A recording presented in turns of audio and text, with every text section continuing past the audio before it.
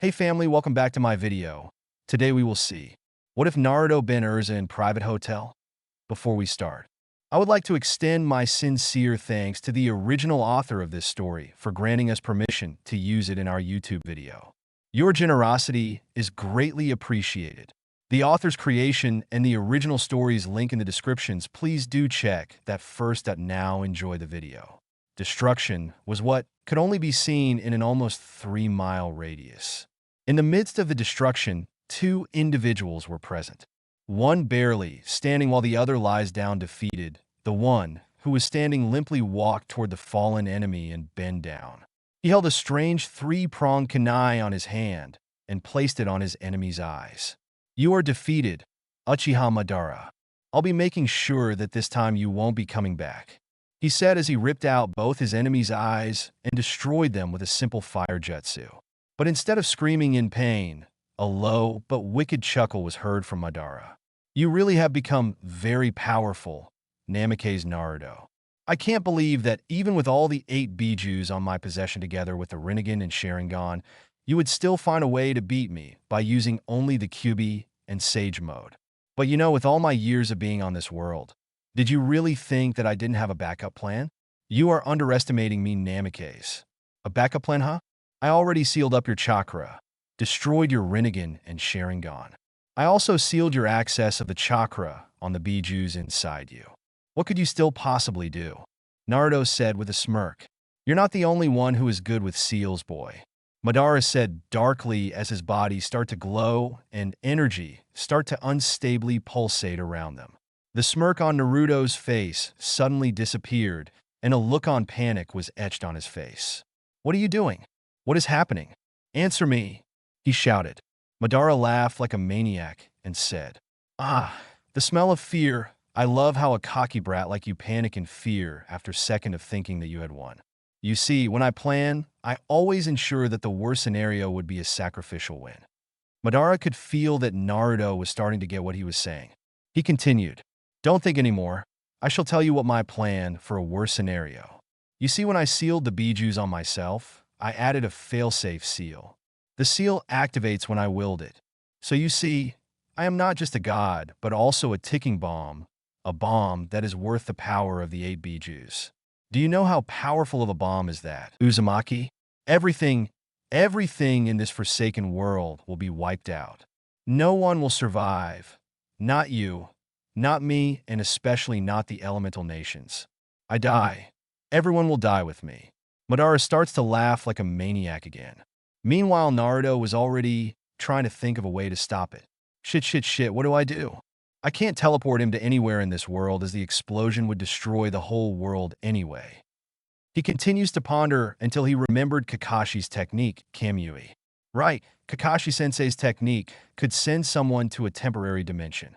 But then he realized something. Kakashi-sensei is dead. He punched the ground hard. Is this the end?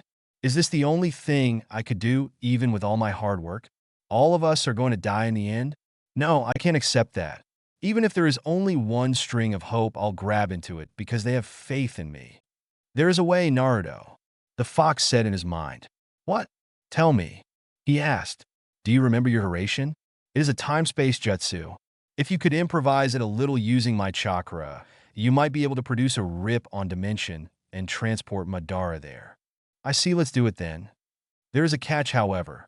I will die with Madara, won't I?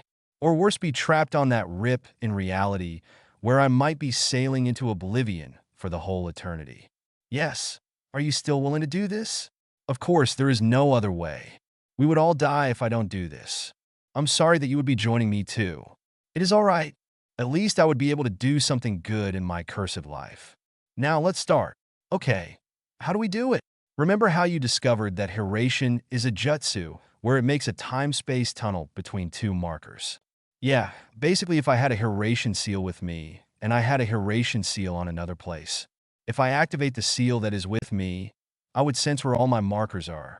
Then I will be entering time, space dimension, and then I would automatically exit on the marker I had chosen. The exits are those seals with the same chakra as what I had poured into the seal that is with me.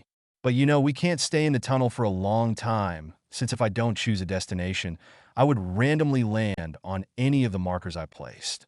Precisely. That is why you will use my chakra instead of your chakra. Since my chakra isn't the same as what you poured into those markers when they are made, there will be no exit on the tunnel. That is why I told you that it would be a suicide. Unless there is a chakra or energy that is the same as mine, there will be no exit. I see, then let's do it now. Naruto said as the demon cloak enveloped him and he poured the chakra onto his three-pronged kunai. Goodbye, everyone. I hope you all live a happy and peaceful life, was what he last said before he and Madara were engulfed by a blinding red light. The midnight sky was currently illuminated only by a full moon. On the forest, a shadow could be seen moving at a very fast rate. The figure suddenly stopped, revealing a cloaked man, his head hidden by a hood. He looked at the moon. It's full moon tonight, perfect. From where he is standing, he could see the bottom of the hill. His eyes narrowed as he focused on a strange pyramid structure. Those humans, I really won't understand them. Don't they know that what they are trying to do might result to the destruction of this world? Or maybe they already know, but would gladly let the world crumble just for power. That I cannot allow. He thought as he quickly ran down towards the pyramid.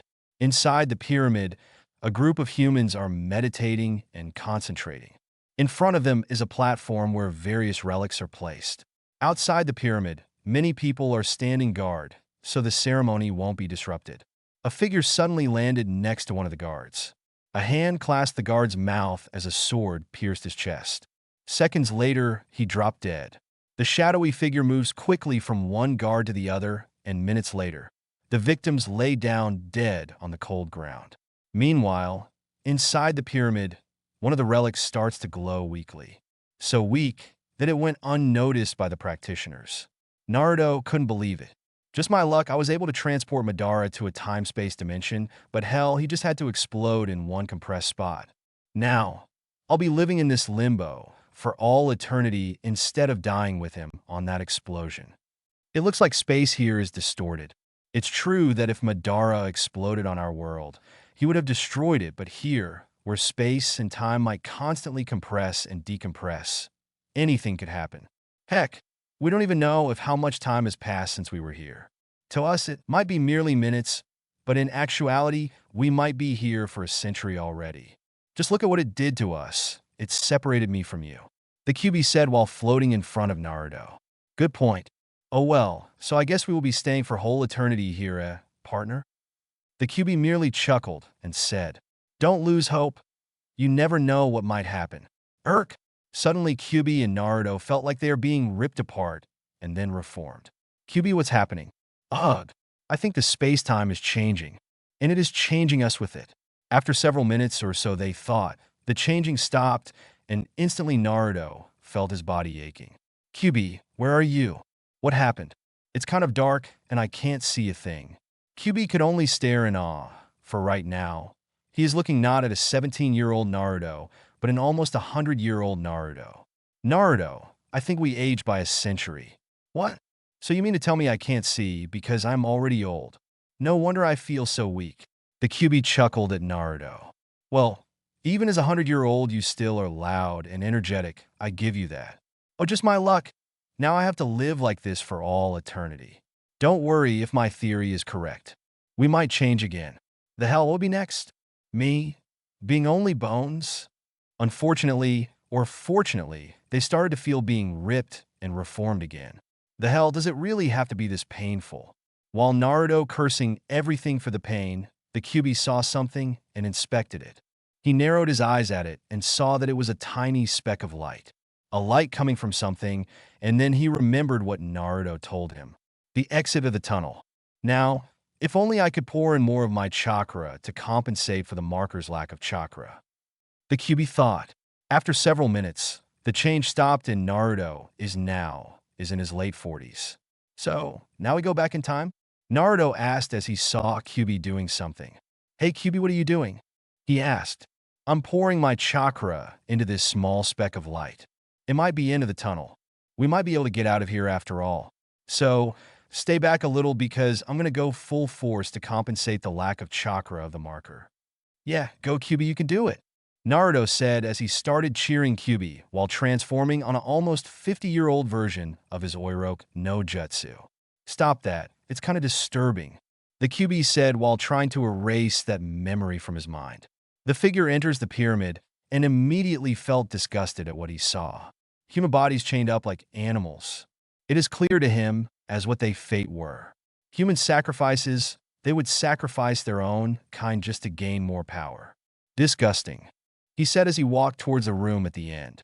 As he approached the room, the guard stationed outside the room saw him and was about to attack him when one of them was pushed back by an invisible force to the wall. The strong impact killed the guard while the other was seemingly pulled towards the attacker and was asked, "Are there still other prisoners of yours alive?" "No, they were all sacrificed for our ceremony a while ago," was the guard's reply. He suddenly spit blood as a sword pierced him. "Good.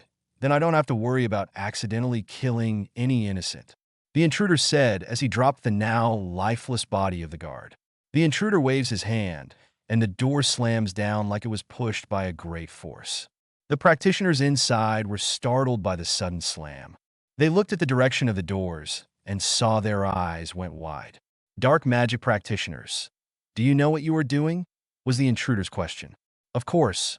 Who are you to persecute us when you are also a killer?" They answered while pointing at the two guards who were killed. "Practicing dark magic, I don't care about that. Killing sometimes is needed to stop evil. But you were not merely practicing dark magic. You were also sacrificing your own kind and also trying to revive an evil entity that could destroy this world. That is something I cannot let pass," he said as he walked towards them. One of them shot a fireball towards him. For a moment they rejoiced, for they thought that he was burned, until the one who shot it suddenly dropped to the ground dead with stab wound. Then suddenly, one of them was flung towards the wall. Soon, only the leader of the practitioners was left. "What kind of monster are you?" the leader asked. "Oh, you have the nerve to say that when you were someone that would gladly sacrifice your own kind and destroy this world just for power?" he answered. "But I'll humor you," he continued as he took off his hood. "Impossible, Yura." The leader didn't finish as he was beheaded by the intruder. "Just a little more?" "Irk." Suddenly Kyuubi and Naruto were being changed again. "Gah! This one really hurts like hell." After a few minutes it stopped, and Naruto now looks like a 4-year-old child, while the Kyuubi became as big as a normal wolf. "Oh great, we just had to transform to our child forms. Now I don't have enough chakra to make it bigger. We have to wait for some time until I could get my chakra back or we change again." "Kyuubi, the light, it's starting to shrink," Naruto said as he saw the light starts to fade. "Oh shit, the one supporting the mark on the other side must have been cut off. I have to do this now," the fox said as he started focusing his chakra on the light again to open up the exit. As he was doing it, Naruto notices that the fox was starting to fade. "Hey Kyuubi, what's happening to you?" "You're fading." "I'm dissipating. As I said, I am made of pure chakra. Right now, I am almost using all my chakra, and that's why I am starting to dissipate." "Then stop it. I can't. If I stop now, we might not be able to get out of here." "Idiot. If you dissipate, how are you going to escape here?" "Then at least you would be able to get out." "What?" "Look, the exit is finished. Come on, go now." "Kyuubi." "What?" "Now, go before I couldn't hold it anymore." "What about you?" Naruto said, looking worriedly at Kyuubi. "I told you already, I have been alive for such a long time. I think it is time for me to rest. But you haven't yet to be truly happy in your whole existence. You deserve that chance. But if you want to make it up to me, then promise me that in this lifetime, you would find your happiness. Now go. Oh, and you might be arriving on a different world or timeline." "Thank you, Kyuubi. I'll never forget you," was what Naruto said as he was flung into the light by one of the Kyuubi's tails. "Take care of yourself, Naruto," was what Naruto last heard from the fox as he saw the fox fade into nothing. As the intruder was about to destroy the room where the ceremony was held, a bright light blinded him. For several seconds, he wasn't able to see. When he regained his sight, what he saw surprised him. "A child," was all he could say. He cautiously walked towards the boy and looked at the sleeping child. He checked the child if he was alive. After that, he looked at the child. The child may not be older than 4 years old. He has golden, chubby face and tan skin. Could he be a monster produced by the demonic ceremony? Should I eliminate him? He may become a threat to the world. He was about to stab the child, but he couldn't. How could I kill someone who looks so innocent? How am I supposed to kill a child? He said his dilemma. He remembered what an old friend said. It doesn't matter where you come from. What matters is what you will be. He muttered as he picked up the child. Once he was outside the pyramid, he stretched his right hand and aimed it at the pyramid. Then he closed his hand to form a fist, and the pyramid crumbled to the ground as if a force pulled it down. The child started to wake up. Blue eyes darted around, seemingly scanning the area. "You're awake." The child was startled by the voice and looked behind him. He was startled at what he saw, but was too confused to voice it out. "What's your name?" "In Namikaze's Naruto," was the child's answer. "I see, nice name. Here is some food. Eat, if you are hungry," he said as he started practicing his magic. They were silent for a moment as Naruto watches him. Naruto, though, was fascinated at what he was doing. He couldn't stop his curiosity, so he asked, where am I? What's your name? What is it you were doing? And what are you?" he asked. He stopped practicing, looked at the child, seemingly surprised at the child's out-of-character behavior. He sat on a nearby log and looked at Naruto. "Well, this is quite a surprise. You seem to be able to form logical questions, and the manner you asked them felt like it was at least a teenager who asked me and not a child. But to answer your questions, you're in Earthland. My name is Valendil. What I did was a lost magic arc.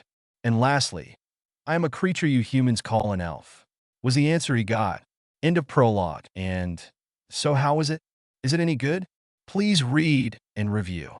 And oh, on the other note, this will be a Levy X Naruto. My reason, well, you see there's already many Erza X Naruto, so I want to give the other girl screen time, laughing face. Just joking. I just like her, that's all. A warning though, there won't be a Gajeel Red Fox in this story, as Naruto will take his place. OMG, massive spoiler. Smiley face. Oh, and Naruto's magic will be, figure it out, laughing face, or wait till I reveal it on the next chapter. Please read and review, smiley face. It really boosts my energy to write more. Chapter 2, laughing face. Here is the second chapter. I am so overwhelmed with the surge of favorites and alerts. I also appreciated all the reviews. So for that, thanks you very much, smiley face bows. Oh yeah, happy Halloween everyone. I'm a little late, I guess. Review answer corner. I'm sorry, not all reviews will be posted, only those with questions. Sichem01, Vitarago 0, Flamelord 99, Werewolf 2300, Owlbear no, I'm not on Facebook. Thank you for the review, smiley face. I hope I keep you interested. Dark Lord of the Bijou. Gulp, I hope I don't disappoint you, but Naruto won't be learning Dragon Slayer magic. Hides don't punish me. KRP. You are close, very, very close, laughing face. Gaijin Samurai. Laughing face. It will be a big spoiler if I answer your questions, but sorry, Naruto won't be using Dragon Slayer magic here, but Fairy Tail will still have 3 Dragon Slayers. Laughing face. Disclaimer. I don't own Fairy Tail, Naruto, and all of their characters. I only own the concept of this story. Laughing face / scene change 000 flashback 0000 flashback chatter thought chatter talking. Chapter 2, Cruel Fate. Come out from your hiding place, Naruto. Valendil said. He waited for a few moments, but no one came out. Oh, you want to play that ninja game again, huh? He said as he smiled and looked at a bush. Suddenly, something from the bush was tossed upward. A scream was heard as the tossed object was coming down fast. Valendil smirked as the screaming object was about to hit the ground. Suddenly, he waved his hand, and instead of hitting the ground, the object floated a feet before it hit the ground, and then he waved his hand, and the object dropped to the ground unceremoniously. A distinct OW was heard as he walked closer to the object that is revealed to be Naruto. You never learn, do you, Naruto? Che, if only I could use my chakra or my ninja abilities. You would have not been able to find me. The 4-year-old Naruto mumbled. Valendil only smiled upon hearing Naruto's mumbling. Maybe I wouldn't have, Naruto. But why are you hiding there while watching me? Naruto cursed under his breath for mumbling about ninjas. I don't know. Maybe a part of me was scared that you would think that I was trying to steal your jutsu. Air magic, I mean. My magic isn't something that could be easily stolen or copied, you know. Valandil seats next to Naruto. They were silent for a moment until Valandil broke it. "Hey Naruto, what's it like on your world?" he asked. Naruto was surprised at his question. As if Valandil could sense what he was thinking, he said, "Don't be surprised that I somehow figure out that you are neither from our world nor from our time. The first time I saw you, I already knew that you were not from this world. You said that you came from a hidden village that doesn't associate themselves much to the outside world. But I find it hard to believe that I haven't encountered that kind of a village considering I have been roaming around Earthland for centuries now. And even though you try hard to act like a child, I could sense that you were someone who have already seen the horrors of life and fought through it to live. I told you much of this world and what I am. So tell me, what are you, Naruto? You'll probably not believe me anyway. You'll probably say that it's just a made-up story." Naruto answered sadly, "I'm an elf. The humans in this world probably think of me as just a myth, a fictitious being made by the imaginative mind, but here I am in front of you. How can you say that I might not believe your story when my existence was also supposed to be made up?" Naruto grinned and said, "Well, then you better be ready because it's going to be a long story. Well, time is something an elf has so much to spend," Valandil said as he smiled at Naruto. Suddenly, everything went dark. Standing in the mid of darkness was an 11-year-old Naruto. His clothes are soaked, and his black sword is dripping with blood, Valandil's blood. Lying at his feet was Valandil's lifeless body, his face calm and had a smile even in death. "I killed him! I killed him!" was all could be heard. The voice grew louder and louder until it was like a scream. Suddenly, Naruto jolted up from his sleep, his eyes wide open and his face soaked with sweat. He looked at the clock. It was 3 in the morning. He looked at his hands for a moment, and then he covered his face with it. A knock was heard from his door, and a familiar female voice was heard. "Naruto-san, may I come in?" "Yes, Juvia. The door is not locked." Juvia opened the door and walked in.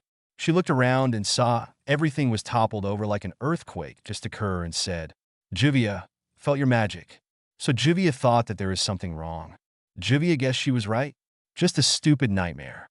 Naruto answered dismissively. "A nightmare or a recollection of the past? Perhaps? It's none of your business. Just go back to sleep. We have finished our job here already, and we will go back to the guild tomorrow by early morning. Master Jose doesn't like waiting. If Naruto-san says so, then Juvia will go back to sleep now," she said as she walked out and closed the door.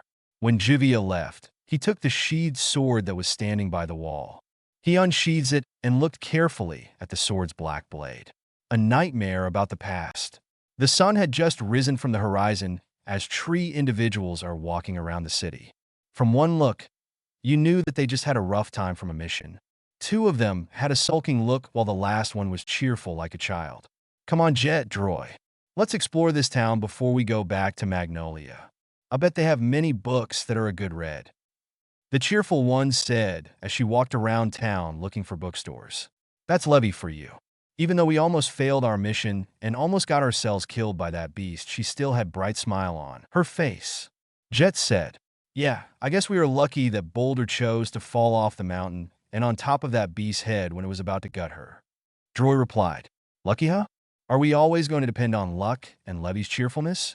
Personally, I feel sick about myself.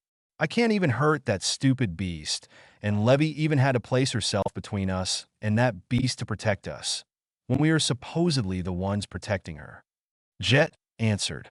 Droy was about to say something when Levy shouted at them. "Hey Jet, Droy, what are you doing standing in there? Let's go, there are so many good stands here. Come on, you slowpokes." Jet and Droy just looked at her cheerful face and just shook their heads as they followed her. Unknown to them, someone was watching them. Blue orbs are watching the group, or more specifically Levy. Juvia thinks Naruto-san has feelings for the fairy girl. Is Juvia right? Naruto was startled at how Juvia was able to sneak up on him without him noticing. "You'd really be a good spy, Juvia. Your ability really masks your presence. Even I couldn't detect you easily." Naruto answered, still not looking at Juvia. Juvia will take that as a compliment. But more importantly, Naruto-san, you shouldn't. "I don't. What gave you the idea that I like her?" Naruto-san never watches a girl.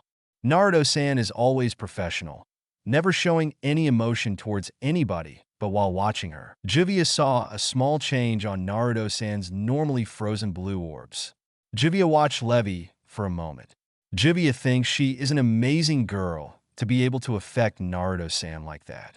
Naruto-san, do you really think the boulder accidentally fell to that beast's head and was not sent flying by someone? Juvia asked as if she knew something. Naruto only raised an eyebrow, but didn't say anything. More importantly, could she be Juvia's long-lost sister, because she and Juvia have the same hair color? Juvia wonders. Naruto mentally sweat dropped at Juvia's last remark. No, I don't think so, Juvia, he said. And I hope not, he thought. Juvia suggests that we go back to the guild now. Juvia said as she walked away. Naruto took one last look at Levi and mumbled, "You really are one amazing woman. You remind me of my past self." When Naruto caught up to Juvia, he said, "Could you stop this rain? It's really annoying." No, Juvia can't, because Juvia is a rain woman. Juvia said while looking at the road ahead. "Tisk, weird woman." "Thanks." Naruto only shook his head. Kami must hate me so much for always putting me with the weirdest people. A knock came at Jose Porla's door. "Master Jose, it's me, Naruto." "Juvia, and I just came back from our mission." "Come in, it's open," he ordered. The door opened as Naruto and Juvia walked in. "The mission is a success, I presume?" he asked them. "Yes, master," Juvia answered. "Very good. I expected no less from you too. However, I have a new mission for both of you." "No, this is a mission for the whole guild," he said. Naruto and Juvia had a bad feeling about the mission. Last week, Konzern Heartfilia sent a mission to our guild. The mission is to find his daughter Lucy Heartfilia. After looking for a while, I managed to find her, and she is currently part of Fairy Tail. This is a good opportunity for us to show those fairy tales, which is really the better guild. All the shame they gave me and this guild will end now. Right now, I will be declaring war towards their guild, but for that to happen, they must be willing to fight us first. Naruto and Juvia stiffened at the implications of what Jose is saying. Jose continued, "Juvia, I want you to take Lucy Heartfilia and bring her here." Juvia reluctantly nods and walks out. When he thought that Juvia was out of earshot, he turned to Naruto. "Naruto, I want you to show Fairy Tail our guild's power. Show them what Phantom Lord does to those who steps in our way. Destroy their guild building, and then make the first Fairy Tail members you see an example for everyone to see." "Forgive my disrespect, master, but isn't it quite a little overboard? I think destroying their building is more than enough. The Magic Council might punish our guild if we go overboard," he said calmly. "Are you questioning my judgment, Naruto? Have you forgotten who you were talking to? Do as you are told, or are you disobeying me?" Jose answered. Naruto just bowed for a moment and started to walk out of the room. "No, master, forgive my insolence. I shall do as what you said," Naruto said as he walks out of the room. Naruto is currently sitting on top of the guild's roof. He is deep in thought as he looked at his sword. 0000 flashback 0000. It has been almost 3 years since Valendil and Naruto were traveling together. While traveling, Naruto was being taught by Valendil of how to fight with a sword. "Hey sensei, you said that you would teach me your magic, but you haven't taught me anything pertaining to magic," the 7-year-old Naruto said calmly. "Really? Tell me what we have been doing for the past 3 years." "Well, you taught me Kenjutsu, telling me to master the techniques that was written in this book," he said as he pointed at the book he was currently reading. "Then you told me to train my body by doing those physical exercises, and lastly, you told me to hone my senses by meditating on various places from waterfalls to rocky mountains. But I don't get how it would help me with my magic. Tell me what has changed from you since then." "Well, I've almost mastered the sword techniques in this book. I am also quite physically better than most of the humans I have seen, and more importantly, I could easily sense things now. You forgot one thing. You are much calmer and patient now." Naruto only nods. "I think you're ready to learn my magic then. But before that, I want you to promise me that you won't use this magic to hurt the innocent." "I promise. I won't use it to hurt the innocent. I also want to teach you some basic elvish magic spells that might come in handy in the future." so you won't be a one-trick pony. It's good to always have something to surprise the enemy. 0000 end of flashback 0000. I'll never use that magic again. I am not worthy of it. Naruto whispered. He felt raindrops falling on his head. Juvia, what do you need? Reminiscing the past or thinking about that girl? Juvia asked as she sat next to him. Why do you need to know? Because Naruto-san is Juvia's partner and Juvia's only friend. Frena? It's been a long time since someone called me that. Juvia feels that Naruto-san is somewhat similar. That Naruto-san is also sad from being alone, just like Juvia. Why do you follow the master, Naruto-san? So you heard our conversation after all. I could ask the same way to you. Why do you follow him? Juvia was too shy to interact with others and felt like she was always out of place. So, Juvia ran away when she was 9 years old. Juvia met her sensei and she taught Juvia magic, but her sensei went missing after a year. That is why Juvia couldn't control the rain. She wasn't trained enough. When Juvia came back instead of being accepted, Juvia was more shunned because of her uncontrolled magic. But Master Jose, he took in Juvia. He didn't shun her, so this is the only thing Juvia could do as gratitude, was Juvia's answer. 7 years ago, when the person who taught me everything died, I lost my will to live. For 3 years, I lived to die. I took every single suicidal mission as a mercenary. One day, my luck ran out and I was about to be killed by a monster, but Master Jose came. He saved me, and in gratitude, I pledged my loyalty to him. Naruto said, which startled Juvia because Naruto never tells anyone his past. Are you having second thoughts? Juvia asked, to which Naruto didn't respond, so she asked him a different question. So, what is your decision, Naruto-san? I live for the guild, let's go. We have a mission to do. Naruto answered.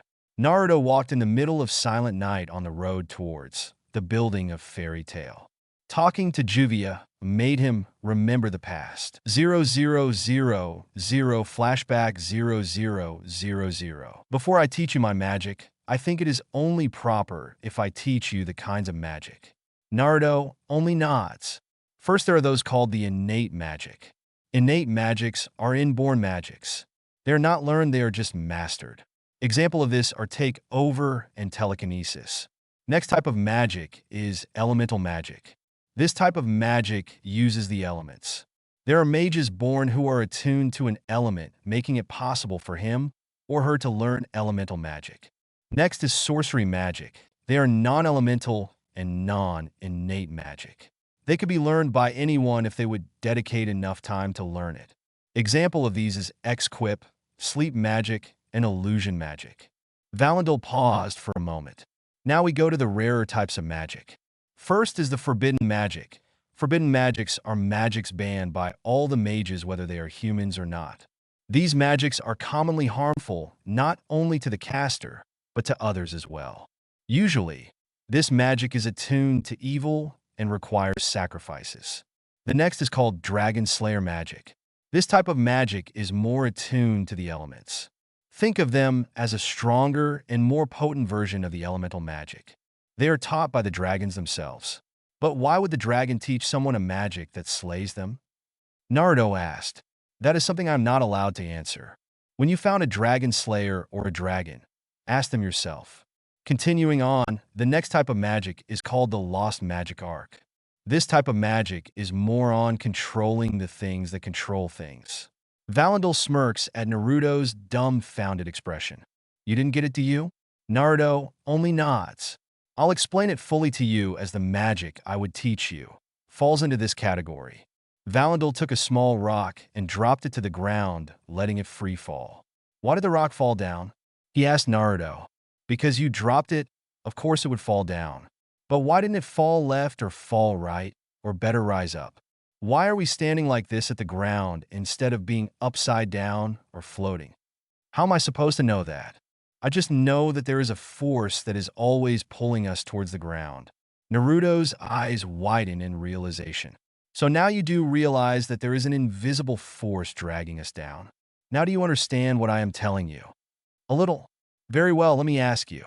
After so many years, Why do you think a building or a structure just collapses? Of course, because it's been old, the materials are having become brittle to withstand the force that is constantly pulling it on the ground. Very good, Naruto. That is the concept of the lost magic arc, controlling the things that usually controls things.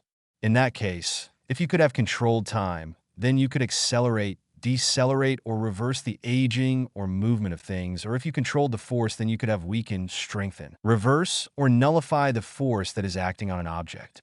I have to warn you, Naruto, learning this magic is very hard because these things are things that you can't see, hear, taste, smell, or sometimes feel. You just know they're there. Do you understand me? Naruto nods. 0000 and a flashback 0000. Naruto stopped his musings when he arrived in front of Fairy Tail. I just hope the one who I encounter is a strong one. Maybe that Dragon Slayer, or any of their S-class mage. He muttered as he sensed if the building is empty. Perfect, no one is inside. Forgive me for doing this to your guild, fairy girl. He unsheathed his sword, its black color blending into the night. He felt people approaching, but paid it no mind. He needed witnesses anyway. He swung his sword downward, and it sent a crescent moon-shaped dark energy towards the guild. Upon impact, the guild's wall and foundation was destroyed. Hey, why did you destroy our guild? A crying female voice said. Instantly, he recognized that voice, and his eyes widened slightly. He reluctantly, but emotionlessly looked at her. Of all the people, it had to be you that I would come across to, fairy girl. He thought as he was face to face with none other than Levy McGarden. End of chapter 2. And, so how is it? Is it good or bad? Please read and review. Oh yeah, I was really disappointed on Mess Wine. I was really looking forward to knowing a bit of his past with Mystigan, but yeah, it was a good plot for Hero, Mishima, especially with Zeref, laughing face. Anyway, as I had said earlier, Naruto isn't a dragon slayer.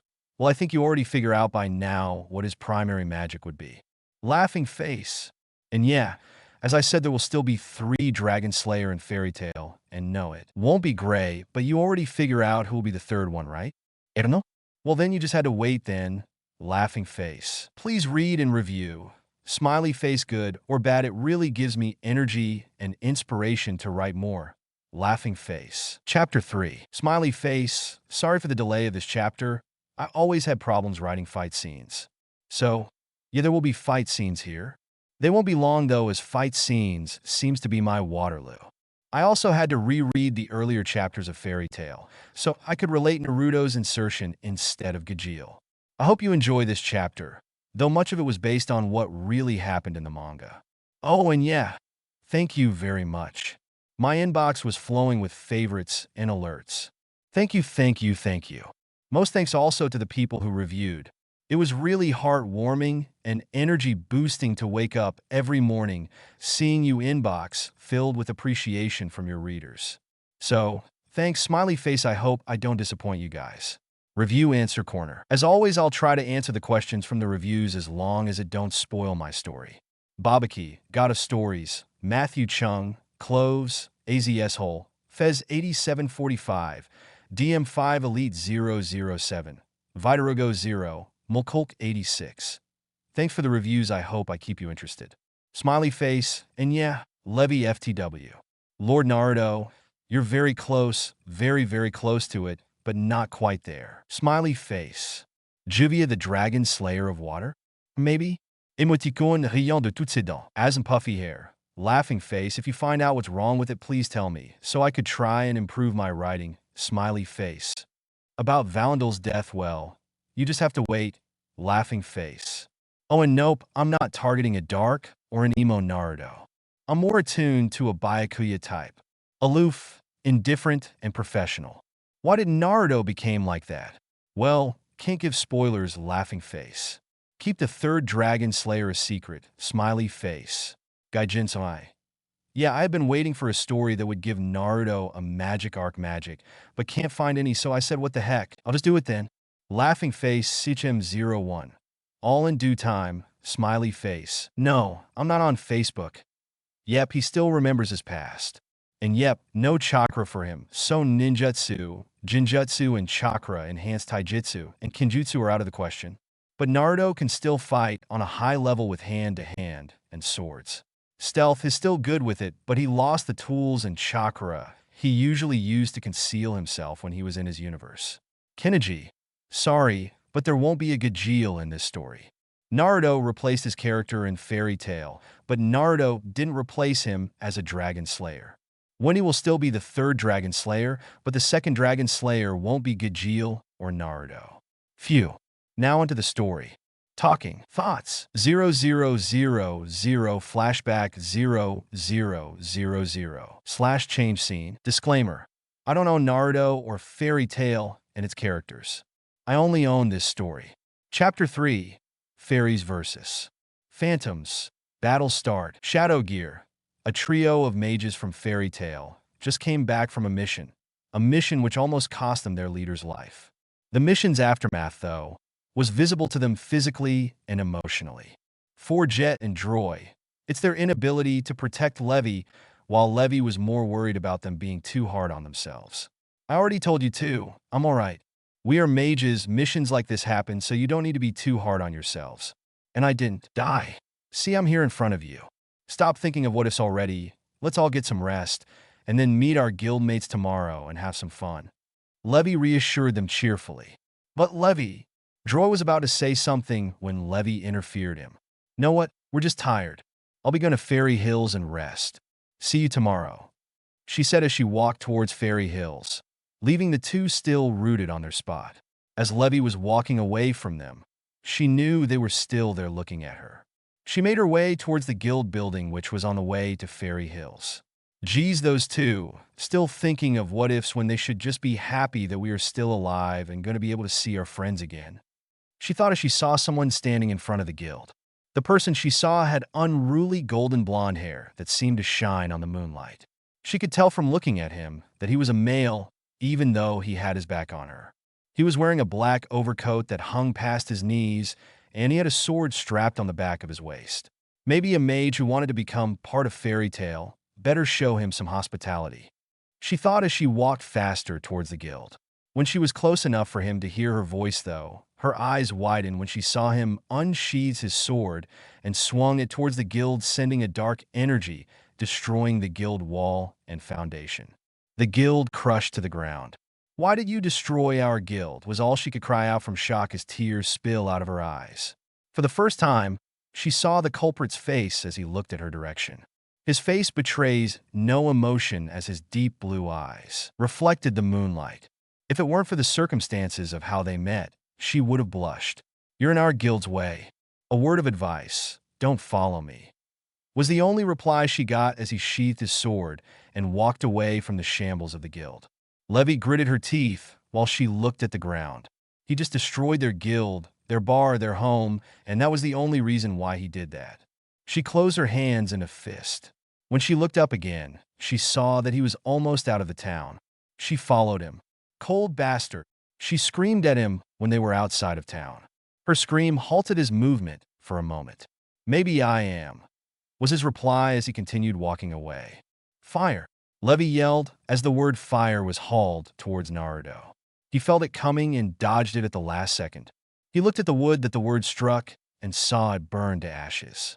Now that we are outside of town, I don't have to worry about accidentally destroying anything, Levi said. Solid script, an innate magic capable of creating almost anything by just saying the word. Interesting, he thought as he looked at her with the same stoic face. I'll not let you go off easily after what you've done to our guild, she said as she looked at him angrily. He didn't reply. Fire, fire, fire, Levi said as numerous fire words came hurling at Naruto. He dodged every single one of it with ease, but as his feet touched the ground, he heard Levi said, Mud. His boots slipped because of the mud word that formed under him, prompting him to kneel on one knee. His weight also made him sink into the mud, making movements of the feet hard. Boulder, she said as a giant boulder word comes out of nowhere and was falling towards Naruto's head. He looked at it and in a second, he moved so fast that he was like a blur.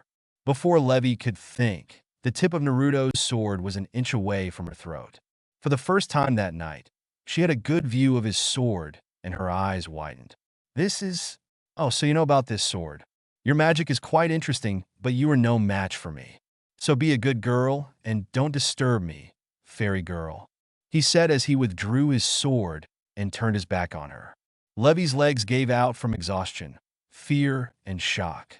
She trembled as she slumped on the ground while she looked at him walking away. She knew she was lucky he didn't fight her seriously. Suddenly, Naruto felt something coming to him at high speed. Levy also saw it, and she screamed, "No, Jet, don't." Naruto dodged Jet's Falcon Heaven, soar, and counterattacked. He caught Jet's leg and pulled him roughly, slamming him to the ground. He suddenly felt vines growing at his feet, and the vines formed into fists and attacked him in a barrage of punches. He easily dodged them.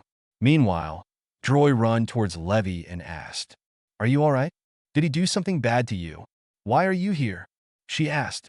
"We saw you that giant boulder solid script and thought something was wrong," was Droy's reply as he continually grew the vines to attack Naruto. Naruto was getting annoyed at the vines. No matter how he cut them down, they always grew back. He knew that it was Droy doing it, but the vines kept him busy. He could send a magic attack towards him and Levy, but for some reason he couldn't do so. "What's happening? Why can't I use magic?" he thought as he looked at his sword. He sensed Jet coming towards him from behind, and the fist vines are coming to him from the front. He smirked. Oh, he would be enjoying this. He narrowly dodged Jet's attack and grabbed him at the last second. He then hurled Jet in front of him, and he took all the punches of the fist vines that were originally intended for Naruto. Droy's eyes widened at what happened, and he immediately retracted the vines. At that slight opening, Naruto threw Jet towards Droy, and he didn't have enough time to prepare himself as Jet came crushing to him. Naruto's attack didn't let up as he suddenly appeared in front of them and kicked them away from Levy. Before he goes, he said to Levy in a low voice, "Do not follow us." He tried again, using his magic as he swung his sword towards Jet and Droy. This time, his magic didn't fail, and a dark energy came out shooting towards Jet and Droy. Both of them were sent flying by the attack. He followed them, leaving Levy alone. "That sword," she said as she trembled both from seeing the sword. Then she remembered. "Jet and Droy. I must help them. They're going to get killed," she said as she did her best to stand up. Meanwhile, Naruto was currently standing in front of Jet and Droy with his sword drawn. He looked mockingly at them as if they were insects. "Why are you doing this?" Droy said as he tried to stand up. Jet, on the other hand, was lying on the ground, his body aching all over from the attacks he took. "I have no personal vendetta on your guild. It was just an order from Master Jose," he said in a monotone. "Phantom Lords," Droy said. "Let's finish this," Naruto said as he prepares to give them a beating they'll never forget. Wall. The giant word wall was suddenly between Naruto and his victims. "And yet again, you were saved by Fairy Girl," he said. "Yet again?" Jet asked. "I remember all you did against that beast was hide behind her," he answered. The members of Shadow Gear suddenly went wide-eyed. "Fairy Girl, I warned you to not follow us. Now, you will also meet the same fate as them," he said as he suddenly appeared in front of her and punched her in the gut, knocking the air out of her. She slumped to the ground, unconscious. "You bastard," Droy shouted, but he was also silenced as Naruto started beating the crap out of him and Jet. "You scum," Droy said as he dropped next to Levy and Jet. Naruto was about to send a magic attack towards them, but his magic failed again. "What is wrong with me today?" he thought. He was lucky, though, because when he looked at them, all of them were already unconscious. He took out the guild magic stamp and stamped her, exposed Tomic with the guild symbol. He then tied her on the trunk of a big tree by her arms and feet, making her look like she was crucified. For Jet and Droy, though, it was worse. He tied their arms and hung them to the branches of the tree, making them look like decoration on a Christmas tree. He looked at Levy for a moment. "If only you didn't follow me, and if only these two weren't so weak." More importantly, he looked at his sword. "Why does magic fail today?" he thought. Regretting something, Naruto-san? Naruto was pulled out of his thoughts by the familiar voice. "No, more importantly, how is your mission? It seems Heartfilia-sama isn't around town." "I see, my mission is finished. Let us report. I'm sure Master will have a new plan to get her," Naruto said as he started walking. Juvia was right with how she felt, doesn't she? Someone did save the fairy mages from that beast by hurling a boulder onto that monster. Who and why they were saved? Juvia wonders. Naruto looked at her, just raised an eyebrow.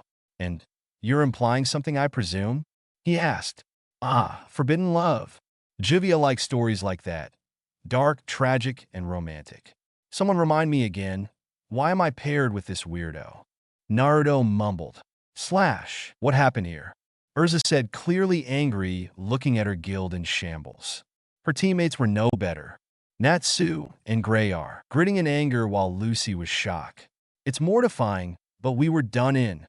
They looked at the source of the voice and saw that it was Mira who said it. Mira led them to the basement of the guild. There they met their guild mates and was greeted by Makarov. Ji-chan, this isn't happy hour, is it? Natsu said. All right, you are. How dare you go on an S-class mission without permission?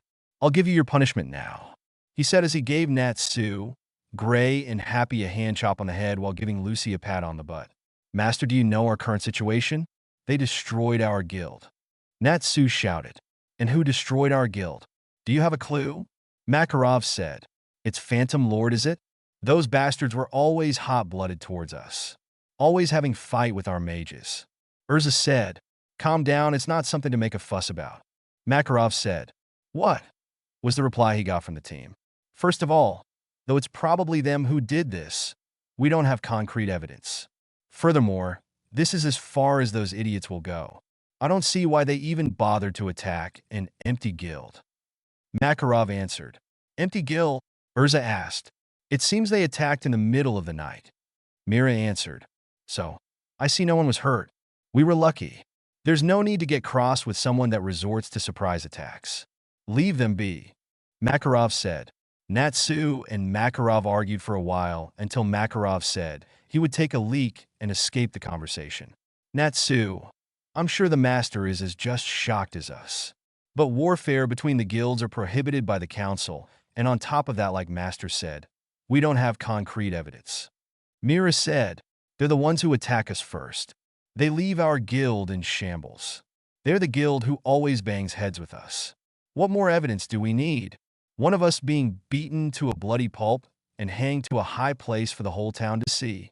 Natsu shouted, if this is how the master feels about it, we have to accept it.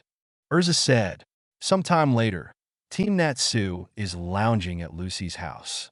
Do you really think Phantom attacked our guild? Why would they attack us all of a sudden? Lucy asked. I don't know, we've had some brushes, but this is the first time that they attacked directly. Erza answered. Their conversations led to the topic of 10 great mages to the effects of a war between guilds until it settled to the discussion of the strength of the guilds. Master Jose is said to have an equal amount of magic power as Master. They also had the Element 4, who are the equivalent of our S-class mages. But the most dangerous of the Phantom's mages is the one they call Naruto. They said that the only person stronger than him in Phantom was Jose. They say that he is more of a warrior than a mage. He opts to fight with sword or hand-to-hand than with magic. His magic may be sword-related, though, that was not proven. If it really was Phantom who attacked us, then he is probably the one who was sent to do it. Erza said, Phantom Lord's guild members are all hype up at the news they got. Did you hear? Fairy Tail's guild is in shambles. One of them said, I bet their spirit must be pretty crushed by now. Serves them right. Another commented, but who did it? Someone asked. Probably him. Someone whispered. Everyone looked reluctantly at the lone occupant of a table near the furthest edge of the guild. On his table, he had ramen and sake, but it seemed to be untouched. He was looking out of the window deep in thought. Naruto sensed everyone's eyes were on him. He raised an eyebrow and looked at them with an expressionless face. Everyone had suddenly had an eerie and turned around, leaving him alone. Damn, that guy's like a stone. He shows no emotions, but just from looking at him, you know that when you cross him, you're going to regret it. Someone whispered, Idiot, of course he's strong. Except for Master Jose, he is the only one who could command the Element 4. His friend answered. Naruto paid them no mind and started eating his ramen. His thoughts came back to what he was thinking earlier. Why does the magic fail a few times last night? I wasn't tired, nor there was nothing suppressing it. Thinking of last night brought his thoughts to a certain blue-haired girl. I wonder if anyone had seen them yet. She'll probably hate me and want me dead after what I did. If only she wasn't the one who saw me last night. No, I live for the guild. His thoughts were interrupted by someone. The wheels have been set in motion. Excellent job, Naruto-san. Master Jose said. Thank you for the compliment, Master. Though, it would have been better if you destroyed it while some of the fairies are there. It would be a problem if someone is accidentally killed by it. Don't worry, though. I did leave a present for the town to see. Naruto answered indifferently. Oh, I seem to hear a little guilt in your voice, Naruto-san. No, Master, I was just thinking of something. That is all. I have to excuse myself to take care of something, Naruto said as he stood up from his chair and leave the guild. Someone frantically knocked on Lucy's door, interrupting Team Natsu's conversation. When she opened it, she saw that it was Kana. Just as I thought, I would find you here, she said as she tries to catch her breath. What happened, Kana? Erza asked. You have to go to the southern entrance park. Immediately, Kana shouted. Team Natsu and Kana immediately run towards the southern entrance. What they saw made them want to destroy Phantom Lord. Magic Council be damned. In the big tree at the center of the park was 3 of their guild mates, their friends, their siblings. Lucy had to look away as she couldn't stand looking at them. Levy was tied to the trunk of the tree by her hands and feet, like she was crucified. On her stomach, the symbol of Phantom Lords is magically stamped. But what's worse, Jet and Droy were hanging on the tree branches by their hands alone, being tied like they were slaves. They felt someone approaching. When they looked to see who it is, they saw it was Makarov dressed in his wizard saint attire. Wrecking our shoddy bar, I could bear with, but no parent can remain silent after seeing their children's blood, Makarov said as the staff on his hands was crushed. This means war, he exclaimed. Lucy was currently on the hospital visiting the members of the Shadow Gear. This is too cruel. Phantom, she said as she started to remember her past conversations with Levy. Unknown to her, there was someone watching them from the roof of the adjacent building. I cannot forgive them. Don't worry, Levy-chan. Me and the guild will attack Phantom this afternoon to avenge you. I must go now. We must prepare, Lucy said as she stood up and heads for the door. She opened it and looked at Levy for a moment before steeling herself and closed the door. Someone dropped by the window of the hospital when Lucy was gone. The stranger opened the window and came in. Seconds later, a figure was standing next to the only female occupant of the room. A hand touched the cotton blanket covering her body. When the blanket was out of the way, the figure looked at her. She was wearing hospital pajamas. The figure's hand slowly lifted the girl's shirt up. Moments later, the hospital window opened again and the stranger came out silently. Unknown to the stranger, 2 eyes were looking as the figure disappeared. Later that day, the Phantom Lord's guild house is as lively as ever. Suddenly, the guild's door was busted open, hitting an unfortunate guild member. When the dust from the debris was cleared, the whole Fairy Tail guild was revealed. The guild war started with Fairy Tail versus the Phantom Lord.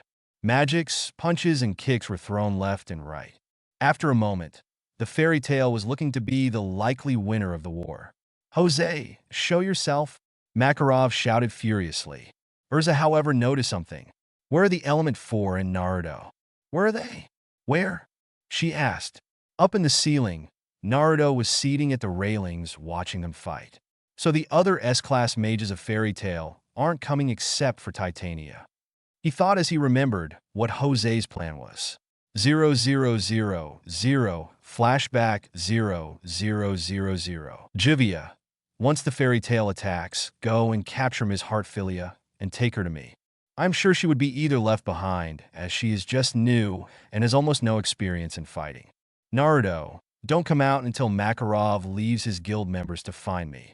You are no match for him, but I'm sure you would almost have no problem with the others except for maybe the S-class mages, but I doubt Mist Gun and Guild Arts will come due to them always being away from the guild. Laxus has a 50-50 chance of joining, but one thing is for sure, Titania will be there. Jose said. Titania, huh? The fairy mage who uses X-Quip Knight and is adept at sword fighting. He said. Yes, that's her. Juvia answered. I'll take her on. He said. 0000 and a flashback 0000.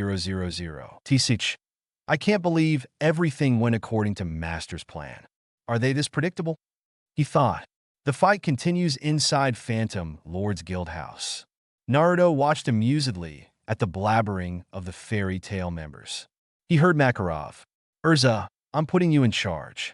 Jose is probably at the top floor. I'm going to tear him a new one. Take care. Erza answered as Makarov run towards the top floor of the guild. That's my signal, I guess. Let's see if this fairy mages are really that good. He thought. Suddenly, a figure dropped down next to two fairy tale mages. One was sent flying by a strong palm thrust on the face, while the other was sent flying to the other side by a strong roundhouse kick on the chest. Nav Warren, one of the fairy tale mages shouted. But before those mages could react, they were also sent flying by strong kicks and punches. The other mages stopped fighting when they saw several fairy tale mages were sent flying. Erza had a good look at the newcomer. Man! Elfman shouted as he transformed his arm to a beast and attacked Naruto. No! Elfman, don't! Erza shouted, but she was too late. Elfman punched Naruto, and the strength of the punch destroyed the floor where Naruto was standing. Yeah, Elfman, that would show him. One of the fairy mage shouted together with some cheers. But their cheering stopped when they saw Elfman's expression. They understood his expression when the dusts were cleared. Elfman's punch didn't hit Naruto. Naruto was just standing there and was stopping Elfman's fist with one hand. He then grabbed what he could on Elfman's bestial fist. Elfman tried to pull his hand back, but he couldn't. Not bad, Naruto commented. Man must live strong. Elfman replied, but not good enough, Naruto said as he pulled Elfman's fist towards him, pulling Elfman's body with it, and then he delivered a strong punch on Elfman's gut. Elfman doubled over from the punch, but Naruto never let go of his fist. Elfman, let him go, Erza shouted as she charged towards Naruto.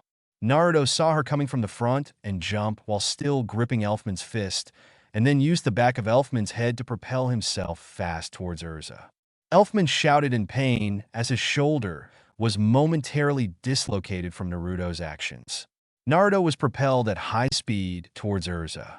Erza was startled at how fast Naruto was coming at her and wasn't able to prepare herself as Naruto punched her armor with full force together with the momentum from propelling himself. The joints of Erza's heart crews started to give way as Naruto hit it, but Erza wasn't sent flying. She had much pride than to let herself be sent flying by a punch. She just went skidding for a few feet away from Naruto. Her armor, though, wasn't as fortunate as it fall to the ground into several pieces. Erza panted, a little tired from standing her ground on Naruto's punch. Silence reigned for a few seconds. Everyone shocked at Erza's armor being destroyed by a punch. Naruto Namikaze. They weren't exaggerating when they said that you were one hell of a fighter. Erza said, Naruto! Natsu shouted, looking at Naruto with gritted teeth and narrowed eyes. Naruto didn't pay him any attention, so he asked, Oi, were you the one who destroyed our guild and attacked Levi, Jet, and Droy? And if I am? Naruto answered monotonously, Bastard, I'll send you to hell. He shouted as he charged Naruto with flaming fists. Naruto narrowly avoided Natsu's punch as he jumped up towards the ceiling rails. But as he landed on the rails, he was suddenly face to face with Natsu. Natsu delivered another punch, but this time Naruto didn't dodge. Everyone from Fairy Tail celebrated when Natsu's punch connected and Naruto jumps away from him. The mages of Phantom Lords were startled. Naruto-san got hit. They said. Naruto and Natsu, on the other hand, were startled at a different reason. I let him hit me to see how strong his punch is and to get out some of my guilt, but his punch was weak. Naruto thought as he jumped away from Natsu. That's all you have, Salamander? It doesn't even sting at all? He taunted. Don't worry, that was just a friendly hello from me. Next time you won't be able to block my attack. Natsu said. Naruto just raised an eyebrow. Block your attack? I did not do anything. Is it the excuse you give for every poor punch you throw, Salamander? Naruto asked. Suddenly, the ground shook. Fairy Tail celebrated as they boast of how they won't lose as long as they have Makarov. Naruto just shook his head in dismay. All according to Master Jose's plan, They really are one predictable guild. He thought. While Naruto was deep in thought, Natsu was already at his side about to deliver another punch. Naruto saw it coming and didn't dodge again to see if Natsu's weak punch was just a fluke. As Natsu, fist connected to his cheeks, one thought was in his mind. Weak, his punches are really weak. Bastard, what did you do? How come I feel my fist was being blocked, but I couldn't see it? Natsu shouted at Naruto. Another excuse for your weakness? Fairy was girl, even better of an opponent than you. Naruto said. Invisibly blocked? Could it be? No, impossible. Naruto thought. Bastard. Natsu was about to attack again, but something fell from the top floor. When they saw what, or more specifically who fell from the top floor, the fairy tale rushed to his aid. I can't use my magic, Makarov said weakly. Sensing they would probably lose easily because of low morale and strength, Erza issued a command of retreat.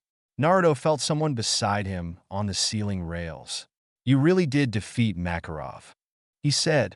Kami, everyone in the Element 4 is weird and creepy. Naruto thought. All part of Master Jose's plan. Sorrowful, Arya said as he cried. So, did we capture Lucy Heartfilia? He asked. We've confined her at the headquarters. Arya answered. What? Naruto, Natsu shouted. We will continue this some other time, Salamander, Naruto said as he and Arya disappeared. Into Chapter 3, and, so how was it? I hope it didn't bore you, and I hope the fight scenes weren't too bad. Oh, and yeah.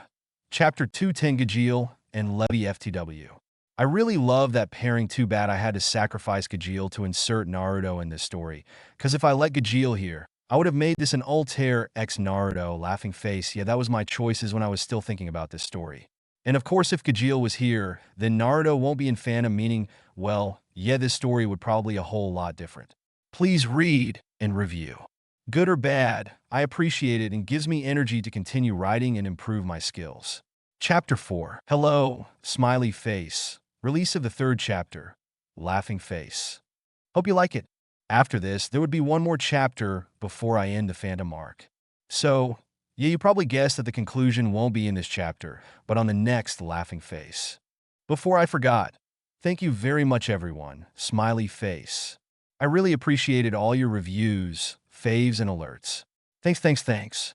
Review Answer Corner. As always, I'll try to answer the questions from the reviews as long as it don't spoil my story. No, I'm not on Facebook. Frosty is Solid Eye, Mulkulk86, Eclipse X, God of Stories, Cloves, Resuvius. Thanks for the reviews, laughing face. I hope not to disappoint you. Kai Orhumian. Thanks, smiley face, for the compliment, but I have a very, very long way to go. I still need a lot of improvement. Yeah, Naruto being able to keep all his abilities makes him a jack of all trades when he comes to the fairy tale universe, and might make him on par with the wizard saints, if not better. Speedemon.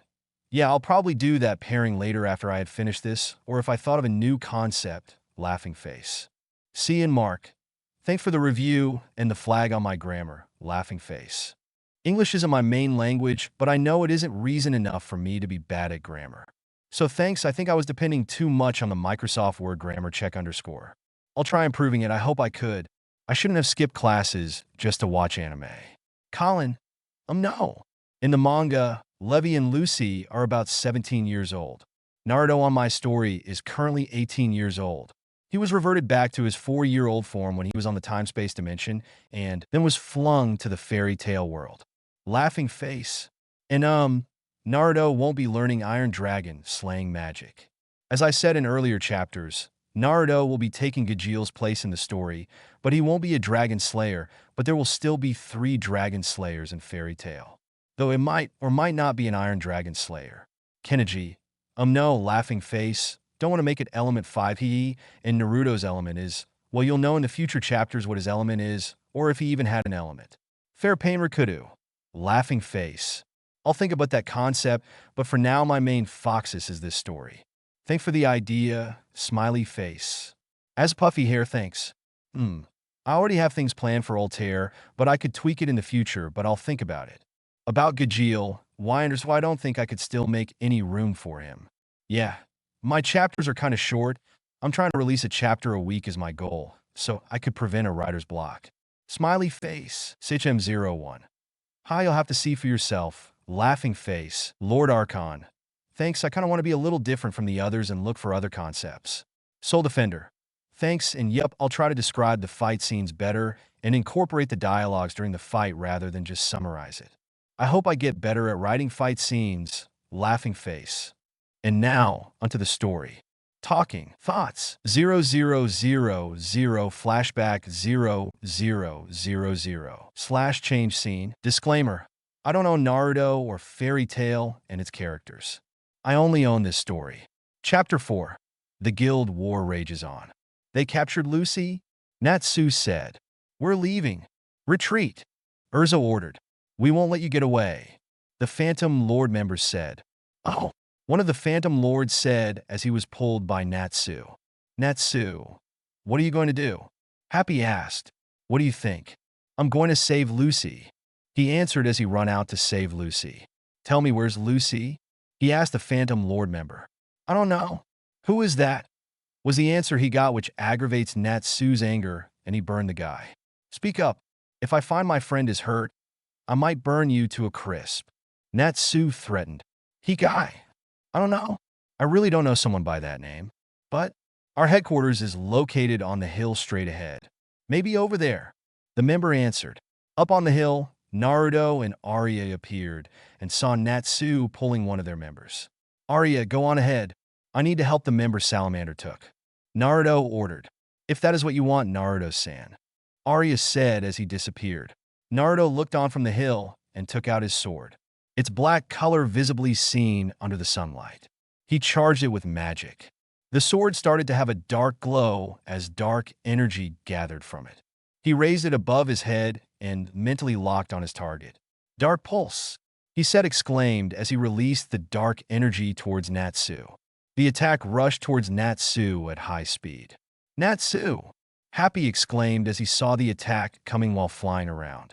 What the hell? Natsu shouted as he suddenly saw a blade like dark energy coming at him from above. He tossed the Phantom Lord member away and then took Happy as he narrowly avoided the attack. Rocks, dust, and debris were thrown out as the attack exploded when it collided to the ground Natsu was standing. Who did that? Where did that come from? Natsu asked Happy. I don't know too. I just saw it coming suddenly. Happy answered. Nah, Naruto-san. The Phantom member exclaimed in shock. Naruto? Where? Where is he? Natsu asked while trying to look for him. Natsu! Happy exclaimed again. Natsu looked towards Happy and his eyes widened as he was suddenly face to face with Naruto. Naruto then dropped down and spun around to deliver a swift kick on Natsu's feet. His kick connected and Natsu was swept off his feet. While Natsu was still on midair, Naruto kicked him on the midsection that sent him away from the Phantom member he previously dragged. Bastard, I'm going to smash you to bits, Natsu said as he stands up. He was about to attack Naruto when Happy shouted. Nata, Lucy is in trouble. Both Naruto and Natsu looked at the high tower and saw Lucy at the edge of the tower window while talking to Jose. Gah, I'll get you next time. Happy, we have to save Lucy, Natsu said as he ran towards the tower. Instead of pursuing them, Naruto walked towards the Phantom member. Nah, Naruto-san.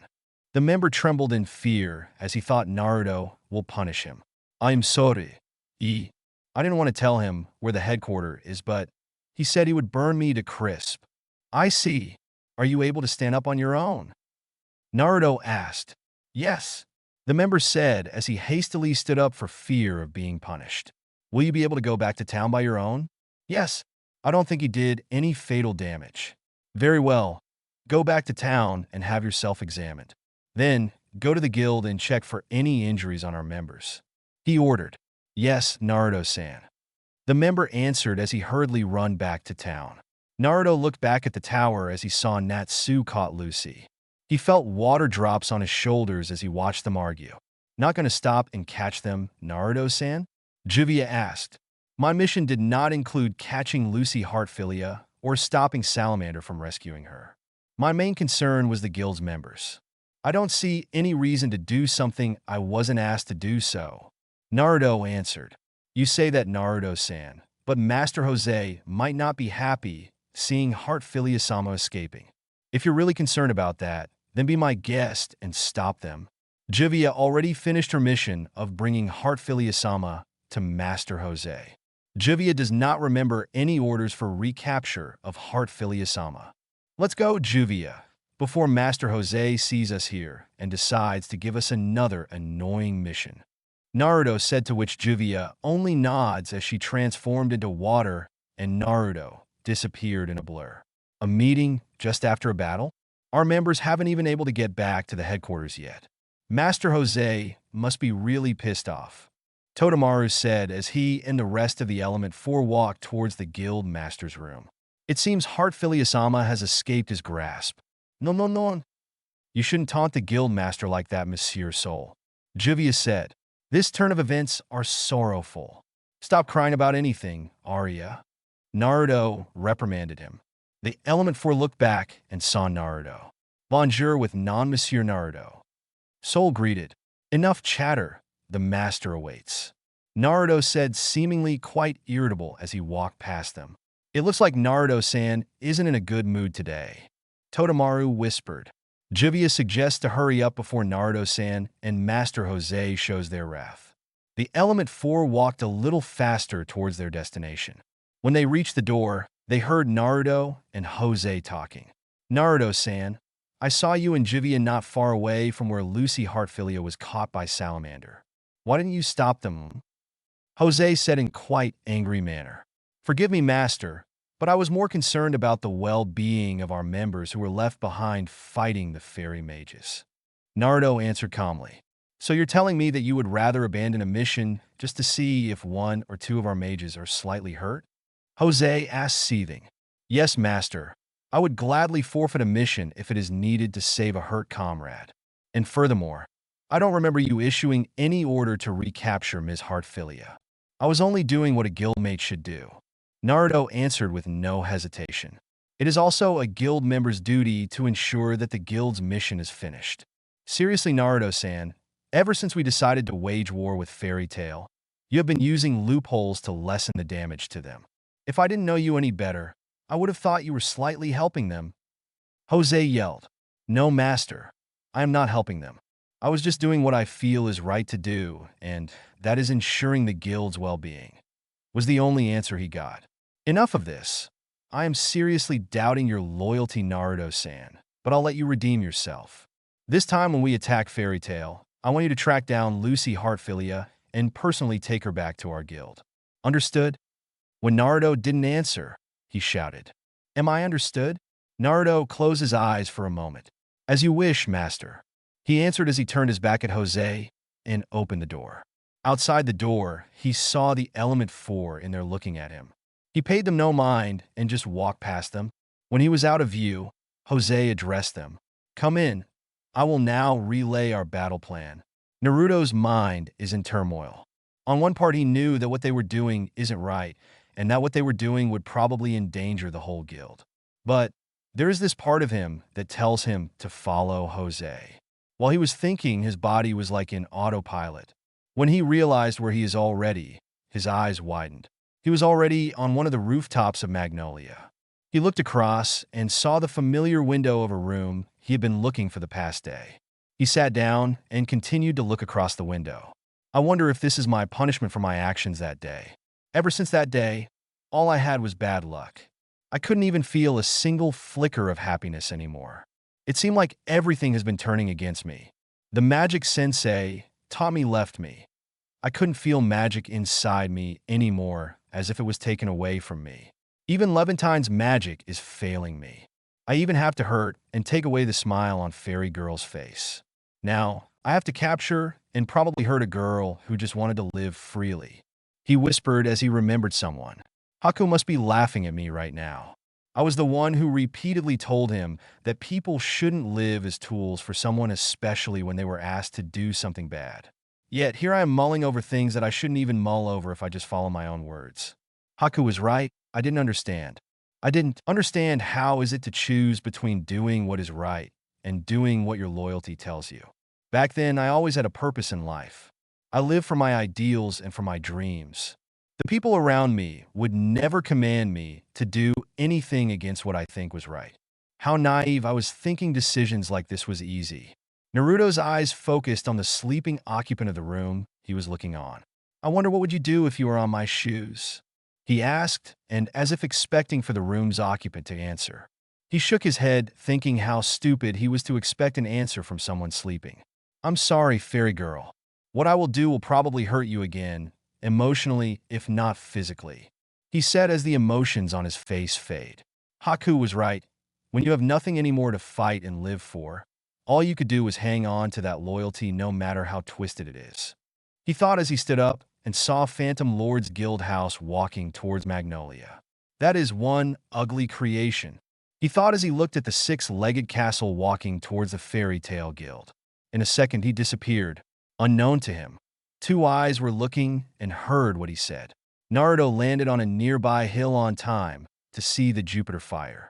He saw the fairy mages scramble in panic, not knowing what to do. He, however, was not surprised to see Erza stand between her guild and the magic blast, even if she was only clad in a towel. His respect for her increased when he saw her equip in a split second to her adamantine armor and shouted how she wouldn't let her guild be destroyed. He watched as Erza was hit with full force of the Jupiter blast. When the dust cleared, he saw Erza lying down face first on dirt. He looked on and saw that she was still alive. She really is one strong-willed fighter, he praised. After Makarov, now Erza is unable to fight too. You don't stand a chance, he heard Jose say. Hand over Lucy Heartfilia, right now. Jose continued. He heard the fairy mages protest. He couldn't make out what they say as they were shouting all at the same time, but he heard loud and clear what Erza shouted. We'd rather die than give up on our comrade. This statement was followed by Natsu exclaiming, Our answer won't change, no matter what. We'll take you down. Naruto felt a pulse of hatred and angry magic coming from Master Jose. Then we'll fire an even bigger and stronger Jupiter. Now struggle in this 15-minute terror until it's reloaded. He heard Jose exclaimed. He saw the fairy mages panic. He looked back at the Phantom Lord's Guild and saw soldiers coming out of it. Shades. Master isn't going to pull any punches on this one. Naruto thought. Feel the pain, fairy tale. You have two choices. Get killed by my soldiers or die by Jupiter. Jose announced. Naruto didn't pay attention to what is happening anymore as he was scanning the area looking for his target. He saw Mira Jane pull Lucy out of the fight. He silently followed them and saw Mira Jane put Lucy to sleep and ordered Ritas to take her to the hideout. Ritas complied and drew a carriage on his stomach. The carriage came to life and he placed Lucy in it. He rode it towards the hideout. Naruto followed them. After following them, they reached the hideout, but when Ritas took Lucy out of the carriage, someone dropped down behind him and spoke. You have two choices. Leave the girl to me and scram, or try your luck against me. Rita spun around and saw Naruto. I won't hand a comrade to you. You'll have to get through me first, he said. As I thought. Have it your way then. Naruto answered as he moved in a blur, and before Ritas could react, he was flung away by a strong punch on the gut. But even in that predicament, he never let go of Lucy and protected her when he collided to the wooden wall of the hideout. He tried to get up, but before he could even move, his eyes widened when he saw Naruto in front of him and is about to deliver a kick. He immediately let go of Lucy so she wouldn't be flung together with him. The kick connected to his left cheek and sent him flying further inside the hideout. He was flung towards tables, chairs, and some wooden foundations of the house until he hit the wall. Everyone, I'm sorry. I failed, was all he could mutter before darkness claimed him. I had warned you, he said as he looked at Lucy. Now, time to finish this mission. Naruto took Lucy and he hurried back to the guild. As Naruto landed near the battlefield, he saw the transformed guild castle. I said it once, and I'll say it again. That is one ugly creation, he said as he jumped towards the castle. As he landed on one of the castle's large balcony, he felt drops of water on his head. Juvia, what is the status of the war? He asked as he walked towards the castle door. Monsieur Sol and Tonru-san has been defeated. The Jupiter has been destroyed. The speed of the magic seal for Abyss Break has been halved. Right now, Arya-san is currently fighting Salamander. Juvia reported. Then we need to hurry. If they also defeat Arya, your magic alone won't be able to hold Magic Seal. Naruto answered. Juvia will try her hardest even if she had to fire the abyss by herself. No, Juvia. That would endanger your life. If Arya falls, you stop supporting the seal. Understood? But Naruto-san, did you get what I said? He repeated.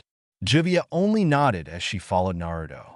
As Naruto and Juvia came inside the castle's war room, Jose was shouting in anger. Those pieces of trash from Fairy Tail were able to defeat 3 of my Element 4? Naruto looked at Juvia as if giving an order. She only nodded and stopped supplying magic to the seal. The Phantom Lord MKI suddenly malfunctioned and the magic seal stopped. Why? Why did the seal stop? I still have Juvia to support it. Jose said confused. It seems you've miscalculated, Master. Juvia's magic alone couldn't support the Abyss Break magic seal. Naruto answered. Jose looked back to see Juvia and Naruto standing on the doorway with Lucy and unconscious Lucy. What? Impossible, my calculations are correct. It seems a magic needed to power up a magic seal on that scale needs at least 2 mages. Juvia's magic failed to support the seal. But that besides the point, we already won. We got Lucy Heartfilia. Naruto countered. But is she alive? We won't get any money if she is dead. One of the members said. Naruto gave Lucy a slight strong kick on the ribs which made her twitched in pain. Looks alive to me. Though, I am not sure about the one who tried to protect her. He answered. As expected of the strongest man in my entire guild. Good work, Naruto-san. Jose praised. Naruto and Juvia, though, were quite startled at what Jose announced. All you Fairy Tail members out there, we have succeeded in capturing Lucy. Our first objective has been achieved. At the same time, to prove his claim, one of the Phantom members pulled on Lucy's hair, making her scream in pain. I'm sure you all heard that. We have but a single objective remaining. To slaughter the lot of you, disgusting brats. He continued as his shade becomes stronger. The shade started to dominate the battlefield as the fairy mages start to lose their morale. You two, keep an eye on Lucy for me. A few insects seem to have invaded Auto B Natsu Guild. I shall let them know that there won't be any miracles. I will deal with them myself. Jose ordered as he started to hunt the fairy mages. Natsu was currently holding the fallen Erza. Natsu, release your power. There is an untapped power sleeping within you. Believe in yourself and make it through.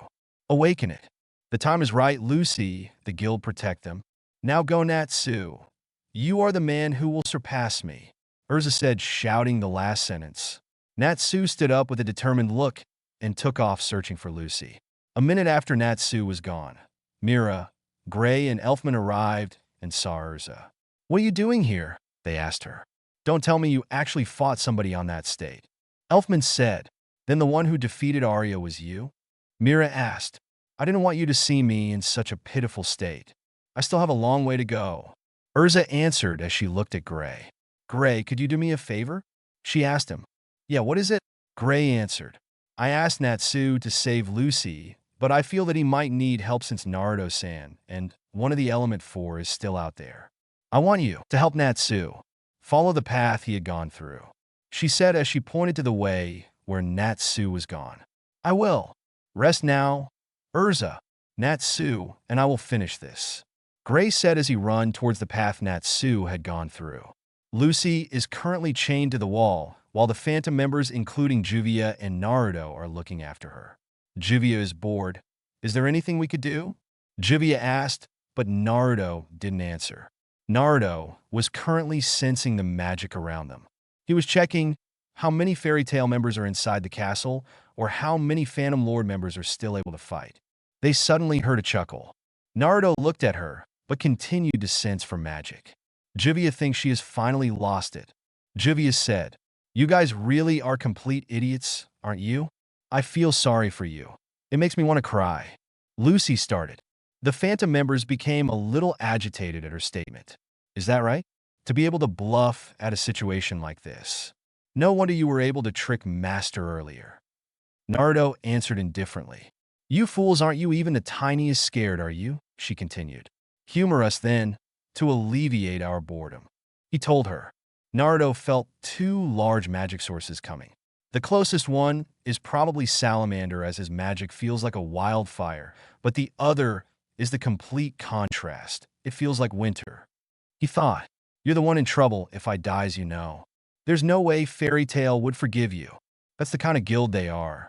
You'd end up spending every day cowering in fear of the most terrible guild in the world for the rest of your lives. She threatened. Naruto mentally smirked as he thought of something that would give a good welcome for Natsu. Interesting little theory got there. Maybe I should put it to the test, he said as he took a knife from one of the Phantom members' hand. Naruto-san, don't kill her, please, the Phantom member said. Juvia, though, didn't even try to stop Naruto, as he threw the knife towards Lucy with great accuracy. As the knife flew towards Lucy, the ground beneath shook and Natsu came out of it, destroying the floor as he caught the knife with his teeth. The other Phantom members were startled at what happened. Nice catch, Salamander. As I have thought, I'd recognize your wild magic signature even from afar, Naruto remarked. Natsu landed with his body blazing with fire. Salamander, Lucy exclaimed. End of chapter 4. And how was it? Was it worth reading? Was it worth the time? Did I make someone look too OOC? Have you figured Naruto's magic or who the second Dragon Slayer would be? Oh yeah, chapter 211 and 212 rocks laughing face. Gajeel, FTW. Ha, why remind me again why I had to take him out of the story? Oh yeah, I needed to fit Naruto in. Damn mind. Anyway, please read and review. Laughing face. Good or bad, I would accept it with open arms. Chapter 5. Hello everybody. Happy Thanksgiving to everyone. I hope you weren't crushed by the people stampeding for the Black Friday rush. Laughing face. And before anything else, thank you very much for the favorites, alerts, and reviews. They were really much appreciated, especially the reviews, since it lets me know how you guys feel and tells me if I'm getting better or worse at writing. So thanks. Well, anyway, this is the chapter 5 and by far the longest, most action-packed, and hardest one I had ever written. I actually had to rewrite this several times because I myself was not satisfied with it. Well, anyway, after several tries, I was able to come up with this chapter. I don't know if the fight scenes are good, but I hope it is surprise face. Sorry about my grammatical mistakes, and if the fight scene may not be an epic. I really tried, ha ha ha, but this chapter really told me you were just a novice. And I accept that. It just means that I have to improve, and I hope I do. Oh yeah, since this is the end of the Phantom arc, the next chapter would be an interlude. More info on the author notes at the bottom. Please read and review smiley face. Review answer corner. Mr. Uroboros Frostius, Altair no. I'm not on Facebook, EclipseX, TragicMat1, Mulkulk86, Babaki Dezel, PHNXFYR1, Dragfire, Battle King, Solid Eye. Thank you so much for the review. Laughing face. Please stay tuned, and I hope I don't disappoint you. God of Stories, back a pervert. Yeah, right now if we base the Naruto on my FIC and the Naruto on the manga, he is seriously OOC. But as what is implied on the earlier chapters of this FIC, something happened between the time he got to Earthland and the present time that made him change. I hope I was able to defend my reason, laughing face. But Naruto is still Naruto, and you will see glimpses of him on this chapter, laughing face. Mark, thanks for the compliments, laughing face. Yeah, I believe that there is only one way for you to improve, and that is to know your weaknesses. The best way to know it is by taking notes of what people say about you, and what's the purpose of the review if you are not going to accept what the other people thinks about your work, laughing face. I'm sure this chapter would have a lot of errors in it again, sad face, but I hope that it won't be too obnoxious enough to destroy this chapter. Gaijin Samurai. Haha, actually, I'm also pondering until now if I should change my plans about Altair. Because I gotta confess, she is one hot and sexy girl. Add her personality, and she is easily one of the best girls in FT. Oh, and thanks for the compliment, laughing face. It really feels good when someone says that I was able to integrate Naruto nicely on the fairy tale story. Smiley face, thanks. Cloves, your question will be answered in this chapter, Deathkill 88. I can't answer that as it would give away too much spoilers, sorry. Smiley face, you just have to read and stay tuned on my story then, hee. Futon Lord, you don't like Levy-chan. But thank you very much for reading my story, even though it isn't your favorite pairing. It just means that my story attracts not only the fans of this pairing, but because I had a good plot line. Thanks you. Inner crackling, thanks. I'm not sure about the potential of this story. I'll let the readers judge that, but someone telling me that really feels heartwarming. I hope I don't disappoint you, laughing face. And now, onto the story. Talking. Thoughts. 0000 flashback 0000 slash change scene. Disclaimer. I don't own Naruto or Fairy Tail and its characters. I only own this story. Chapter 5. The Number 1 Guild. Naruto, you cold bastard. I'm going to seriously make you regret messing with Fairy Tail. Natsu exclaimed. Big words, salamander. But can you back it up? Let's see if you can even make me bleed. Naruto taunted. Shut up, you heartless bastard. Natsu shouted as he charged Naruto with blazing fists. Go ahead, I'll even give you a head start. Your punch doesn't even sting anyway. Naruto answered confidently. Natsu's fist connected to Naruto's cheeks, but Naruto wasn't sent flying. He was only slightly fazed by his punch. With all that talk, that's all you got? I admit it was stronger, but it still doesn't even sting. Naruto said, Gore, Cheater, you said you won't block my punch, but I'm sure I felt you blocked it even if I could not see it. Something held my fist back. Natsu protested. I did not block your attack. It's one thing that you are weak. It's another thing that you're a liar. Naruto answered. I did not lie. Don't pass to me the things you do. Natsu ranted. Enough of this. I grew tired of your blabbering. Naruto said as he disappeared in a blur. He appeared next to Natsu and gave Natsu a right hook. The hook connected on Natsu's chin. He was sent flying and skidding to the ground. That's how you throw a punch, salamander. He remarked. I've got to help Natsu. Lucy said as she pulled the chains hard. Happy was currently dismantling the nails of the chains. Seconds later, she was freed from the chains. Gah! Natsu shouted as Naruto stepped on the back of his head, burying his head a little to the floor. I've got to help Natsu. Lucy exclaimed as Happy handed her the celestial keys he found on the table. Lucy picked out the Taurus key. She raised it and was about to summon Taurus when she was hit by a strong current of water. Juvia seems to be forgotten. Juvia won't let you interfere with Naruto-san's fight. Juvia said as she continually hit Lucy with a strong current of water. Gurg was the only thing Lucy and Happy could say as they were being pushed towards the wall by the water. Lucy! Happy! Natsu shouted as he tried to get up despite Naruto's feet stepping on his head. He's gaining strength. Naruto thought as he jumped away from Natsu. Natsu's body became shrouded with flames again as he charged towards Juvia. I'm not letting you go any further, salamander. Naruto said as he appeared in mid-air, directly on top of Natsu with his body on a crouching position. He then stretched his legs and his feet hit Natsu's back, prompting Natsu to crash into the ground. Arr! Natsu said as he stood up, propelling Naruto out of his back. Ice make freeze! They heard someone exclaim. The water current attacking Lucy and Happy suddenly froze. Juvia had to stop supplying the water, so she won't be frozen. Someone then punched the ice surrounding Lucy and Happy, releasing them from the ice holding them. Gray, oh, I'm so glad to see you. Lucy said as she hugged Gray. Fairy Mage, Juvia will not let you take Heart Philia-sama away. Juvia said. Gray looked at Juvia and then saw Naruto. Ice make bow. Gray said as he formed a bow using his ice. Ice make arrow. He exclaimed as he launched several arrows towards Naruto and Juvia. Gab bastard, be careful with those arrows, you might hit me. Natsu shouted as he dodged Gray's arrows. Naruto-san, Juvia wants to fight the ice mage by herself. Will you allow Juvia? Juvia said as she and Naruto dodged Gray's arrows. It's rare for you to want to fight someone, if that is what you want, he said seriously as Juvia transformed to water. Huh? Where is the girl? Gray said as he only saw Naruto. He didn't notice the liquid that was behind him slowly forming into a woman. Juvia's here. Water cane, Juvia said as she produced a high-speed and strong water current. It took Gray by surprise, and he wasn't able to prepare himself as he was flung away by the strong water and was thrown outside the castle window. He stumbled outside into the porch.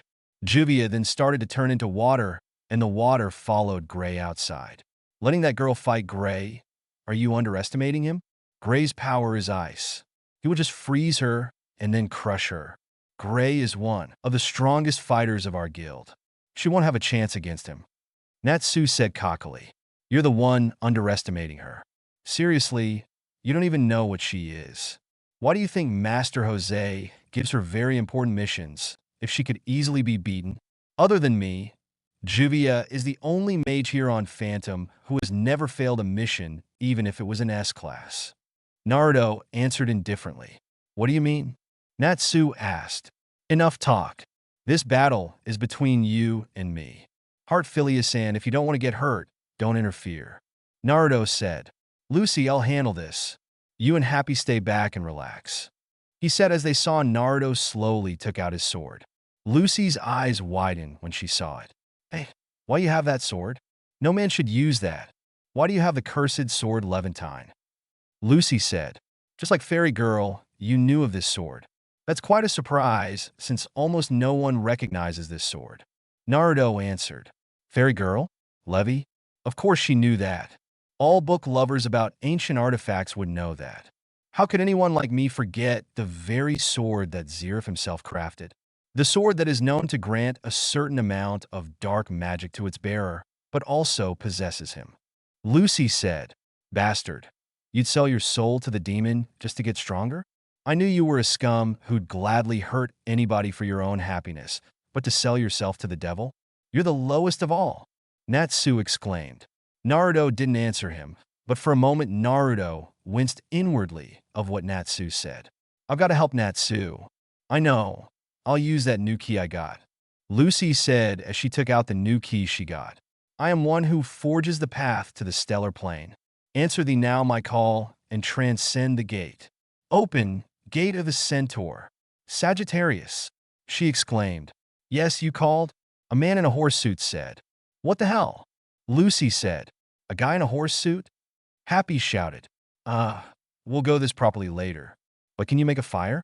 So, Natsu could eat it and power up to match up with Naruto and his sword. Lucy asked. Nay, I am afraid my skill lies in archery. Sagittarius said. Then help Natsu. Lucy said, but was interrupted by a shouted from Natsu. I said stay out of this. Lucy, Happy, and Sagittarius stepped aside, while inwardly Lucy was comically crying. I'm so useless, she thought. They completely forgot Naruto. Dark Pulse, he said as he released a strong dark energy attack towards Natsu. Natsu avoided the attack, and his whole body is blazing with blood-red flame. Bastard, I'm not going to lose to someone like you, he said as his flame rages on and becomes stronger. I can't believe it, his magic, I can feel it exponentially getting stronger. Naruto thought. His eyes widened a bit as he was surprised to see Natsu charging fast towards him. He narrowly avoided the punch but was caught by the side kick that followed. Naruto skidded back until he stopped after a few feet away. How's that for a weak kick? You even blocked it, but I was still able to make you skid. Natsu taunted. Naruto touched the spot where Natsu's kick connected. He winced slightly as he felt pain from it. It's not only strong, it also burns. Why does he say that I am blocking? I was clearly not able to block that. I've got to be careful, he thought. It seems you're going all out. Then, I too will do the same, Naruto said as he sheathed his sword and adjusted it until the sheath is strapped at the back of his waist where he could draw it easily with his left hand. He then posed slightly sideways with his right foot forward and his left knee slightly bent. His left hand grasping the hilt of his sword while his right hand is in an open palm position just like how Rock Lee used to when he was on his Goken stance. Come, Sanamander, Naruto said. Natsu launched himself with incredible speed towards Naruto. He threw a punch, but Naruto used his right hand to quickly swat the punch sidewards, and then his left hand quickly unsheathed Levantine, and he swiped it towards Natsu. Natsu narrowly avoided the sword by jumping back a little. Natsu! Lucy shouted. Natsu wasn't able to comprehend what happened as he was hit by a dark energy and was sent flying towards the wall. He hit the wall, and it crumbled and buried him. Ah! Natsu growled as he sent the rubbles away from him. What happened? Was all Lucy could say as she barely saw what happened. How will Natsu dodge that? He almost wasn't able to dodge the sword. How will he be able to dodge the magic if it was released almost at the same time? Lucy asked. Actually, when Natsu-san threw a punch, Naruto-san quickly swatted his punch with his right hand. Then he quickly grasped his sword with his left hand and quickly took a swipe, but as he swiped, he also released a dark energy a little later. The timing of the swipe with the release of the dark energy was so fast, it was probably only a split second after he determined where Natsu-san will dodge. Sagittarius commented, "You saw all that in a split second?" Lucy asked. An archer's eyes are trained to be the best. Sagittarius remarked while saluting. Why the hell are you saluting? Lucy sweat dropped comically. Natsu, Happy said. Gray stood up as he was thrown outside by the water cane. Then, I didn't realize it was raining outside, he said as he looked around to find any enemy. Pitter-patter. Gray heard. Yes. Juvia, the woman of rain of the element 4. Pitter-patter. Juvia said as she reveled herself to Gray. The girl that was with Naruto. So, you're the one who would fight me. Gray said. To think that you were able to defeat 3 of the element 4. However, Juvia and Naruto are not to be taken lightly. Juvia replied. Sorry, but it doesn't matter if you're a woman or even a child. I don't go easy on anybody who hurts my nakama. Gray declared. Juvia was taken aback by Gray's declaration, and then she blushed at how he looked. Yes, Juvia has lost this battle. Farewell. Whoa, whoa, whoa. What the hell is that? Gray exclaimed. Ah, Juvia almost forgot. Juvia must fight him, so he won't bother. Naruto-san's fight with Salamander. How could Juvia forget? But, what is happening with Juvia? Is Juvia somehow afflicted? This pitter-patter in the chest. She thought. Wait, you damn woman. I said wait up. Don't attack me and just go away like that. Gray said as he grabbed Juvia's right shoulder. Is this pitter-patter what they call forbidden love? Is Mr. Ice Fairy showing his forbidden love for Juvia? But he is enemy, and Juvia must defeat him for the guild. For master, for Naruto-san. Oh yes, that's right. Juvia only needs to defeat him, and then Juvia will claim him. Juvia will make him hers. There is no turning back. She thought. Waterlock! Juvia exclaimed as she swatted Gray's hand from her shoulder. What the? Gray said as he saw a glimpse of her magic seal, but before he could recognize it, he was trapped into a ball of water. Now you are Juvia's. Surrender to Juvia. Juvia said. NGHH, Gray said as he froze the whole water lock and then shattered it with his strength. He froze it and shattered it. Juvia was sure that her magic could not be broken. He and Juvia. Is this what they call fate? She thought. You got me good there with your fake walking away from our fight. Ugh. The wounds from my last mission are opening up. Gray said as he started removing his shirt. Juvia was startled by his actions. Why are you removing your cloths? Juvia's heart is not ready for this. She exclaimed. The hell are you saying? Hey, you're open. Gray said as he cast a magic. Ice make lance. Several lances made of ices came out and struck Juvia on her left eye and other parts of her body. Gray, though, was surprised at what he saw. Huh? What in hell? Was all he could say. Juvia's body is formed of rain itself. Pitter-patter. Juvia said. Water? What the hell? Gray said, but he stopped when he saw something at the parts of her body that was forming back. What the hell is that? Her skin looks normal, but when the water was forming her body again, for a moment I saw the newly formed skin with scales. He shook his head. I must be seeing things. He mumbled.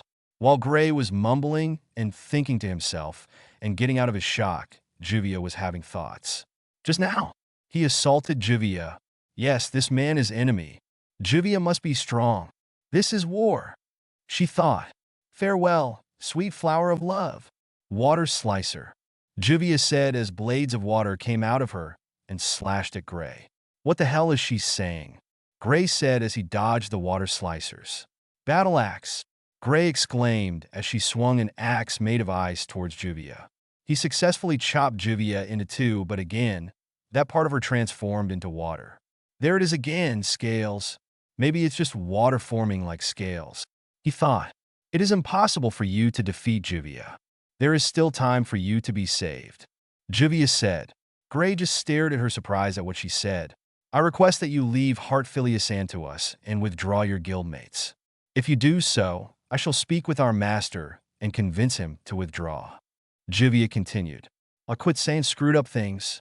Both sides have come too far to just stop fighting. Gray said, Ice make sword. Let's continue this fight, Ms. Rain Woman. Gray continues. Slash. Gah. Pant. Natsu said as he shakily stood up. No matter how many times he tried to attack, Naruto was able to dodge his attack and make not one, but two quick counterattacks. I can't believe it. I've seen Natsu in fights before, but this is the first time that he is pushed like this. Lucy said, from what I have seen in their fights so far, Natsu-san is in a disadvantage since he is a close-range aggressive brawler fighting a master of counterattacks. I haven't seen many who could integrate hand, sword, and magic combat this good. In my deduction, Naruto-san only needs at least a split second to lock on in his target and fire his magic. Natsu-san needs to find a way to not only land a hit, but also to dodge not one, but two counterattacks that are almost done in quick succession and great accuracy. Sagittarius commented. Before Natsu could stand steady, he was sent flying by another kick in the gut. For a moment, he didn't move. Natsu! Lucy and Happy shouted. The rocks exploded with fire as Natsu stood in the middle of the rubble panting, but still full of determination. No matter what happens, I won't lose to someone like you. Natsu said as the fire around him rages on. His magic, it is getting stronger, and the fire covering his body, it is getting hotter as time passed by. I don't get it. I was winning, but why can't I seem to just put him away? It seemed like he has an infinite source of energy. Naruto thought as he dodged Natsu's attacks. What's the matter, Naruto? Got tired already? I'm just starting to get fired up. Natsu taunted from lack of Naruto's counterattack. Naruto didn't answer as he continually tries to find out Natsu's weak point. Don't tell me he gets his strength from, Naruto thought as he looked on at the fairy tale bystanders. Naruto's eyes widened at the conclusion he got. This lapse in attention, though, gave Natsu enough room to land a punch on his left cheek. Naruto was thrown towards several seats that were present in the room until he stops when he hit a table, and just like Natsu earlier, he didn't move. How's that for a punch? You weren't able to block my punch this time by your invisible blocker. Still think my punch is weak, Natsu declared. Darn it, I lost concentration. I almost lost consciousness from that punch. Not only does it bruise, it also burns. He's getting stronger and stronger. So, this is how it feels like to fight someone who would give everything for his precious people. He thought, well, are you just going to sleep there all day? Natsu taunted. Naruto stood up and said, that was quite strong. But don't get cocky just by landing one punch, because there won't be any next time. Come, Salamande. Natsu charged again towards Naruto. Natsu, you idiot, don't attack so recklessly. Lucy shouted. Naruto suddenly struck his sword towards the ground. He then caught Natsu's fist, but inwardly winced as he felt the heat coming from Natsu's fire, but he didn't let go. He gave Natsu a kick towards the side of the ribs, but Natsu used his free hand to catch the kick. I saw that move once. You ain't going to be able to pull that again on me, buddy. Natsu said. Too bad, that was just a feint. Naruto said as he used his free foot to spin his body like a propeller with the foot Natsu previously caught as the center of rotation. On the midway of the spin, his free foot was on top of Natsu's head. He struck his foot downward on Natsu's head. This resulted with hitting face first to the floor. Before Naruto could celebrate, though, Natsu grabbed his foot, and before he could react, Natsu was already spinning with his 2 feet on the air like propeller blade. Naruto was struck by Natsu's spinning kick and went skidding back. Your invisible blocking magic seems to be failing. It's still blocking my shots, but it's not as strong as before. Natsu said. Again, with those nonsense to cover your weakness? Was the reply he got. I'll show you what's weak. Natsu said as he charged again. Naruto was about to counter when he changed his mind. He dodged away from Natsu as Natsu roared the name of his attack. Fire Dragon's Claw, he said as he was suddenly propelled at high speeds by the flames that were covering his feet. His kick struck a nearby post and completely destroyed it. Good thing I changed my mind. Being close to that would certainly give much damage no matter how I counter. He thought. He was pulled out of his thought as he felt an arrow coming from the castle window.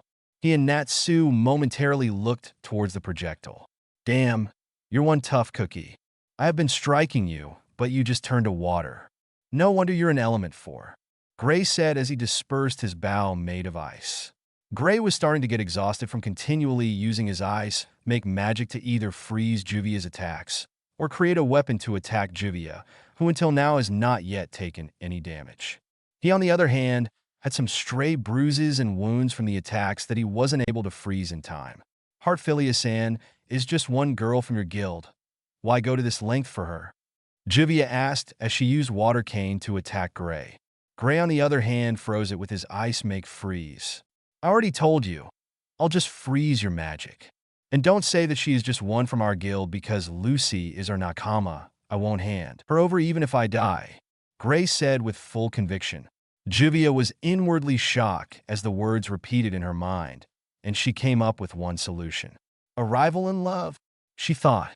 Suddenly, the rain picked up. Gray stared at the silent Juvia and then was startled when smoke comes from her body. He was further freaked out as he saw Juvia go ballistic. Juvia cannot forgive this. Juvia shall not forgive Lucy. What the hell? What is this? Boiling water? Why is she mad at Lucy? Gray asked, his eyes widened at what he saw next. Don't tell me you're a... Gray must be winning his fight also. Natsu said, you're saying that as if you were winning against me, and I don't have to worry for someone like Juvia. Naruto said indifferently, cold bastard. Your friend is probably losing and you say that you don't worry about her. But don't worry, Gray is not like you. He won't do the things you did to Levi and the others. Natsu answered. For some reason, the mention of Levi's name made remember what he did to her, and guilt started to flood him again. Natsu saw this slight falter on Naruto's guard and took advantage. Fire Dragon's Crushing Fong, Natsu exclaimed as he quickly swiped Naruto away. Naruto was caught off guard from a brief flashback he had of Levi. He went stumbling on the floor a few times before lying with his back on the floor, right beside his sword which he struck on the ground earlier. I lost concentration on the fight again. What is happening to me? I shouldn't be bothered by these things. I must fight for the guild. He thought as he stood up. I can't let Gray be the only one do the ass-kicking. Natsu exclaimed. You really think Juvia could be defeated that easily? I don't worry about Juvia, because I don't have to. Unless something unexpected happened, I don't think your friend could defeat her. Seriously, I thought Dragon Slayers could easily detect one another since Juvia was able to pinpoint you quickly. Naruto said as he put the palm of his hand on the tip of his sword's handle. Dark Blast, Naruto said as a blast of dark energy suddenly rose from beneath Natsu. Natsu was tossed high up in the air by the blast. Natsu! Happy shouted as he looked at Natsu being hurled into the air. Dragon Slayers easily detect one another. Juvia was able to point Natsu quickly. Don't tell me? Juvia is a... Lucy said with wide eyes. Dragon Slayer, Gray exclaimed as Juvia finished drinking the water from the rain that magically goes into her mouth rather than fall to the ground. Rain Dragon's Roar, Juvia exclaimed as she positioned her hands in the same manner as Natsu's when he uses his roar, and then the large Rain Dragon Slayer magic seal comes out. She fired a very strong geyser of water towards Gray. Oh shit, Gray said as he prepared his magic. Ice make shield, he exclaimed as a large flower-like shield made of ice was made to shield him from the attack. His eyes widened though, as he saw his ice shield melt like butter. Oh fuck, it's not just water, he exclaimed as he narrowly dodged the attack. He looked at the place where the attack had struck and he shivered. Juvia's magic is not just any kind of water. Juvia said, yeah, I could see that. So you not only could shoot and shape water at your own will, but you could also alter its other attributes like pressure, temperature, and acidity, huh? Gray answered as he deducted the destruction the attack made. The attack melted my ice, so it was probably at high temperature. The metal's pipes were also decayed, probably from the acidity, and the floor shows its deep trail from the pressure. If I don't be careful, I'm going to be meeting Master UR in the afterlife pretty early. He thought. From now on, Juvia won't hold back. Juvia said as all the raindrops suddenly stopped in midair. What the hell? Gray said. Rain Dragon's bullets, Juvia exclaimed. All the raindrops that were suspended in mid-air suddenly shot towards Gray at high speed. Gray had nowhere to run as the raindrops were practically all over the place. The raindrops struck him several times, and he collapsed into the ground, his body full of holes from the attack. Show yourself. Juvia knows that was just an ice clone from the start. That is why Juvia didn't hesitate to give it her all. Juvia said, but Gray didn't show up. Suddenly Gray felt a presence on behind him, and before he could turn around, he was struck by Juvia's water cane, but this time he could not freeze it as it was boiling. Gah! Gray exclaimed as he twitched in pain at the feeling of his back being burned by the boiling water. You forget dragon slayers have good sense of smell. You are lucky that it is illegal for a mage to kill, or I would have dissolved you in an acid. Juvia said, We've got to do something to help Natsu-san. His attacks are now connecting, but Naruto-san still the upper hand in this battle, as he was still able to land more solid and stronger hits. Sagittarius warned Lucy. I know, Lucy said as she tried to find a way to help Natsu. Did you feel that, Salamander? Naruto said as their fight paused when they felt Juvia's magic increased. TCH, so you weren't fooling around when you said that she was like me. Then, I should defeat you quickly, so I could fight her if she defeats Gray. Though, I doubt Gray would let himself be defeated. Natsu said, Defeat me, huh? Naruto said as he again struck his blade into the ground, and then he exclaimed, Dark Spiral. A tornado of dark energy emerged from Natsu's foot, which sent him swirling into the air violently. When the tornado stopped, he started to fall towards the ground with his back first. Before he hit the ground, he was tossed again upward when Naruto's foot connected on his spinal column. And then, suddenly Naruto appeared behind in parallel with him. I have to thank someone for this technique. Sure, Rindan, Naruto said as he delivered a lion combo on Natsu. The fairy tail members winced as Natsu hit the floor. That's got to hurt, Sagittarius said. Naruto jumped away from Natsu as Natsu's body again was covered by flame. I won't lose to someone like you, Natsu said. I'm impressed. I have given you so much beating that could make someone call the hospital a home, and yet you still have enough strength to stand up against me. Naruto commented, I won't let someone like you or your guild to just do what you want to do. I will do everything I could just to protect those who are very precious to me. My guildmates, my friends, my family, Natsu exclaimed as he charged at Naruto with high speed as he was propelled by his flames. Natsu threw a left hook towards Naruto, but it was easily dodged and Naruto countered with a sword swipe to which Natsu dodged to the left. But then, just like before, Naruto followed it quickly with a dark pulse. The dark pulse hit Natsu dead on, but to Naruto's surprise, instead of being hurled away by the magic attack, Natsu was able to charge through it.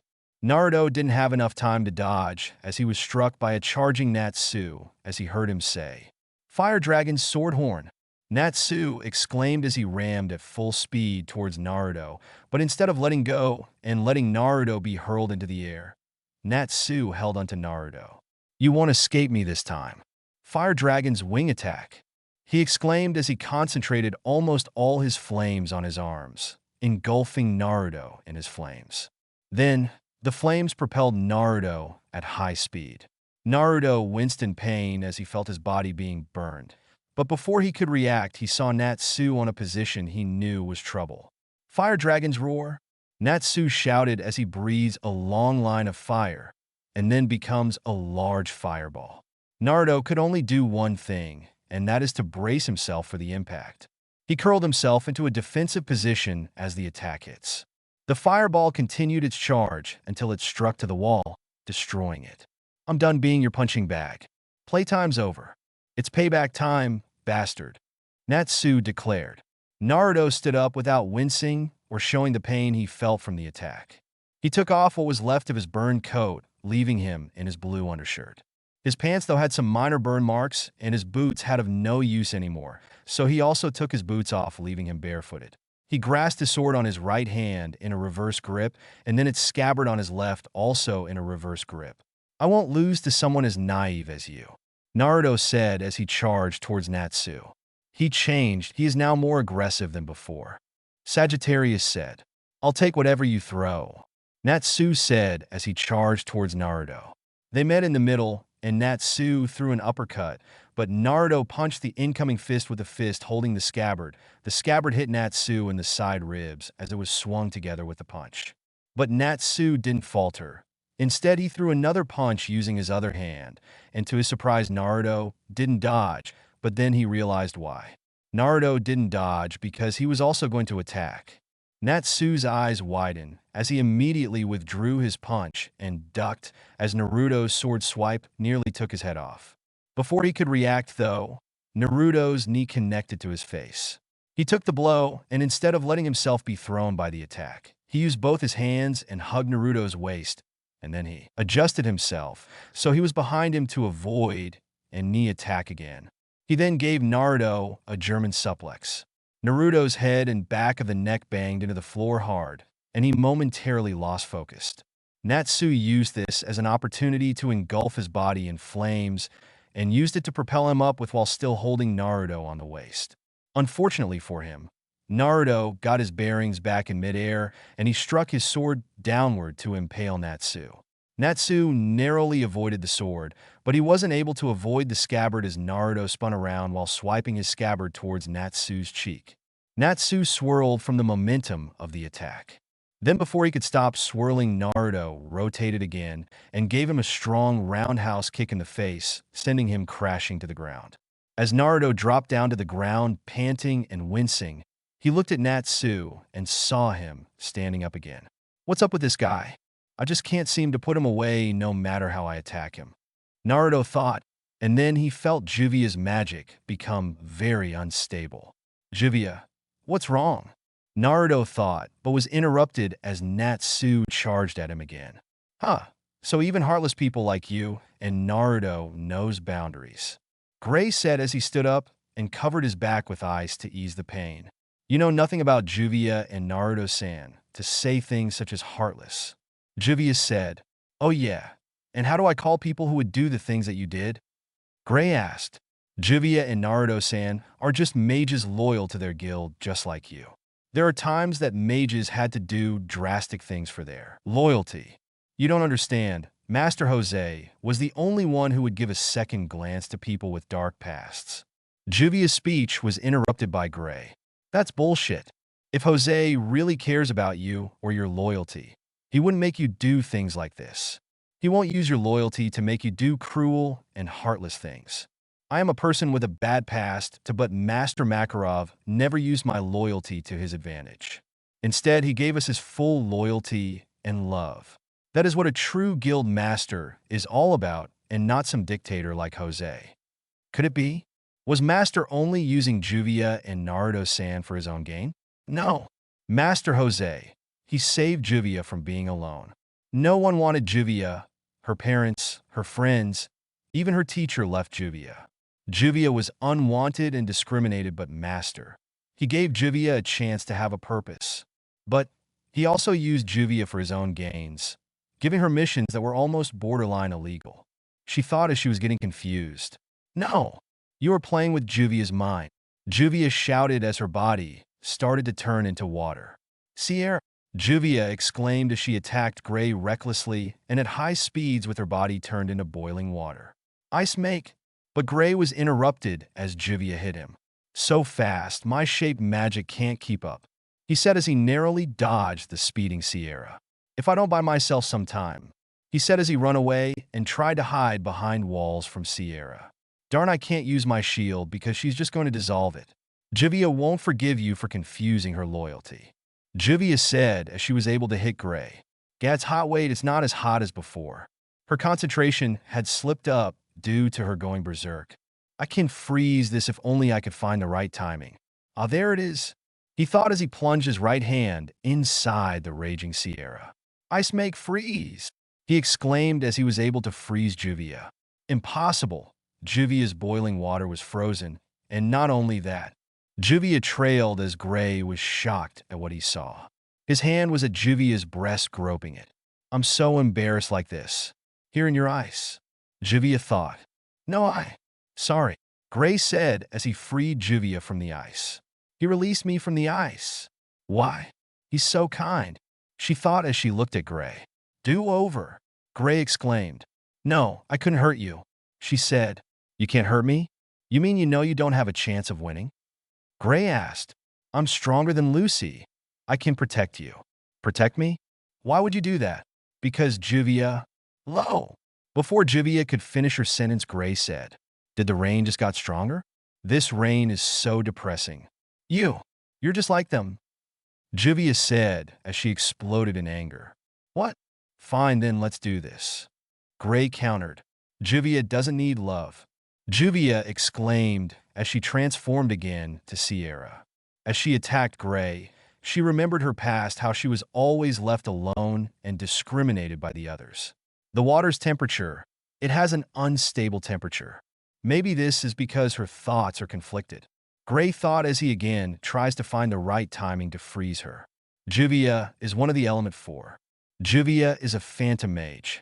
Juvia must win for the master, for the guild, and for Juvia's only friend, Naruto-san. She thought as she continually attacked Gray. I won't lose to someone like Phantom, Gray exclaimed as he froze the rain and the water. Even froze the rain? Such magical power, she thought.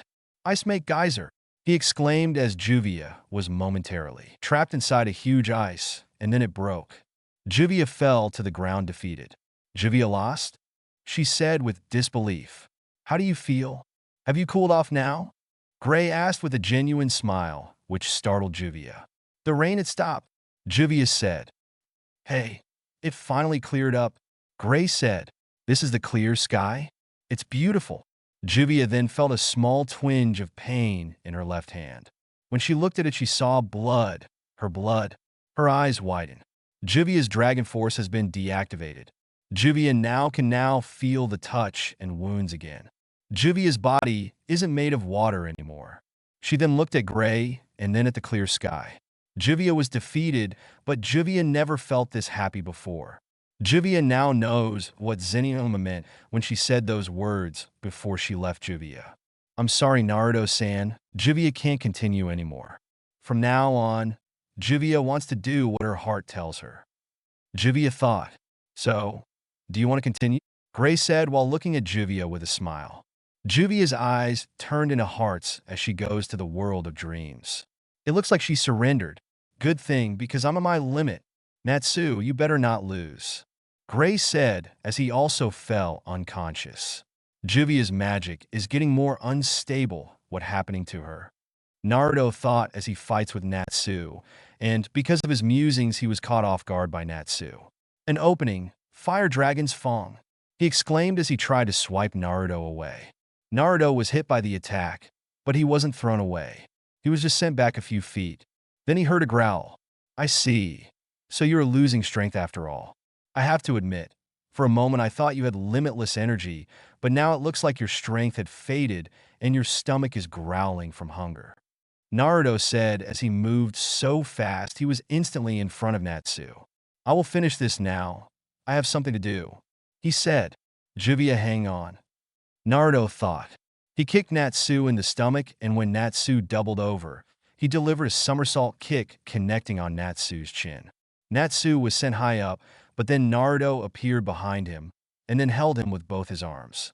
I'll have to thank another friend for this. Initial Lotus, Naruto said as the attack sent them both spiraling towards the ground. Naruto stood a few feet away from Natsu's sprawled body as he said. He saw the fairy tale guild getting destroyed. Guilt flooded him again like a tsunami. Master Valendil, I wonder what you are thinking right now if you see what kind of things I have done. I just helped in destroying a guild's house. No, a family's home, he thought as he remembered his master's last moments. 0000, flashback 0000. Master, don't leave me, master. I am sorry. It's all my fault. If only I... Naruto said while grieving unto the fallen elf. Valandel smiled at him and reached up his hand towards Naruto's face. Naruto, my precious student, you really have become strong over the years. You are the best one I had fought in a long time. I am proud of you. I forgot. Today was the day I found you, right? Valandel said. Naruto only nods. I think I have the perfect gift, Valandel said as he grasped the black sword that currently impales his chest. He gave a small groan as he took it out of his chest, and then gave it to Naruto. He then said some things to Naruto. Naruto listened until Valandel said, Naruto, whatever happens, do what you think is right. Farewell, was Valandel's last words as he succumbed to an eternal slumber. 0000 End of flashback 0000. Naruto's musings was interrupted as he felt Juvia's magic stabilize but weakened, and for a moment, he thought he heard Juvia say sorry, and that she was happy. His hair covered his eyes as he thought. Juvia, you also didn't want to fight anymore for something like this, right? I guess that Ice Mage gave you the strength to do what you think is right. Naruto thought. Naruto looked closely at the window and saw the fairy mages fighting and crying to save their guild. I, too, can't stomach this anymore, but the fight already been too far, and the only way to stop this is if one gets defeated. He thought as he looked at Natsu. Is this your limit, Salamander? Your whole guild is getting destroyed right now. Naruto taunted. I don't believe you, Natsu said as he tried to stand up. Can't see it?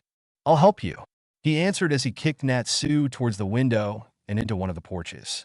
Natsu stumbled until he stopped on the railing in time to see his guild crash down to the ground. Natsu remembered all the happy memories he had on the guild. He groggily stood up and walked towards Naruto. Lucy was about to help him, but Happy stopped him. Your guild is in shambles. What are you going to do now? Naruto said as he backhanded Natsu, sending him stumbling to the rubbles of the destroyed wall. What is this all you got? It can't be that this is all you are. Stand up and fight me. Where is that fierce attitude? He said as he continually strikes him with kicks and punches. Just so you know, I am not a merciful person. Just like you said, I would do as I please. After I am through with you, I will do the same to each of your friends, starting with that girl. Naruto taunted as he pointed to Lucy. The Jupiter Cannon, the Elemental 4, he used too much magic. If he had fire to eat, he'd definitely kick your ass. Happy shouted. I see.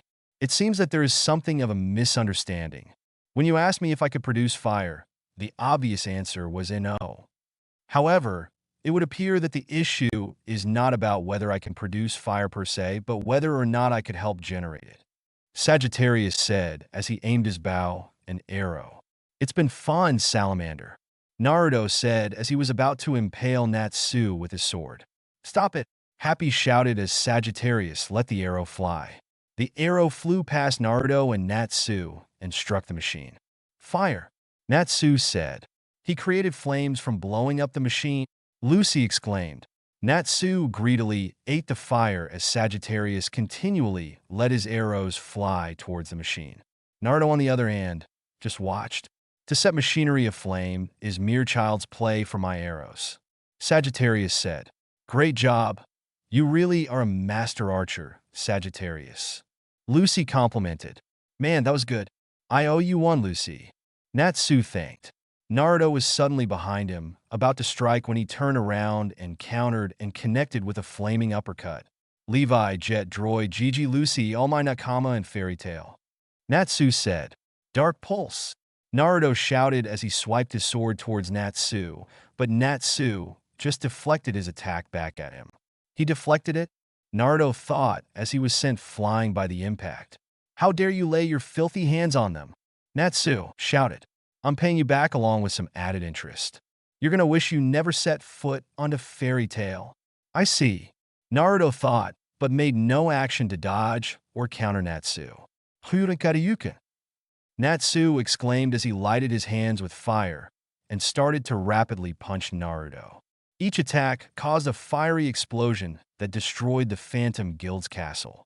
As Natsu was about to give the knockout punch, he looked at Naruto's face and said, It was a mistake to lay you hands on Fairy Tail.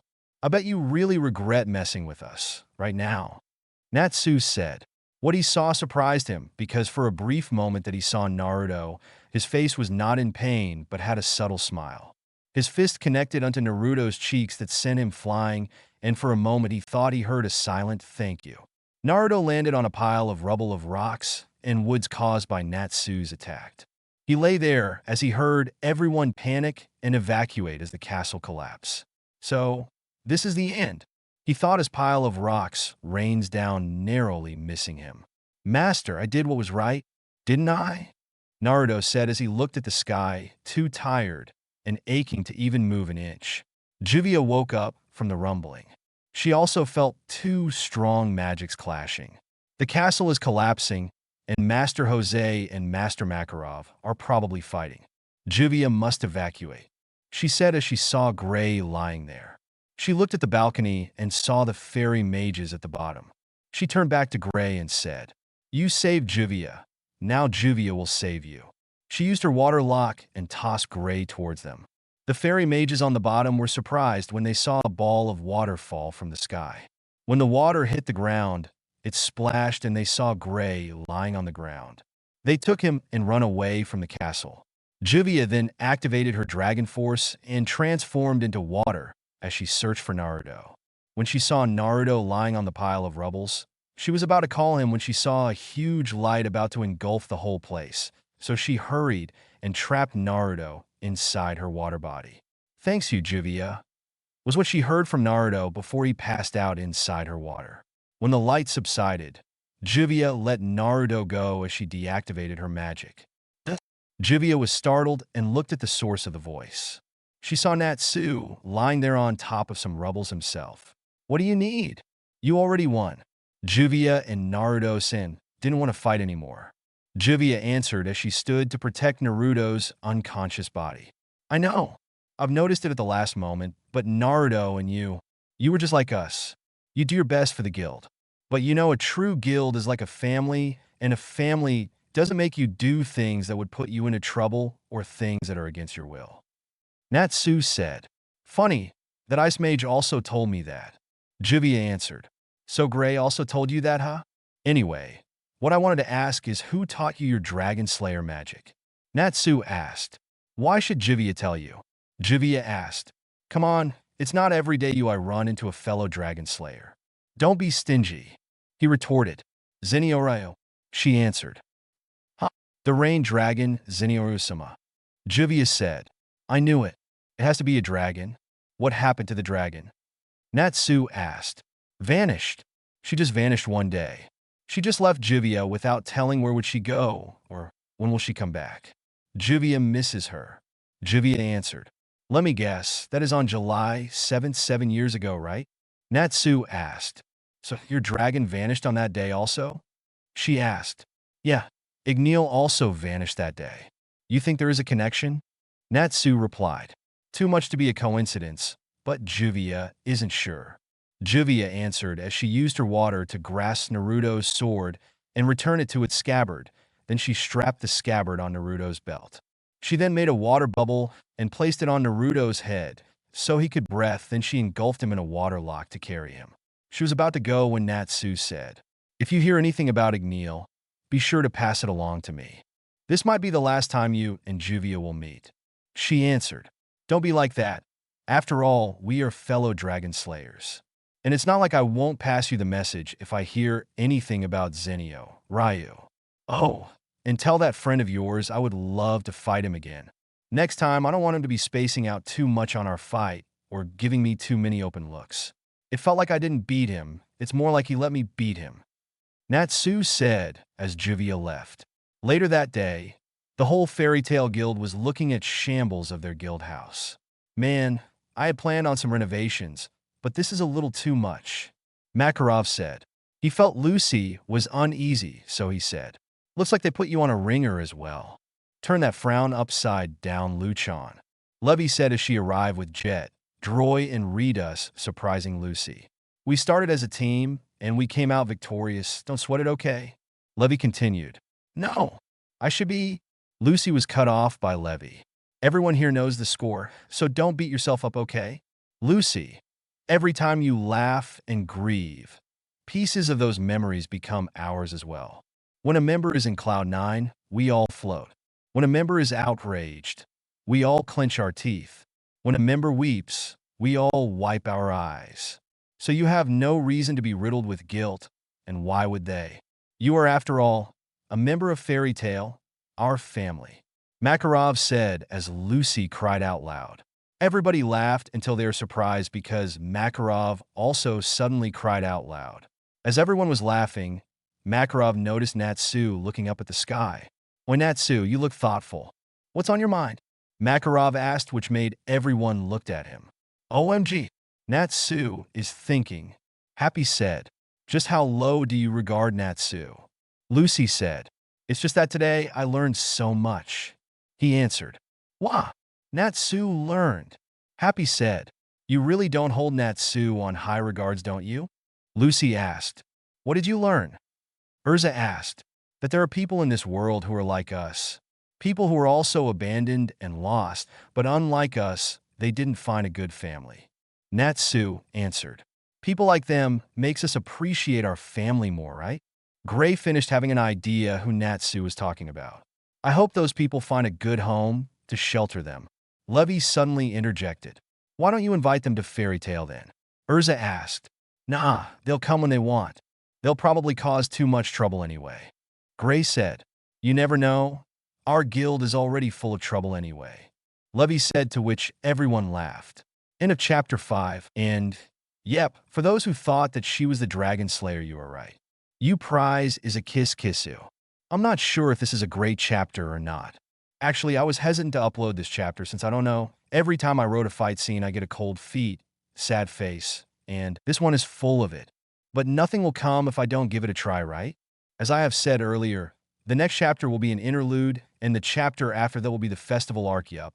I'll be skipping the Tower of Heaven since Gajeel wasn't involved there in the manga, and I have other plans. The Eurasian Cease arc, I'm still contemplating about it, but probably be skipped also. This is kind of a heads up, so you guys won't be confused in the future when I skip an arc. Oh, and yeah, I already have Voltaire's fate all planned out, but I am contemplating if I should continue with it or tweak it. Well, anyway, I'll think about it. I still need to see if it would fit the concept I had in mind. Actually, I was able to form the concepts until the S-Class trial arc, and even after that. I just had to turn the concepts into chapters. Oh yeah, speaking of new chapters, Mest isn't such a bad guy after all. He did save Wendy, though I think the Magic Council is useless, haha. Some things. Zenira, well, I got that name from Wikipedia. Laughing face, search for it. Juvia and her Dragon Force. First, why I chose Juvia. Well, you see, as was stated earlier in my FIC, Dragon Slayer magic are like stronger version of elemental magics. So I already have fire, wind, and water. Earth? Nah, laughing face. Second, Juvia's magic. Well, you see, Natsu's fighting style with his magic is close combat, right? Winnie, on the other hand, is more on support magic. I figured that I should add a long-range fighter, hee. Third, yep, you see Natsu's Dragon Force increases his strength and speed. I don't want the Dragon Force to be similar to each Slayer. I want them to have different benefits from their Dragon Force. So, instead I used her Water Body transformation as her Dragon Force mode. Well, I don't think it is gimped since she was practically indestructible from any physical attacks on that state. Not to mention she could do so many things with it. Well, that's it for this chapter. Please read and review. It really helps me a lot. Smiley face, thanks. Chapter 6. Hi everybody, laughing face. First of all, I want to thank all those who submitted reviews. Thank you very much, smiley face. I also want to thank for the favorites and alerts. As I have said in the previous chapter, there won't be a Tower of Heaven arc, and instead, I would make an interlude for the next arc. Oh, and before I forgot again, Naruto doesn't have any whisker marks here. I know it was a birthmark, but I don't feel it's right to still put it in him when he doesn't have the QB anymore. And yeah, Naruto will have a new outfit and hairstyle. Laughing face. This chapter will answer some questions, but will also give new ones. I hope you like it even if it's not action-packed than the last one. Laughing face. Author's Review Answer Corner. Cloves, Mr. Uroboros Sichum 01. Lightning Blade 49, Backa Pervert, Babaki Frostius. Thanks for your reviews. I hope my story continues to entertain and keep you interested. I'll always give it my best. Futon Lord, Thanks, smiley face. You'll probably find out Naruto's lost magic in this chapter. Yeah, I don't want Naruto's defeat too humiliating, as it wouldn't fit my story. God of stories. Laughing face. I actually thought of doing that, but I felt that it wouldn't be right if I do that. Hope you like my decision regarding Juvia. Mulkulk 86. Laughing face. Naruto just walking away doesn't feel right. I wanted him to realize his mistake and do what he thought is right. Battle King. Thank you very much, smiley face. I really appreciate your compliment. I hope I could keep it up. No, I'm not on Facebook, thanks. Your curiosity might be answered in this chapter. Dragon Master Flex. Thank you, laughing face. Stay tuned and I hope you'd like how I do it. Altair. Thanks for the compliment. About your suggestion, sorry I might not be able to do it, but I have a twist on my mind. I just hope it would be good. Solid Eye. I have gave some clues on how he received the sword last chapter. But yeah, I will reveal it as the story goes. Krisnik 02. Natsu wasn't able to completely defeat Naruto, just as Natsu had said it near the end of the chapter. Naruto, as of now, is handicapped, and Naruto's skills when he was a shinobi mostly rely on the use of chakra, so he lost so much when he couldn't use his chakra anymore. But yeah, he still have his wits, hand-to-hand and weapon, but I don't think it would be enough for him to try and fight someone like Makarov, laughing face. Inner crackling. Thanks.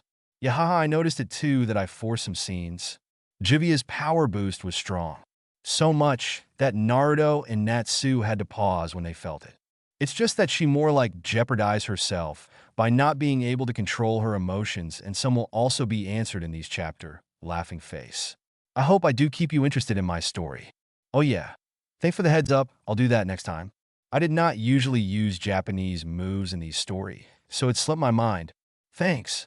Erza Scarlet, thanks. I'm happy you liked how I integrate Naruto into the story. Mark, thanks. Nope, he won't be following Gajil's path all the time. Yup, I'll do my best to lessen those errors even more.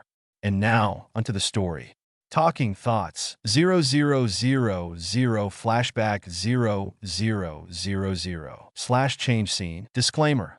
I don't own Naruto or Fairy Tail and its characters. I only own this story. Chapter 6. Time to move forward. Here it comes, Naruto.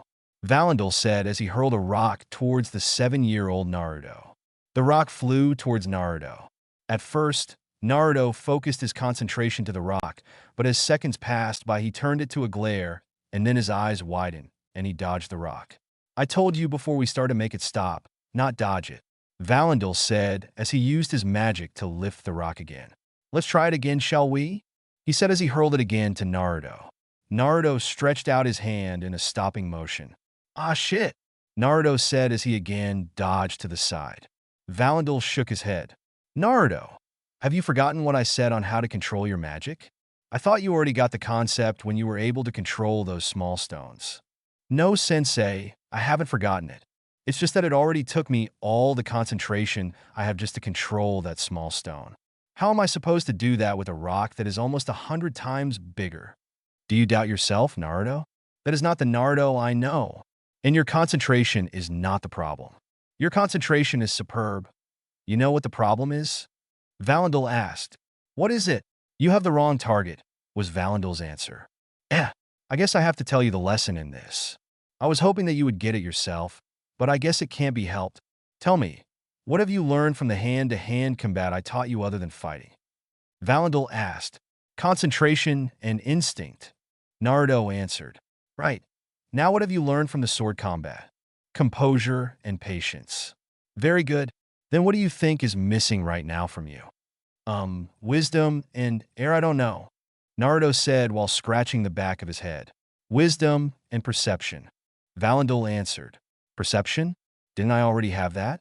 I'm already able to quickly perceive things like their smell, shape, sound, taste, and feel. Naruto asked. Yeah, you do. But the things you have said, they are perception of the senses. What I want you now to do are to perceive what your senses could not. You're going to use the perception of the mind, the eye of your mind. Valandel said, and just like many times that happened before, Naruto just looked at him confused. What is the magic I am teaching you? The Arc of Force. Naruto answered. So tell me, why are you trying to control the rock? Valandel asked. Because it's going straight at me. I need to make it stop. Naruto. The arc of force controls the force acting on the objects. It doesn't control the object. That's why you need to have the eye of the mind and become wise. Naruto continued to listen. If there is one thing he had learned for so many years, if a master teaches you, listen. Force is not something you could see or smell. It is something that you couldn't hear or taste. You will have a hard time trying to feel it, especially if it was not acting on you, but on other objects. So, what else do you have left? Valandil asked. Naruto thought for a while, taking into consideration all the things Valandil said, and then concluded. My mind, my ability to imagine how the force is acting on that object, and what would happen if I try to control it. Very good. Look at that rock. It is currently on the ground because there is probably a force pulling it towards the ground, but it is not sinking into the ground because there is probably also a force of equal quantity pushing it away. So, the result is it resting on the ground and forces reacting on equilibrium. What happens if I lessen or strengthen one of the forces? Valandil asked. Then it would probably sink into the ground if you lessen the one pushing it, and it would float if you lessen the one pulling it. The same could be said if you strengthen one of the forces. Valandil smiled and threw a stone forward. They watched it until it slowly descended to the ground. Valandil looked at Naruto as if asking him to tell him what happened to the stone. Naruto deducted what happened and then said, when you threw the rock, you transferred a force to it. That force was enough to momentarily neutralize the force pulling the rock onto the ground. But there are also forces out there like the wind which has enough force to move objects. Eventually, the force you transferred will weaken due to the other forces reacting to it. Valandil put his hand on Naruto's head and ruffled his hair. You see, you already got it. So, ready for training? Valandil asked. Yeah, but could we use a little smaller rock? Naruto answered. That's what I like about you. You love to joke around. Valandil said as he hurled the giant rock towards Naruto again. The hell, I wasn't joking. I swear you're one sadistic sensei. Naruto shouted as the rock flew towards him. A giant rock was hurled towards Naruto as he stood inside a forest. But when the rock was about to hit him, he raised his hand towards it and it stopped in midair. He then thrust his free hand forward, sending a wave of invisible force at a high speed. The force hit something big and it toppled over. He then flicked his wrist and the rock flew up, and then he sent it falling at high speed towards the toppled being. The rock hit it dead on, but instead of resting, Naruto disappeared in a blur and then reappeared in front of the rock. He felt the rock move slightly.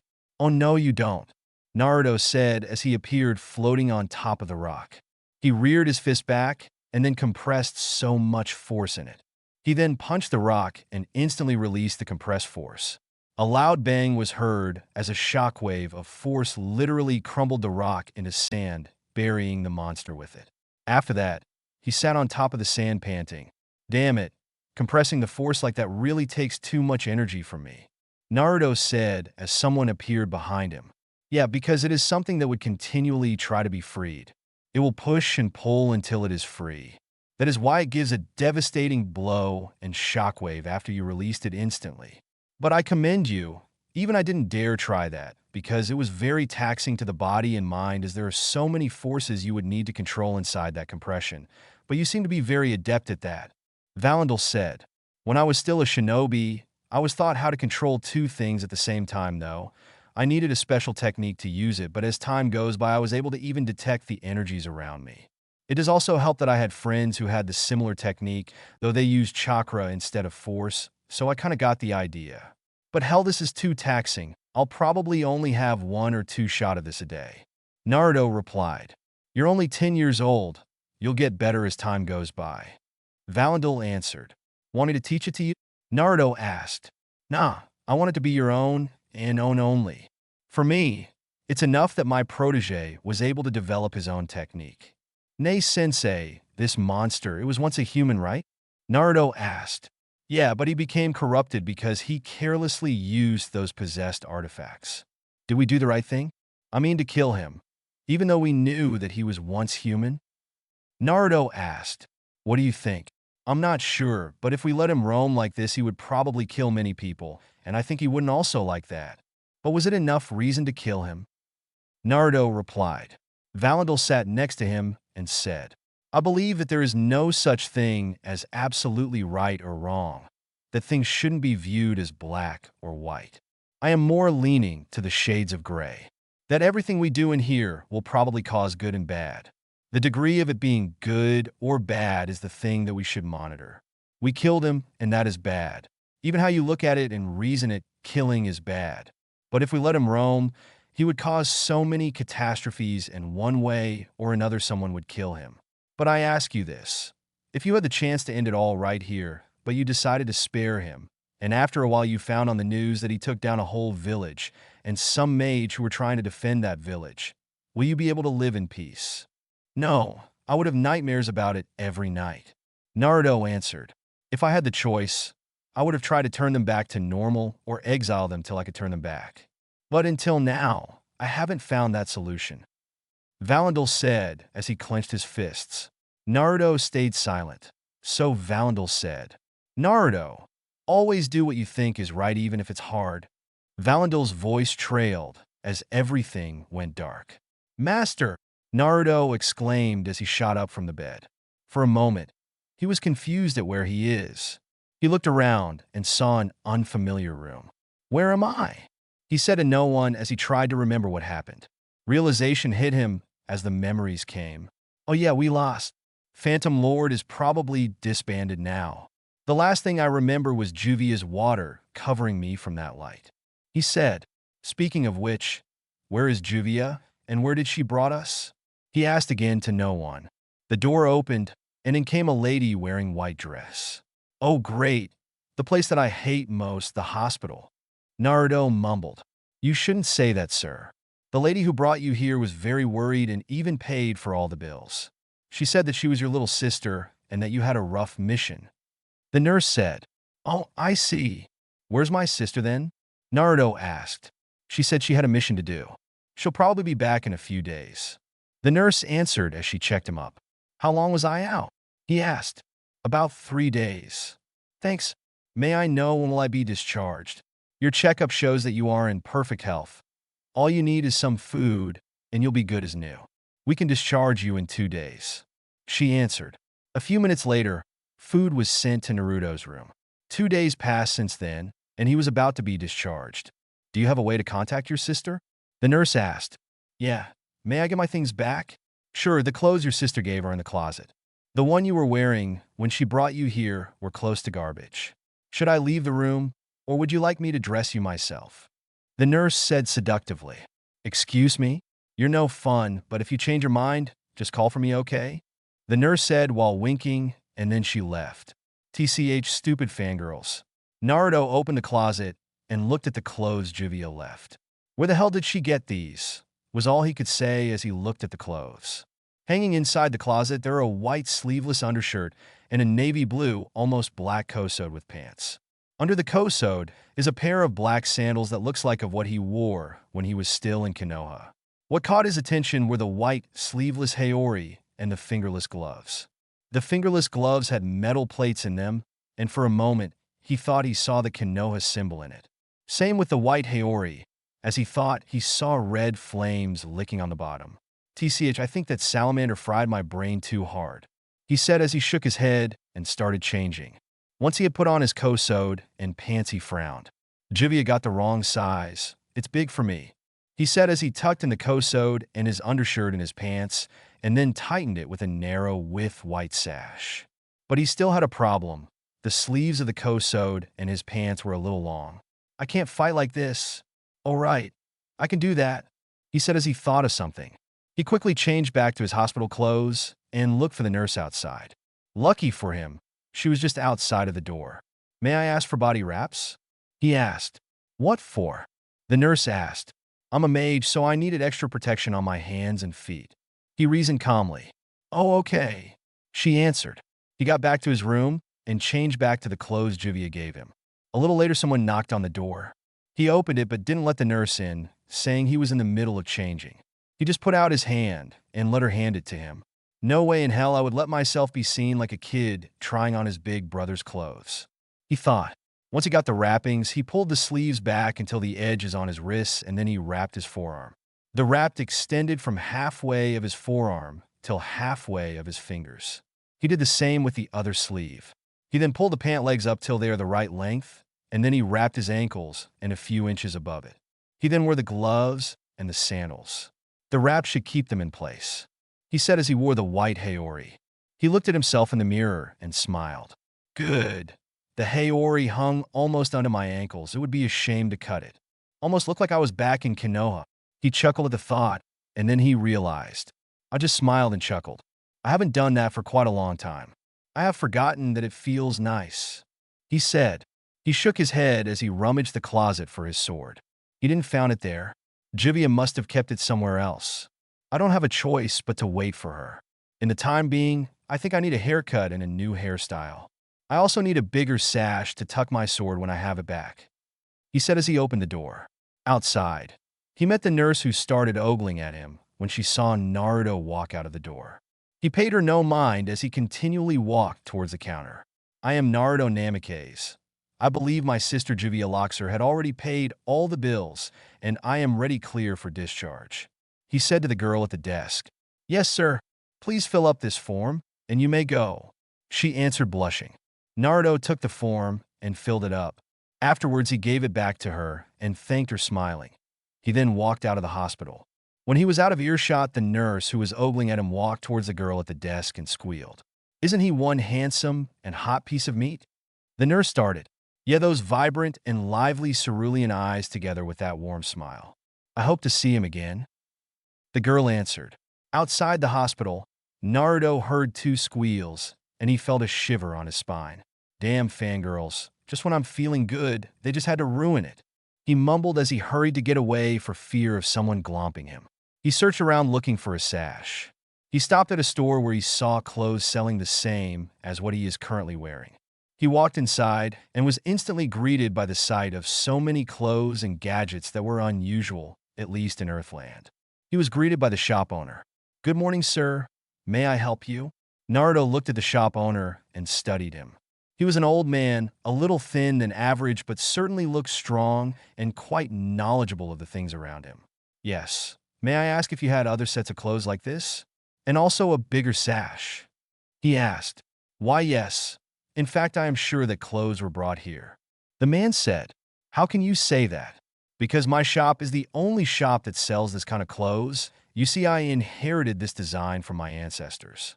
Well, I don't see this kind of clothing nowadays. If it is very old, then how come you are the only one knowledgeable of it? Shouldn't others know it as well, since it may be part of history? Naruto asked. Actually, my grandfather once told me that our ancestors don't come from here, that our family came from far away, was the answer he got. Still, it's quite unusual to see these kinds of things. Do you know from where your ancestors got these concepts? Naruto asked as he checked on the clothes on the rack and various unusual weapons he doesn't normally see in Earthland. I'm sorry, but I certainly remember nothing about where my ancestors got these ideas. They just passed it to me. From your asking, do you know anything about it? The owner asked. Just a little curious. Say, could you tell me the name of these blades? Naruto asked as he showed the man a blade of about 60 centimeters. He also showed him a four-pointed star-shaped blade with a hole at the middle.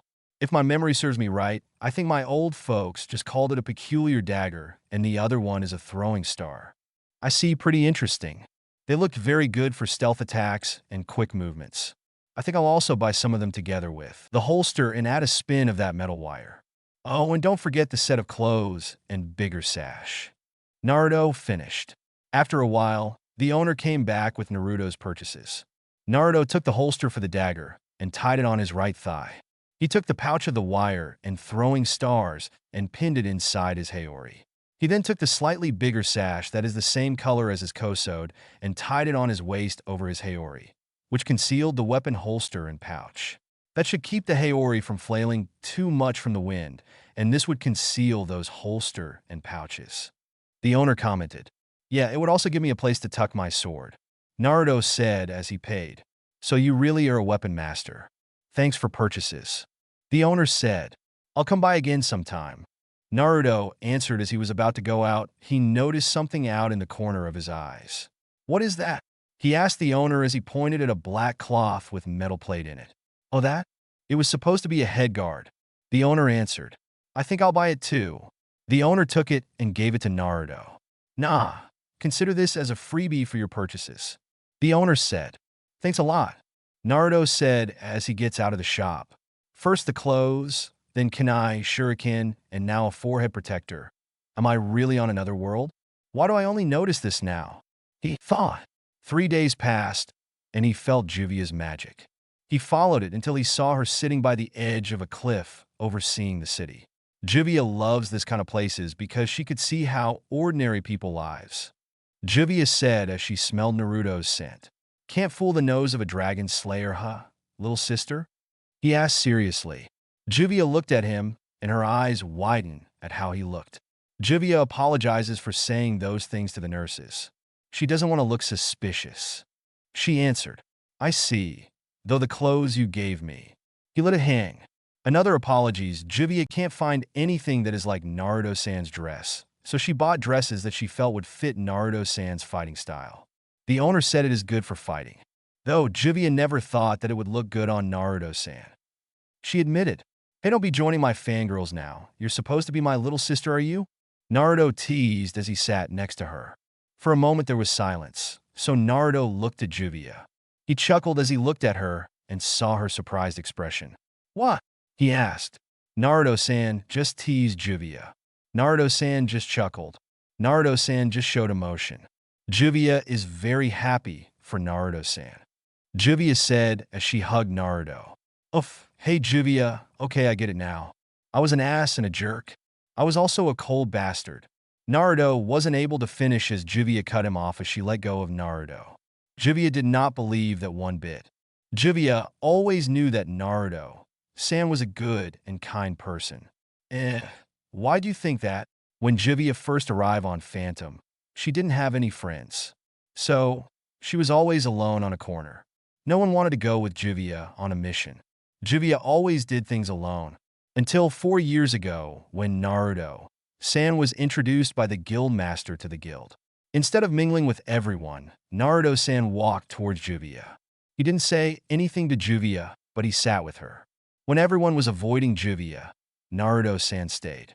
Naruto-san was also the only one who would ask Juvia to accompany him on his missions, and even though he never said it, Juvia knows that he trusts her with his life, and for that, Juvia wanted to be stronger for Naruto-san, her friend.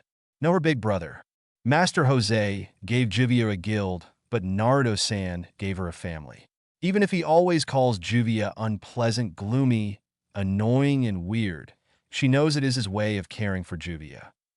Juvia said as tears started to streak down her eyes as she looked down. To her surprise, Naruto took the cap on her head and then placed his hand on her head.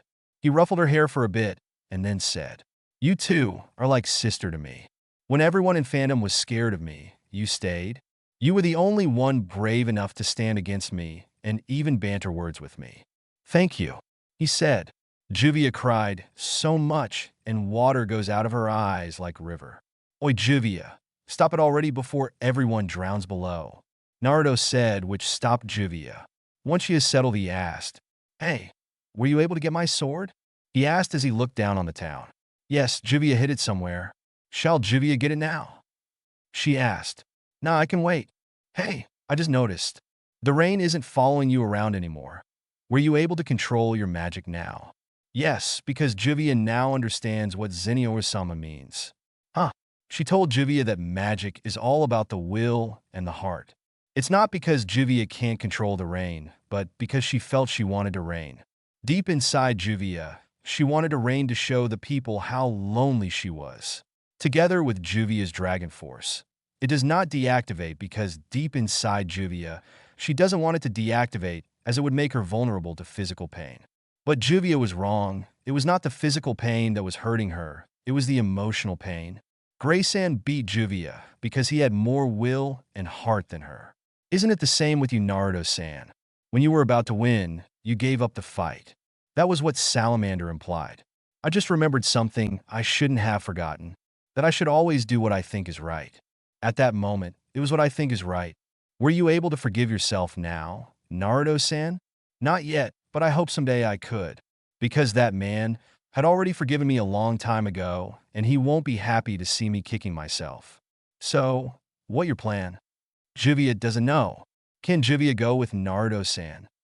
No, you can't. But why? Because you can't always be following me. You wanted to join Fairy Tail, don't you? You were always envious of them when we were still in Phantom. You are now free to do it. Juvia can't do that anymore after what happened. Juvia, do what your heart says. Isn't that what your dragon said? And I think they would accept you. But what about you? Omi? I have things that I wanted to do. Things that I wanted to know and discover. Those are things that I must do by myself. Naruto answered. Juvia will miss Naruto-san. I'll miss you too, but it's not like we won't see each other again. Now come on, let's get my sword and eat. My treat, sis, he said as he held out his hand. Juvia smiled and took his hand. Oh, and I wasn't teasing you when I said you were weird. Naruto finished as he dodged a water whip. Naruto opened the door to a restaurant. Table for how many, sir? The waiter asked. Just for one, he said as he was led to a table by the window. He gave the waiter his order and then looked at the window. His face was reflected on the window. I think I like this new hairstyle, he thought as he examined his new hairstyle. He got the hairstyle from a poster he saw. The poster was called Thunder Emperor. When he asked them what is it, they said that it was a play that would be showed on the theater soon. It was a story about a person named Amano Jinji who lived inside a city where there is infinite electricity. Thunder Emperor, huh? I heard that there is a mage in Fairy Tail who has that nickname. Maybe he got the idea from there. Naruto mumbled. His food arrived and he started to eat. He looked outside the window again. Wonder what Juvia is doing right now. We had separate ways for some time now. Hope she was accepted in Fairy Tail, he thought. He then looked in front of his table and said, now that's a face I haven't seen in a while. Your detection is really good. I almost didn't recognize you with your new look. The guest said. Naruto noticed the teal orb. Your magic signature is too unique and familiar. You like my new look? Never knew you would become a fortune teller, though. I know about your magic, but come on, never thought you would use it at that kind of business. He said as the guest placed the orb on the table and said, you idiot, that's not a crystal ball. That's a lacrima. So you say, cut the crap? Why are you here? I fail to believe that you are here for a friendly chit-chat. Naruto answered, I'll join a dark guild. The guest replied, I see. You were always the adventurous, thrill-seeking, and twisted one anyway, so I'm not surprised. And what your entire mouth spout is still nonsense. But I'm not here to argue with you. I am here to offer you something. You want me to join you? Am I right? Basically, yes. But hear me first before you decide. I'm listening. Naruto answered. The guest started talking, and after a while their conversation finished, and the guest stood up and started to walk away. You haven't told me my fortune yet. Naruto said. I told you this is a lacrima, and I'm no fortune teller, you idiot. Oh, and better wish you find a way to use your magic again, because the next time we meet, we'll be enemies. The guest said before walking away. Zirifha? I guess I'll have to join a guild after all. Kya, Naruto heard as he was going back from a mission on the forest. The mission was easy enough for him, just killing wild beasts who kept on attacking the villagers. He immediately runs toward the source of the voice. He stopped when he saw a bandit camp. He stealthily came closer and looked around the camp until he saw 3 mages. 2 of them are male lying face down. He looked at the girl who shouted and his eyes widened. What the hell? I know some people unlucky, but they are borderline cursed. I mean, for all the times that I run into them, they're almost always on the wrong end of the straw. Naruto said as he shook his head. Wonder if they'll recognize me, if I don't show them my sword. He wondered as he left his sword on a shroud of bush. You guys are quite lucky today, though, he said as he disappeared in a blur. Levy closed her eyes as she bowed slightly as if shielding herself. One of the bandits was about to grab her shirt. Jet and Droy are already out, and she was the only one who could fight, but as things are looking, she would be raped. No, please somebody help me. As she thought of this, for some reason a face came to her mind, and it was the face of a person one would thought that she would last ask for help. What the? She heard. She steeled her nerves and opened her eyes only to meet the sky. only to shake her head in confusion. No, it wasn't the sky, it was a pair of eyes that mirrored the sky. She thought as she looked at the scene. A handsome young man was currently kneeling down in front of her while looking up towards her. She blushed profusely. She looked carefully and saw that he was kneeling on the back of the guy who was about to touch her. What he did next made her feel like those princesses on her romance books. He smiled at her warmly and said, "Are you all right?" She only nods in response, not trusting her voice. "I'll take care of these guys. You sit back here and take care of your friends," he said as he stood up. He easily towered over her. "Take care of us? Don't be cocky, kid, just because you were able to take out one of us by surprise." One of the bandits said, "You know what I hate most? Scums who rape and play with people as if they were toys." Naruto said as he faced them. "TCH, you're just a kid trying to play hero for a damsel in distress. This is no fairy tale." "Yeah, this is not. But I know some who are." Naruto replied. "You bastard." One of them said as he charged at Naruto. Naruto ducked as the punch was about to hit him, and then he stepped forward, pushing himself towards the bandit as he delivered an elbow thrust. The strength of the thrust almost sent the bandit skidding away, but Naruto held his shirt and then threw him towards the other bandit at high speed. The other bandit had no time to react as his comrade was thrown at him. He thankfully caught him, but before he could relax, Naruto's foot connected on his comrade's chest, and they were both sent flying towards a tree, and the impact made them unconscious. He looked towards Levi in time to see the leader of the bandit about to take her as hostage. In a blur, he was suddenly in midair. His body was parallel to the ground as he caught the bandit's arm, and then he used it as a point of rotation to deliver a spinning kick on the bandit's head. The bandit's leader dropped to the ground unconscious as Naruto stood beside him. The other bandits started to panic and run away from fear. Naruto easily picked them out one by one to beat them up. Afterwards, he tied them up and dragged them towards Levi. "Here, these bandits are your mission, right?" he said as he walked away. "Wait, why are you giving them to me?" she asked. "Because they're yours, a village is near here. You can ask for help in there," he answered as he left. "Thank you. I hope we meet again," was all she said, and then she realized. "I wasn't able to ask his name. Wonder who he is? But he does remind me of him," she said as she started to remember a certain blonde. "It's very nice to look up on the clouds and the sky on this kind of a beautiful day, isn't it?" Naruto heard as he was looking up at the clouds, similar to what Shikamaru usually does. He looked at the source of the voice and saw a dwarfed old man. "Master Makarov?" Naruto asked, confused. "Yo," Makarov said as he waved at Naruto. "What do you want? I didn't do anything bad to your members this time." Naruto said, a little nervous. "Yesterday, Juvia joined our guild." Makarov said, "I see. I already saw that coming. But why seek me? She was really worried about you, too. That girl, I already told her not to worry about me. You look different from the last time I last saw you. Your eyes are not void of emotions anymore. It looks like you got part of your humanity back, but I believe that there is still a chance that you might come back to the dark." Juvia said that you couldn't forgive yourself for something you've done in the past, and yet you yourself believe that that person have already forgiven you. Why don't you come to our guild as well? Maybe we could help you move forward. Maybe all you need is a good family. Why? After all I have done to your guild, how could you just forgive me like that? I destroyed your guild. I don't care about you destroying our guild house. It would have been destroyed sooner or later by those children who are always fighting inside. Makarov answered. "And your members? You hurt them, and no matter what happened, I won't forgive you for it," Makarov said as he released a small amount of magic energy. "But from looking at you now, and from what I had gathered from Juvia and Natsu, I know how sorry you are. And I am sure that you feel worse than how I feel," Makarov said as Naruto looked at him wide-eyed.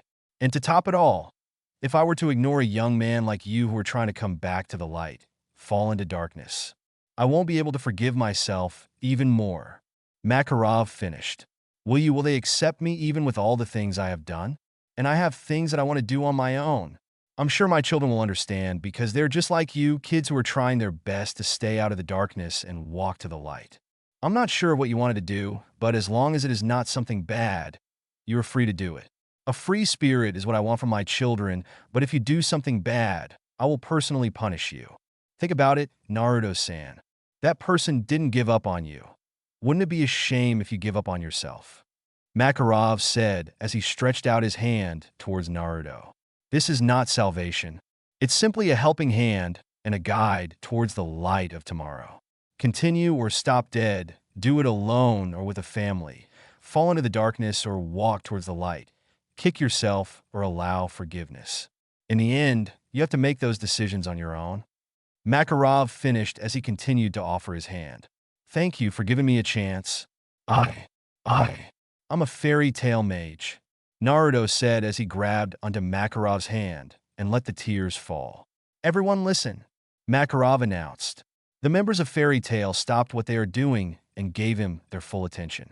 Yesterday, I have finished the papers and legalities for our 2 new members, Makarov announced. New members? Are they strong? Let me see them. I want to fight him now, Natsu said. Now, Natsu, be nice to our new members. And yes, they are strong. Actually, one of them was promoted by the council to S-class and not by his former guild. So his status carries over to the guild. The other one, though, was once promoted to S-class by her former guild, but as guild standards are different, I demoted her back to A-class. Makarov finished. I see. So the 2 newcomers are S-class and A-class, huh? Nice. Where are they? Let me see them now, Natsu said. There they are, Makarov said as he pointed his finger towards the door. Everyone looked at the 2 newcomers. You 2 look familiar, but I just can't pinpoint where I saw both of you, Lucy said. On one side, Levi was blushing profusely. I saw him again. Now I have a chance to thank him, she thought. Natsu then suddenly sniffed the air and then pointed at the 2 of them. What the? I almost didn't recognize both of you. Both of you changed so much. Good thing I had a good sense of smell, Natsu said as he smirked and continued. So, you joined Fairy Tail after all, Juvia? Naruto. Silence reigned over Fairy Tail, trying to process what Natsu had said until it was shattered by a collective shout by the members. YHHH. In a chapter 6. And so, how was it? Oh, if you want to see Naruto's hairstyle, just look at my Thunder Emperor avatar on my profile. I hope you like it. About the mage rank, Naruto was already promoted S-class, even before he joined Phantom by the council, since he was once a freelance mage. Oh, have you seen the new chapter of Fairy Tail? Makarov rocks, and I personally don't like Altair's new clothes. It doesn't show her beauty.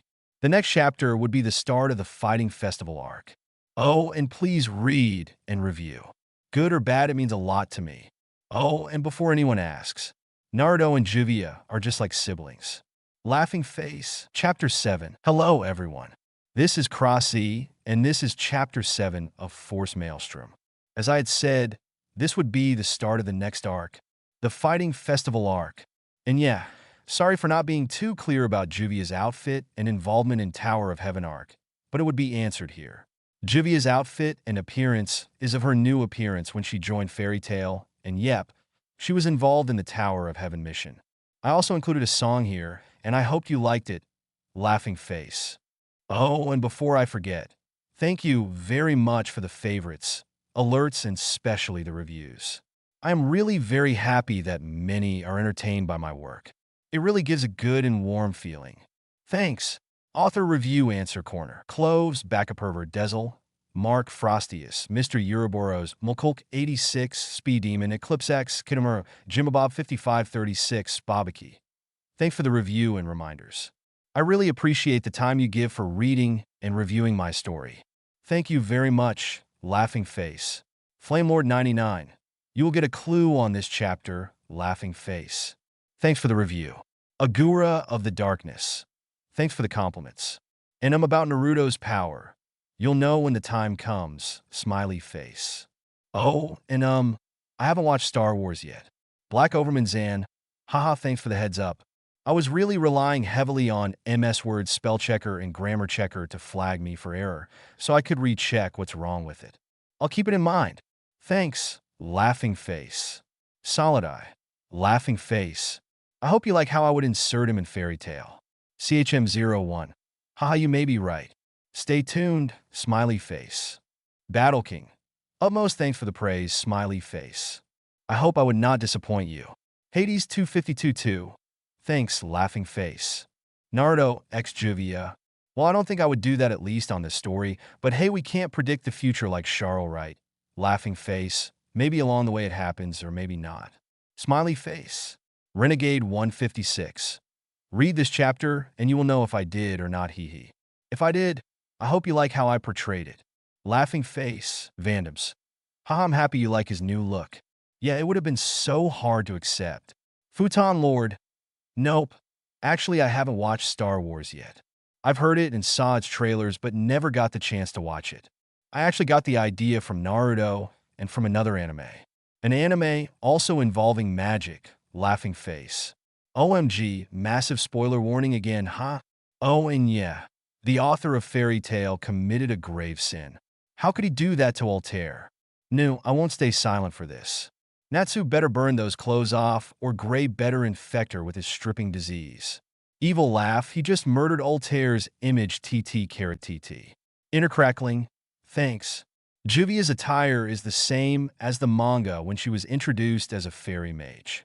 And yep, she was present in the Tower of Heaven arc, but I'm not sure if Natsu was really expecting her to join since it was mainly Gray and Lucy who she had an interaction with and the one who welcomed her to the guild. Laughing face. About Levy, well, you'll know I soon hee hee. I gave clues on the previous chapter. Laughing face, but it'll be revealed on the next chapters or so. About the beta, I'm not sure. I'm not a person who likes to bother other people. You know the problems of having a beta. Smiley face, I hope I was able to answer all the questions. Yeah, Makarov better crush Altair's clothes. I mean Hades, right Hades. And now, onto the story. Talking Thoughts 0000 flashback 0000 slash change scene. Disclaimer. I don't own Naruto or Fairy Tail and its characters. I only own this story because if I did, then Altair won't be wearing those hideous clothes, scratch that she might not be wearing anything at all. Better stop my rant before I need to change my story's rating to M. Chapter 7. Phantom Fairies. Master, what is the meaning of this? Elfman shouted, as almost everybody panicked but stood on guard except for Gray, Natsu, and Makarov. Now, let's not be too rowdy, Makarov said, while waving his hand on a calming manner. What do you mean not too rowdy? Master, you just let 2 Phantom Lords join us. Phantom Mages who just destroyed, hurt, and almost disbanded our guild not a month ago. How can we be calm? Kana said, still a little agitated at what happened to their guild. Yeah, will we just let them go into our guild like that? One of the members shouted, while many shouted in agreement. On the far corner, Jet and Droy are seething in anger, while Levy is just silent. Juvia is not a problem, as she didn't directly attack any of us unless she needed to. Not to mention that we had a gratitude to her for helping us last time. But Naruto, he's a whole different story. He directly assaulted our members and also is responsible for the destruction of our guild. I'm sorry, Master, but this is just hard to accept. Erza said, let's not let Phantom enter our guild. Jet and Droy shouted as the members closed in on them. Juvia got a little scared of the hostility and started to revert back to her old self. Her hands started to tremble. Naruto felt Juvia's predicament, and to everyone's surprise, he stepped in front of her.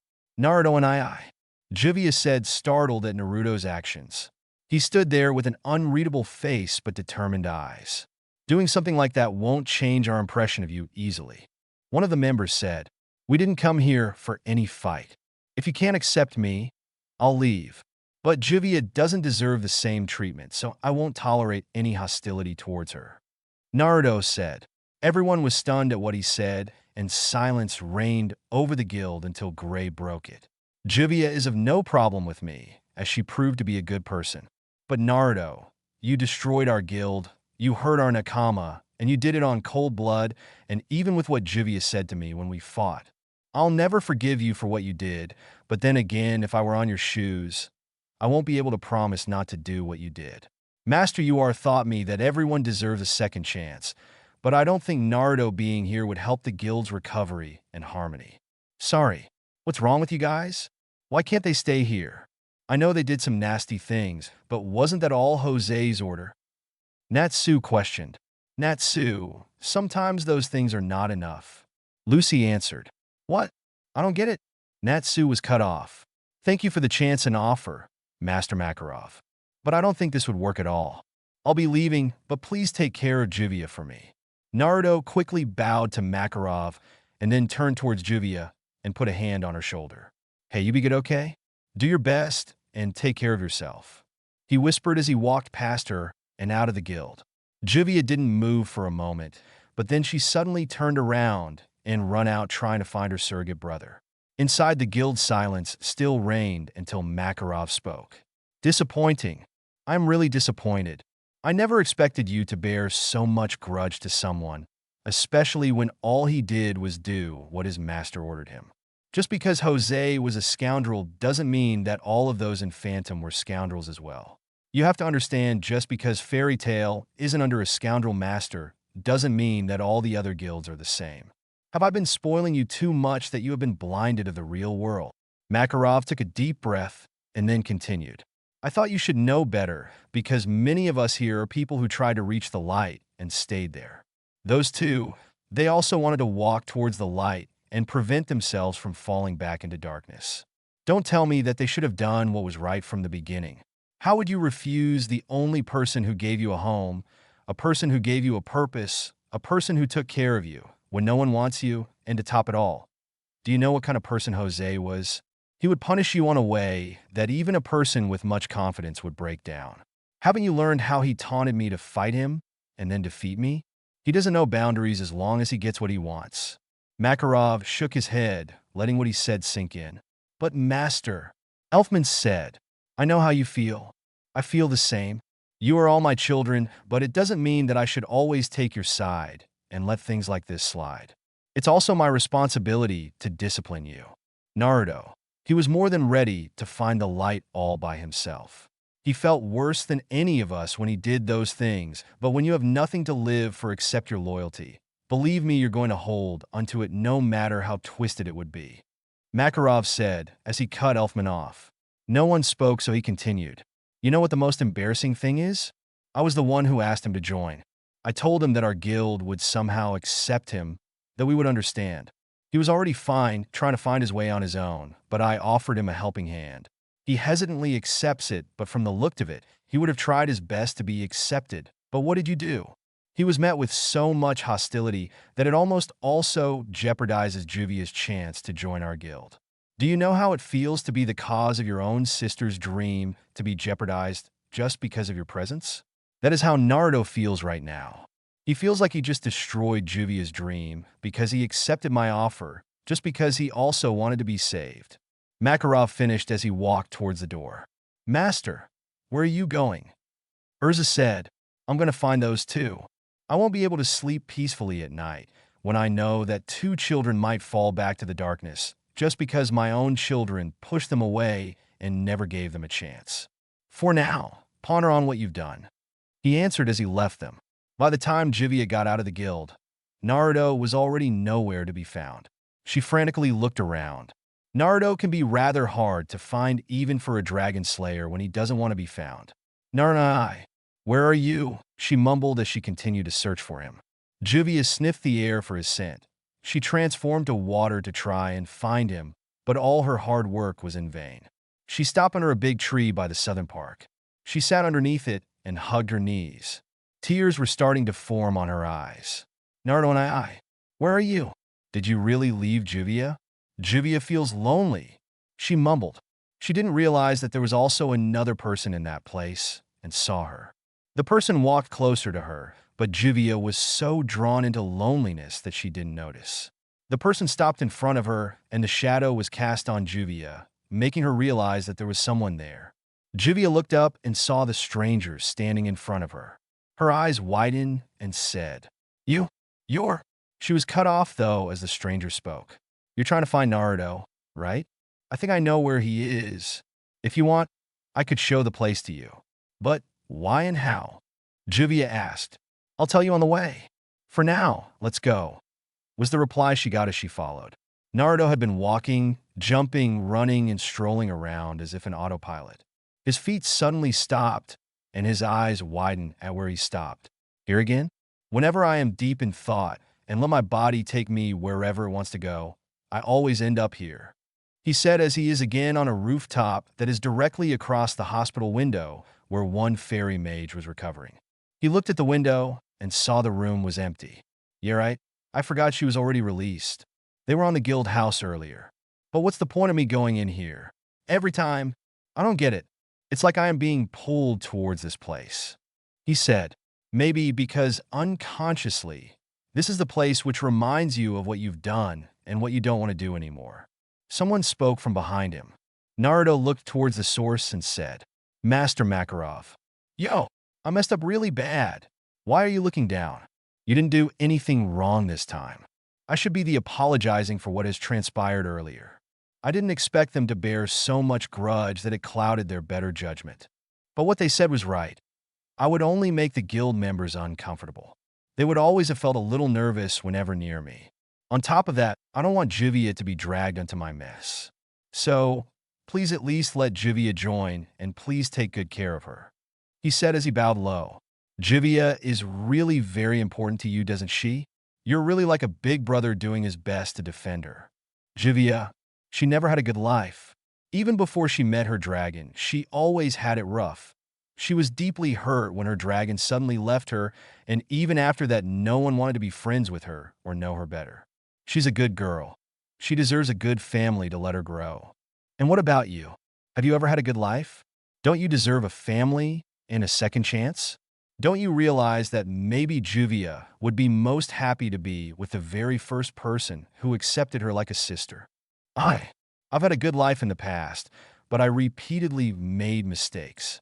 I've had so many chances in my life, but every time I was given a chance, I somehow mess up. Juvia, she needs a place and a family to help her grow, not a brother who always messes up.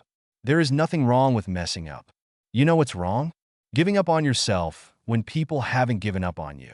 Naruto, I know that you're not a bad person.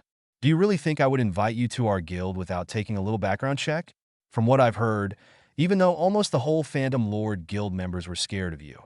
Not once have you tried to hurt or mock them, but instead you always look out for them, even though none of them knew and none of them had ever thanked you for it. You loved your guild, because for you they're your family, even though they don't treat you as one. When there are people who had no money to pay for an S-class mission, you would silently do it for free. You did it because no one would probably do it, and you just can't turn a blind eye on them. And right now, you are bowing lowly in front of me for someone who is not even a blood relative. I don't think a scum would do that. I don't know about your past, and practically I don't care. What I care about is what you plan to do in the future. Stop drowning yourself in the past already. Look, this place even shows you that past is past. Makarov said as he pointed towards many directions. He first pointed at the guild house that could be seen a few blocks away from the hospital. The guild in the past was destroyed, but now it again stands proud and tall. He then pointed at the tree by the southern park. You hang my children there to cause grief and anger on our guild, but right now what hangs there are ornaments for the festival that give smile to those who pass by. And lastly, he pointed by the hospital. Levi, Jet, and Droy aren't recovering there anymore. They have been taking missions again with great enthusiasm. There is nothing we could do about the past, but we certainly could make a better future. I know you and those kids started on the wrong foot, but you could always start again. I have already chastised them of what they've done, and I believe that even though they are hard-headed, they would get the message. Makarov finished. Both Makarov and Naruto were interrupted by a blur of blue and white. The blur tackled Naruto into a hug. "Whoa, stupid Naruto ni," Juvia said as she cried. Juvia? Naruto asked, startled. You said those words to Juvia, as if you won't be seeing her again. As if you will be leaving her for good. Juvia sniffed. Oh, and Naruto, I've already finished the legalities of you and Juvia joining our guild. The only missing is the guild stamp. Come back to the guild to get it, okay? I'll be waiting for both of you, Makarov said as he walks away. Thank you, Master. I'll do my best for the guild, Naruto said as he bowed. Juvia too will do her best, Juvia said as she also bowed. I know you would, he said as he jumped down from the rooftop. Will he be okay? This is quite high, Juvia asked. Nah, he'll be fine. He's strong, Naruto answered, but then they heard a loud crash and then a shout of pain. Or maybe not. Naruto continued as they both sweat dropped. You won't be leaving Juvia, right? Juvia asked seriously. Seriously, I'm starting to think that you like me more than a brother. Naruto teased. Don't kid yourself. Juvia's heart only belongs to one person. Juvia isn't fond of incest. She answered dismissively. Naruto laughed and then said, Yes, sis, I won't be leaving you anytime soon. Anyway, how'd you find me here anyway? Naruto asked. Juvia can't tell you who brought her here. It's her secret. She answered. TCH still a weird woman? Naruto said as he dodged a water cane. Below, as Makarov stood up, he walked towards the stranger who helped Juvia find Naruto. He smiled. So, it was you who brought her here after all. I wonder how you knew Naruto was here. Bah, you were always a smart child. I should have known better. Makarov said as he and the stranger walks away. When Juvia and Naruto came back to the guild, everyone was there waiting for them. We have decided. As I and Gray said earlier, Juvia is of no problem. She had proved herself to us, and she never really did anything drastic. Though, most of us do not agree with the Master's decision to let you join us. But if the Master himself found it on his heart to give you a chance, who are we to disagree? But know this, we will be keeping an eye on you. So, even with a heavy heart, welcome to Fairy Tale. Erza said. Everyone was silent waiting for Naruto and Juvia to answer. Thank you for the opportunity, he said as he bowed a little. Juvia wants to express her great thanks for letting us in Fairy Tale. Juvia said as she bowed low. Geez, Naruto, even with the new look and the gratitude, your face still lacks emotion. I mean, come on, show more emotion when you say those kinds of things. Gray said, You have to forgive Naruto and I. He always had trouble expressing his emotions to others. Juvia answered for him. I didn't need someone to speak for me, you know. Naruto told Juvia. All right, let's start the feast, Makarov said as the foods and drinks were laid out on the tables. Geez, what's up with our guild? Being hostile with others and then suddenly being silent. You guys don't really look like your usual selves. It just doesn't feel right at all. Natsu said. Oh, just hurry up and take a seat. The main event is about to start. Kana said as she pushed Natsu towards a seat beside Naruto. Suddenly, the guild went dark and Natsu blew a small fire to light it up. Stop doing that, it's a show. It's meant to be dark. Kana exclaimed. What's all this now? Gray said. There's a stage over there? Lucy answered. As the stage was revealed, they saw Mira Jane sitting at the center with a guitar and a flying mic. Most of the fairy mages rejoiced and cheered upon seeing her. She started singing, and everyone felt a surge of warmth and happiness, almost. This is great, Lucy exclaimed. It's a song for mages leaving on their mission. Kana replied. Juvia and Naruto, though, had their heads down. When they were in Phantom, they never had this kind of feeling. A warm feeling that threatens to burst out of your chest. They've been in Phantom for a long time, and yet they never felt like this, and yet here they are not a day in Fairy Tale, and they already felt this strange but happy feeling. Is this how it feels to belong? Juvia loves this feeling. Juvia doesn't want it to end. Juvia whispered to herself. Naruto looked briefly at Juvia and saw her bowed a little and had a small smile. He bowed his head to hide his smile, but unfortunately for him, Natsu, who was extremely bored, saw it and decided to have his fun. What are you smiling about? This the first time you hear that? Probably because no one on Phantom knew how to sing or had a good voice. He teased. You sound so confident about your claim. May I know where you got the confidence? Naruto answered. I don't know, maybe because you look like someone who can't sing. You shouldn't presume things, Salamander. Naruto said. Oh, really? Let's see if you could sing, let alone sing a ballad with that emotionless face of yours. Oh, you shouldn't judge people just by how they look, because in truth, the first time I saw you, I thought you were just a street punk picking a random fight. Naruto countered. Want to be reintroduced to my fist? Want to know how it feels to lose again? Huh? Natsu taunted. Oh, please. You really believe you defeated me? That's just a fluke. I wasn't even paying attention to our fight. If you really believe you could defeat me on a fight, you're an idiot. I don't want to waste my time on idiots. Naruto said dismissively. You punk! Fight me! Natsu shouted at Naruto as he stood on top of the table. Someone threw a mug on him, and it hit his chin, which aggravates his anger further. Okay, who threw that? He exclaimed as through a kick which tumbled the table. Chaos ensued as the other fairy mages were sucked into the brawl Natsu started. Naruto only shook his head as he looked at the brawl from a corner where he retreated so he won't be sucked into the brawl. The brawl escalated, but then he saw smiles and laughter from them instead of pain and anger. Idiots, he whispered, but it feels good to be here even when they're a little bit crazy. So, you like it here, Juvia? Naruto asked. Yes, Juvia loves it here. What about you, Naruto and I? Juvia said as she sat next to Naruto at the corner. I think I could live with their craziness. After all, I guess that's what makes it fairy tale. But I have a score to settle with that salamander. Saying I couldn't sing, and a ballad no less. He's going to eat his words. Naruto said, so you're going to sing like that one time when you did that mission on a wedding? That would be great. Sing that love song you sang that time. Juvia is sure they'd like it and make you closer to them. Juvia said a little excited. You really like love songs, huh? Fine, I'll think about it. Naruto said as he stood up and walked out of the guild, devising a plan. Do your best, Naruto and I. Juvia whispered. That night, as the barmaid of the fairy tale bar was closing the guild, a shadow appeared behind her. She was startled at the sudden presence and turned around to see who it was. She sighed in relief as she saw who it was.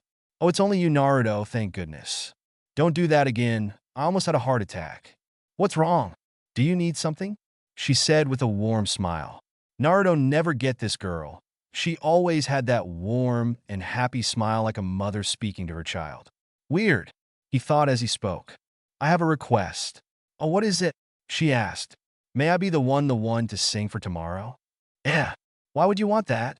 I mean, I'm not saying you can't sing, but are you sure? Yeah. I'm not sure. You see, tomorrow the reporters will come, and if we screw up, it'll not be good for the guild. She answered. Are you doubting my singing skills, Mira-chan? Naruto said mischievously and a little seductively as he leaned in until his face is only inches away from hers. Mira looked at his blue eyes and can't help but be a little mesmerized. He was good-looking already when he had those emotionless facade, but he is damn hot when he showed even a single flicker of emotion on those eyes. No, it's just, please, pretty please. Naruto pleaded with those big puppy dog eyes. So cute, so hot, must not fall for those charms. Must get away, Mira said as she tried to pry away her eyes from him, but it looks like her mind and body aren't in sync at the moment. I'll give you a kiss if you agree, Naruto said, acting like a shy kid. That did it for Mira. Okay, she said a little louder because of surprise and excitement. Naruto kissed her on the cheeks, and she passed out. Naruto smirked evilly and said, Score. Just you wait, salamander. You're gonna eat your words. Let's see if I could still remember the tune and the lyrics of that love song Juvia likes so much. I got the feeling that she wanted to dedicate that for her Grey Sama. He hummed the tune as he carried Mira Jane bridal style, intending to deliver her to her dorm on Fairy Hills. The next day, the Fairy Tale Guild is as busy and noisy as ever. A reporter has been circling around interviewing the members. The male reporter literally took Erza away from Lucy. Lucy tried hard, but struggled to get the reporter's attention. She even lost a happy. The lack of attention almost made her lose it, and she couldn't take it anymore. She ran towards the changing room and suit up the bunny suit. But as she made her presence known to everyone, the lights go off. Mira-chan, she's going to sing. Many shouted. Everybody waited in anticipation as the stage is revealed. To their surprise, though, it wasn't Mira Jane who was in there. Yeah, Naruto. They shouted. Naruto was in full black suit, much like Loke when he became a celestial spirit again. He was sitting in front of a piano with a flying mic. Also, there is a drum set on a far corner. What changed so much, though, was his expression. His eyes glimmered with emotion. He looked at Lucy and said, I'm sorry, Lucy-chan. I didn't know you were performing a horny bunny dance. He said softly, No, you got it all wrong. I wasn't performing or anything. She answered, I see then. May you please get a sit and watch my performance? He asked. Sure. Lucy said a little confused as she sat down on one of the chairs. This is a song I sang on a local wedding some time ago. Someone requested that I sing this today, so please enjoy the show," he said softly. "What in hell?" Natsu was about to say when he was cut off as Naruto started playing the piano. Asterisk and this is a song from a band on my country. It's called Forevermore, New Version by Side A. Please look it up on YouTube if you want to hear it while reading and imagine Naruto singing it in front of Fairy Tail with his eyes full of emotion. Hope you like it. Laughing face asterisk. I may have run out of songs to sing. I may have run out of words to say. But all that I want you to know is what I feel for you. I love you. As endless as forever. Our love will stay together. You're all I need to be with forevermore. Naruto's singing a ballad? Now that is something new.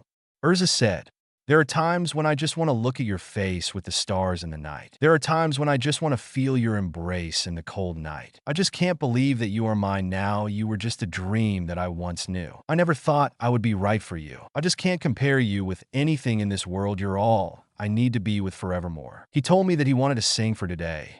At first I didn't want to let him, but seeing at it now, I think I made the right choice. Mira Jane spoke as she sat down next to Erza. "Are you sure he didn't threaten you or gave you a deal?" Erza asked. No. Why do you think that?" Mira asked, a little flushed. "All those years, I've longed to hold you in my arms. I've been dreaming of you. Every night, I've been watching all the stars that fall down wishing you would be mine. I just can't believe that you are mine now. You were just a dream that I once knew. I never thought I would be right for you. I just can't compare you with anything in this world. You're all I need to be with forevermore." What the hell? Not only his music and lyrics are good, but his voice is great as well. Gray commented while shaking a little. "Do you best, Naruto and I?" Juvia cheered. "Time and again, there are these changes that we cannot end as sure as time keeps going on and on. My love for you will be forevermore, wishing you would be mine. I just can't believe that you are mine now. I can't believe it. He really could sing something like that?" Natsu said, gaping like a fish. Happy answered. "Who would have thought?" Lucy said, a little flush at how Naruto looked right now. "I must admit, he's kind of hot with that suit and those mesmerizing eyes. If I hadn't known him earlier, I would have thought he was a guy next door." Kana admitted, as some of the girls were also blushing in agreement. "You were just a dream that I once knew. I never thought I would be right for you. I just can't compare you with anything in this world. As endless as forever. Our love will stay together. You're all I need to be with forevermore. As endless as forever. Our love will stay together. You're all I need to be with forevermore." By the end of the song, many of the girls had hearts in their eyes, and the others felt good inside. For a moment, they forgot their past encounter with Naruto. Naruto smirked and stood up. He bowed and then pointed at Natsu. "How's that for a person who couldn't sing, let alone a ballad, because he can't show emotions?" He taunted. "Bah, don't be cocky. I can also sing," Natsu said as he marched towards the stage. Naruto goes down and sat on chair, not paying attention to the new bunch of fangirls he got. Natsu stood in front of everybody with a guitar. He then looked at Lucy. "Come on, Lucy, help me out here. I sing while you dance." "What? Like hell I would?" Lucy was cut off when she heard Erza said. "I think that would be great. Go, Lucy." Lucy complied as she got on the stage, crying comically from the predicament she is in. Natsu started to strum the guitar and sang. "Shababa, shababa, do-do-do-sha." He started as Lucy danced while crying. "What the fuck is a shabadaba?" Someone said. Someone stopped this guy's madness. Another said. Various things were started to be thrown towards Natsu as they tried to stop his singing. Cool. This is what I call a song. The song earlier was good, but this just cool. The absurdity of the song is resounding. It's the hit song of the year. The reported shouted. "What the fuck? You must be insane to like that song," Gray said as he threw a whole table towards Natsu. Natsu punched the table with flaming fists and said, "Okay, who dare interrupt my singing?" Natsu said as he charged towards them. Naruto looked around as chaos ensued. He saw Lucy still crying comically from being so ashamed on the stage. He also saw Master Makarov crying, though he didn't know why. "Crazy idiots," he said. "Maybe, but that's what makes it fairy tale." Mira said beside him. "Oh, so you made it after all? You should sing a lot more," she commented. "Nope," he said as he walked out of the guild before any fangirls started to pull over him or he got sucked into any fight. The next day, The magazine was published, and well as what they had expected, their reputation has gone down again. Naruto is walking towards the exit of Magnolia for a mission, but he was stopped on his tracks as he saw a team of mages on his path. Oh, I don't know what kind of twisted destiny it is that we always cross paths, but I sure don't think that this is time it is just by accident. So tell me, why are you waiting for me in here? Better make it fast because I have a job to do. He said. Job? This coming from the guy who destroyed our guild. Jet said, you can go to any other guilds to get your jobs. Have you no shame? I know what the master said, but that doesn't mean that all of us agree with it. Even what the master say, we just can't let what you did pass. Droy said, I see. So you still hold grudge against me. So, you came here to get your revenge? Thinking you will be satisfied when you are able to hurt me. Revenge is very dangerous, you know. It destroys a person. Naruto said, Jet, Droy don't. I'm over that really. Levi said from behind a tree. Naruto saw Levi and he instantly remembered that night when he attacked them. He cringed inside at the memory. This is our limit. Jet said, you're ruining the guild's reputation. Droy continued, you won't act casual for so long. Jet said as he charged forward with his god leg magic. He punched Naruto and then kicked him in the gut. Droy, on the other hand, scattered some seeds on the ground, and it grew into vines with fists. It attacks Naruto at various angles and sides. Nothing is blocking the strikes this time. I can feel the strikes full force. Just as I thought, I didn't completely lost control of my magic. Naruto thought as he let the strikes hit him freely. At the distance, Levi could only look on as Naruto was barraged with strikes. Hey, what are you up to? That can't be it for your power. Jet said, you being picked on, huh? Luke Seuss said as he arrived at the scene. Luke Seuss. Droy said, oh great, Captain, I don't care what happens to my guild arrived. Naruto thought, so, this guy is the punk that turned my guild into a mess. And that old fart, he let you join us for some reason? Luke Seuss said, oh scratch that, he is master asshole. Naruto thought as he looked unwavering at Luke Seuss. It's because of this that we're looked down upon. Damn it, Luke Seuss said as a lightning struck Naruto from above. The lightning hit dead on, but Naruto only grunted in pain. Good thing I was able to block that, but damn, it still hurts like hell. Naruto thought as he was again hit by an explosion of lightning. Stop it, Luke Seuss, you're going too far. Jet shouted. After the blast, Naruto lay on the ground, bruised and burned from the attack. It doesn't matter how strong Luke Seuss is. He should be able to fight back. Could it be that from the start, Droy was cut off by Levi? He wanted us to recognize him as a nakama. That's why he didn't fight back. She said, trembling. It's all your fault we're being made fun of. Why don't you just die? I'll kill anyone who goes against Fairy Tail. Luke Seuss shouted as he repeatedly kicked Naruto. Stop it, Luke Seuss, that's enough. Jet shouted. Shut up. Little riffraff should be quiet. Luke Seuss said as he fired a lightning towards them. Jet and Droy by reflex dodged the lightning, but realization hit them at their mistake as the lightning was directly going to Levi. Levi! They both shouted. To their surprise, a blur came in front of Levi and was the one hit by the lightning. They were shocked when they saw Naruto standing but panting and shaking a little. Naruto! Levi said, startled. He protected Levi? Jet said. Naruto stood there with determined eyes as he spoke. I may be a cold-hearted bastard for executing my missions for my guild, even if it was drastic, violent, and unreasonable, but at least I am no scum. Naruto coughed a little and then continued. You bunch of hypocrites. You say you were nakamas, but even for a cold bastard like me, I have never run away from danger, even by reflex, and let my nakama get hurt, nor have I tried to even hurt a single hair from them. He said as he started to walk away from them a little wobbly. If that is enough, I've got work to do. He finished. Naruto, you're in no shape to. Levi was cut off by Naruto. Don't worry about me. It would take more than some scum just to take me down. Honestly, you are a lot stronger than any of them, he said as he walked away. Naruto walks wobbly alone again in autopilot. His whole body is aching from the strikes he got, and his mind is starting to get blank. Idiot me. I just can't stop myself from playing hero even for once.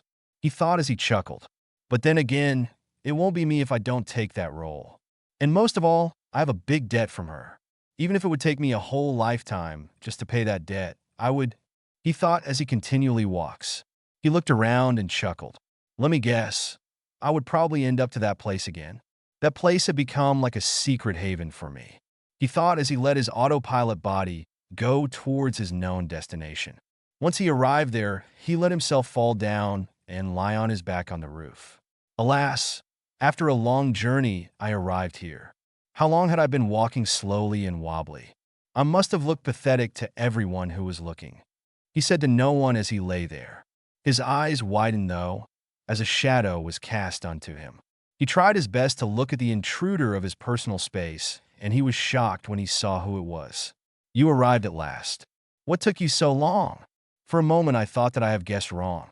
And you don't look pathetic, the person said while smiling sadly at him. End of Chapter 7. P.S. Disclaimer.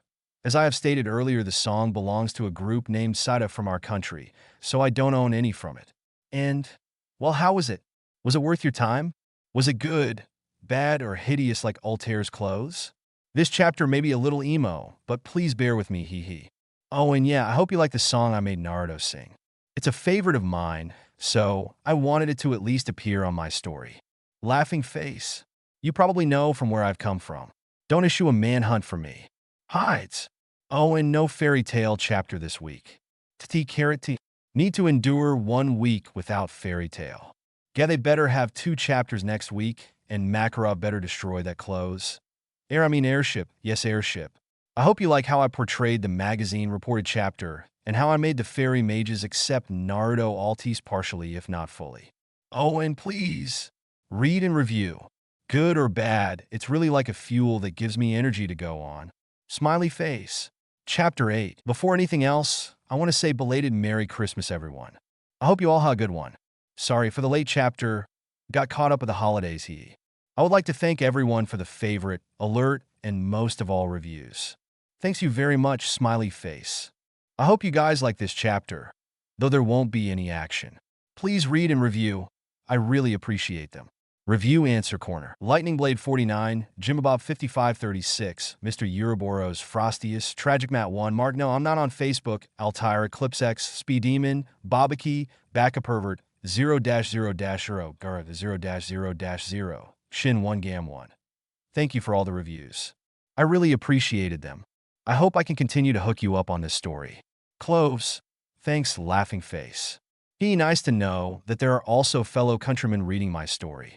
When I look at the story stats, I see many hit on my story from our country, but I can't pinpoint who they are. Smiley face. Yeah, Forevermore is a lovely song. Yep, Fantasia Festival is here. Tongue sticking out. Vandoms. Haha, thanks. And yeah, Lucy's desperation put her on a bad situation, but then again, she was always the source of FN service together with Erza, haha. About Naruto's magic. We'll see as the story goes. Tongue sticking out. Agura of the Darkness. About the story. Naruto's path will start to diverge from Gajil's. And about the welcome he got. Well, I thought it for a while, but after what had occurred between him and the fairy tale, it would be hard to accept him, especially since he directly destroyed and hurt one of them. So I thought it would be better to show that Makarov knows how to discipline his children. I'll be sure to check out your story, though. I may need to read the manga first. It's been a while since I've read Kenichi. Battle King. Thanks, You'll know the stranger this chapter, and I hope you like Who Is It? Emoticon, riant de toutes ses dents. I hope I could keep you hooked here. Inner crackling. Haha, thanks, and yeah, it would be hard to accept someone just like that, but I hope this chapter answers some of it. Winky face. I hope you will like this story arc. Laughing face. Futon Lord. Haha, I can't. It would be weird for the story for Altair to go on naked. I mean, come on, how are you supposed to fight her if she is like that? You'll just probably submit to her and surrender, and I don't want to increase my rating to M. So no can do, man. What a shame, though. Well, we don't know. Hiro Mishima might just do that. I hope he does. Child a chance. Harem? I'm still thinking about it. We'll just have to see how it goes. Winky face. Molkolk 86. Yeah, something was wrong with it on Natsu's fight. Remember when Natsu said he was blocking and Nato said that he wasn't? He couldn't control at that time, so it blocks and unblocks Natsu's attack without Naruto knowing. Actually, Naruto didn't know he still had this power when he was fighting Natsu. But with Jet and Droy, he was able to constantly shut it down and let them punish him for what he has done as a sign of repentance. Emoticon riant de toutes ses dents. I hope I was able to answer the question. Maybe it was Levy or maybe it was someone else but it would be revealed soon. Very soon okay in this chapter, tongue sticking out. And now, onto the story, talking. Thoughts. 0000 flashback 0000 slash change scene. Disclaimer. I don't own Naruto or Fairy Tail and its characters. I only own this story because if I did, then Altair will... never mind. Chapter 8. The Fairy Battle Royal commences. Why are you here? Was all Naruto could say as he looked up on the girl. I'm not sure either. Maybe to check if you are okay. It's the least that I could do for what you did. The person replied a little nervously. Naruto looked as his visitor slowly walked away from him and sat on one of the railings. You're scared of me, Naruto mumbled as he felt the person's magic being a little unstable. Oh, was the reply he got. I said you're quite brave to come here, even if you were scared of me. I'm not actually scared of you. Cautious, yes, but not scared. And we're not commas now. Fear is something I shouldn't feel anymore. She said, her voice almost a whisper. Then why are you sitting so far away? I just don't want to invade your private space. She reasoned miserably.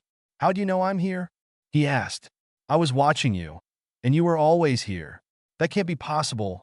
Were you the one who brought Juvia here? He asked, to which he only got a nod.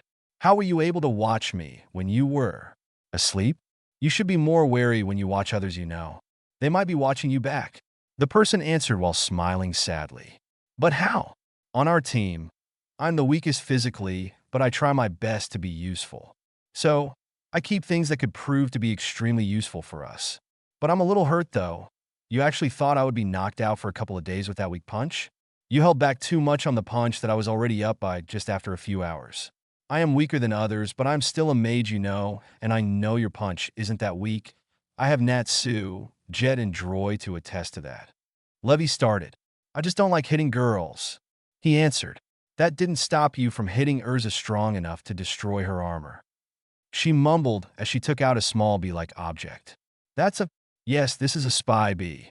It is commonly used for spying as what it sees and here would directly transmit to the brain of the mage who supplied it with magic. I always supply enough magic to this, so it would last the whole day. She continued. So you, Naruto said with wide eyes. Oh, that little pulling up my shirt and exposing my stomach on the hospital? She answered while blushing heavily at the memory. Sorry about that. It's okay. You only did that to erase the guild stamp of Phantom on my stomach, right? I wanted to thank you for that. I wouldn't be able to dress freely if that wasn't erased. I admit it was really frightening and embarrassing when you suddenly dropped down on our window and then you lifted up my shirt. I honestly wanted to scream in fear at that time, but my fear died out when I saw your face. She answered shyly.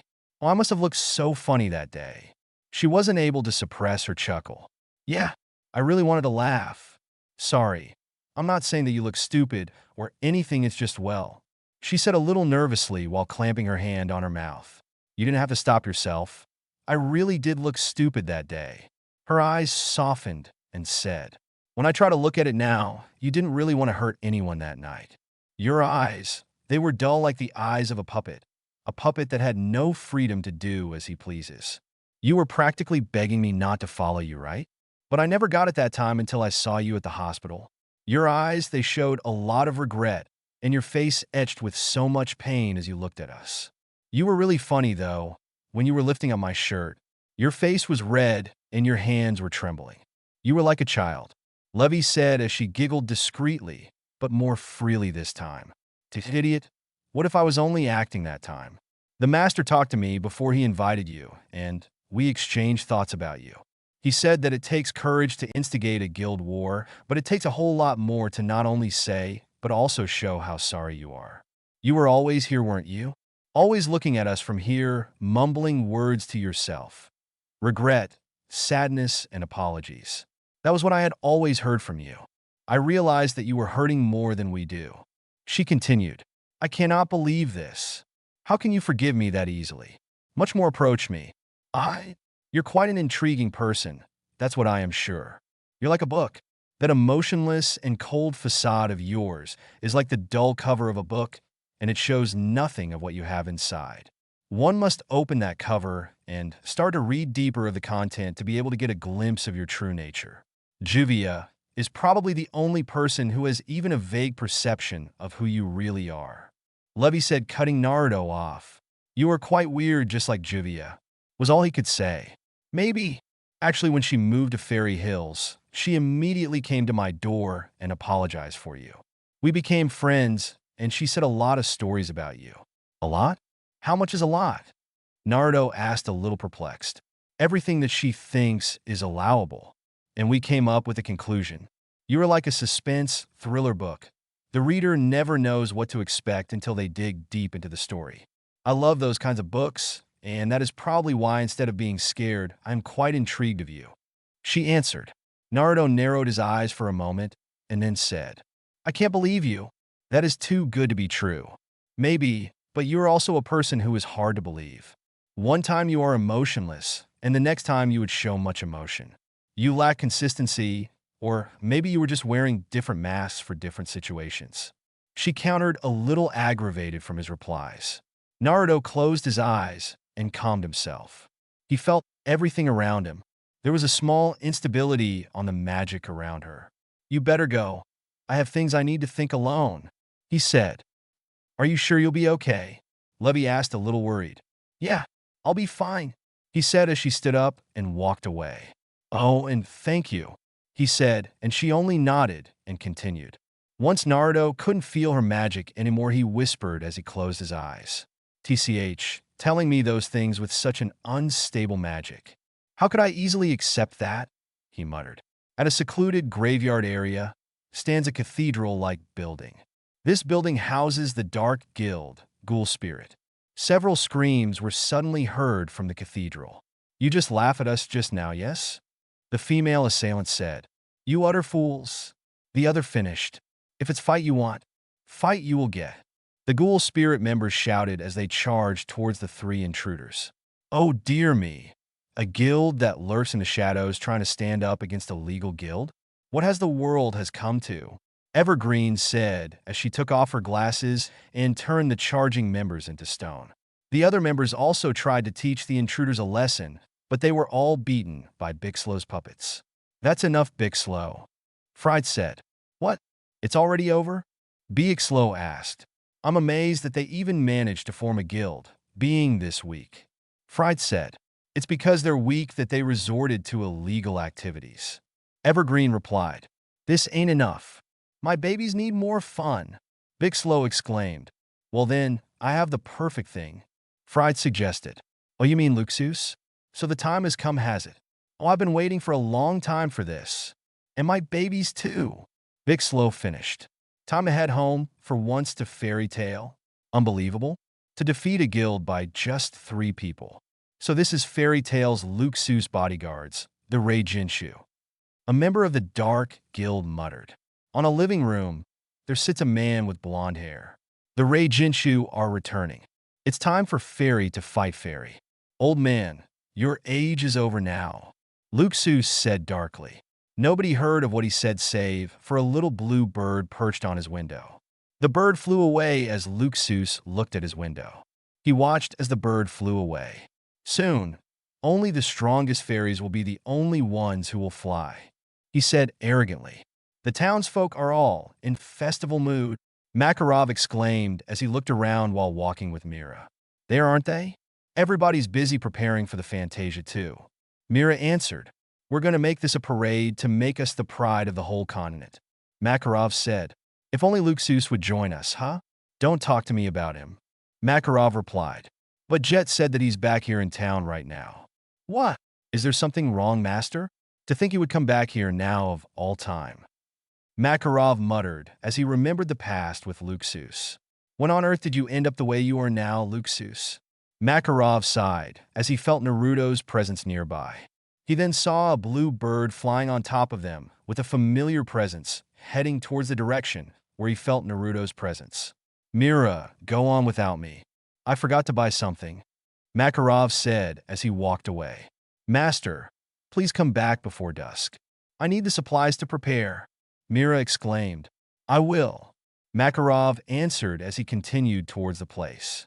Naruto felt two magic approaching. One is of Makarov and the other of someone familiar. Master Makarov must have felt my presence here. I better go before he saw me like this. Naruto said as he achingly stood up and hurriedly go away. He suppressed his magic presence and walked away from where Makarov is coming from. He didn't notice the blue bird flew past him and looked at him for a moment before it continued its flight. He felt the other familiar magic presence directly above him, but when he looked up he saw nothing and the magic also vanished. I could have sworn I felt her above me. Naruto muttered as he continued. Makarov hurried to the spot to check what happened to Naruto and check if he was correct at what the magic presence he felt from the bird, but when he arrived at the rooftop, he found none of them there and can't feel where they are. I could have sworn I felt them here. And when did she learn how to transform? I better ask Mira if she had taught her how to use transformation magic. He said as he turned back. Lucy was strolling around Magnolia, looking around the busy people who were preparing for the parade. She had just registered herself for the Miss Fairy Tale contest. She spotted the blue bird flying above, and she instantly fell in love with it. Oh, that's a cute bird, she said as she followed it. The bird suddenly descended on a dead-end alley. Lucy followed it there, but when she turned right towards the alley, she bumped into another girl who was on a hurry. Sorry. Lucy apologized as she looked at the girl she bumped. Levy, she said wide-eyed as she recognized the girl. Luchan, what are you doing here? Levy asked. Oh, I was following a cute blue bird, and it descended into this alley. Did you see it? She asked as she looked at the alley and noticed that it was a dead end. What are you doing on a dead-end alley anyway? And why are you in a hurry? Lucy asked, confused. I was also following the bird, but when I followed it here I saw none, so maybe it descended on the other end. I was hurrying to go back, since I need to finish a book. Levy answered sheepishly. I see. Hey, watch me on the Miss Fairy Tale, okay? I listed myself in it. Lucy said. I had just also listed myself in it. I guess we're going to be rivals this time, Luchan. Levy exclaimed. Oh, then may the best female fairy mage win.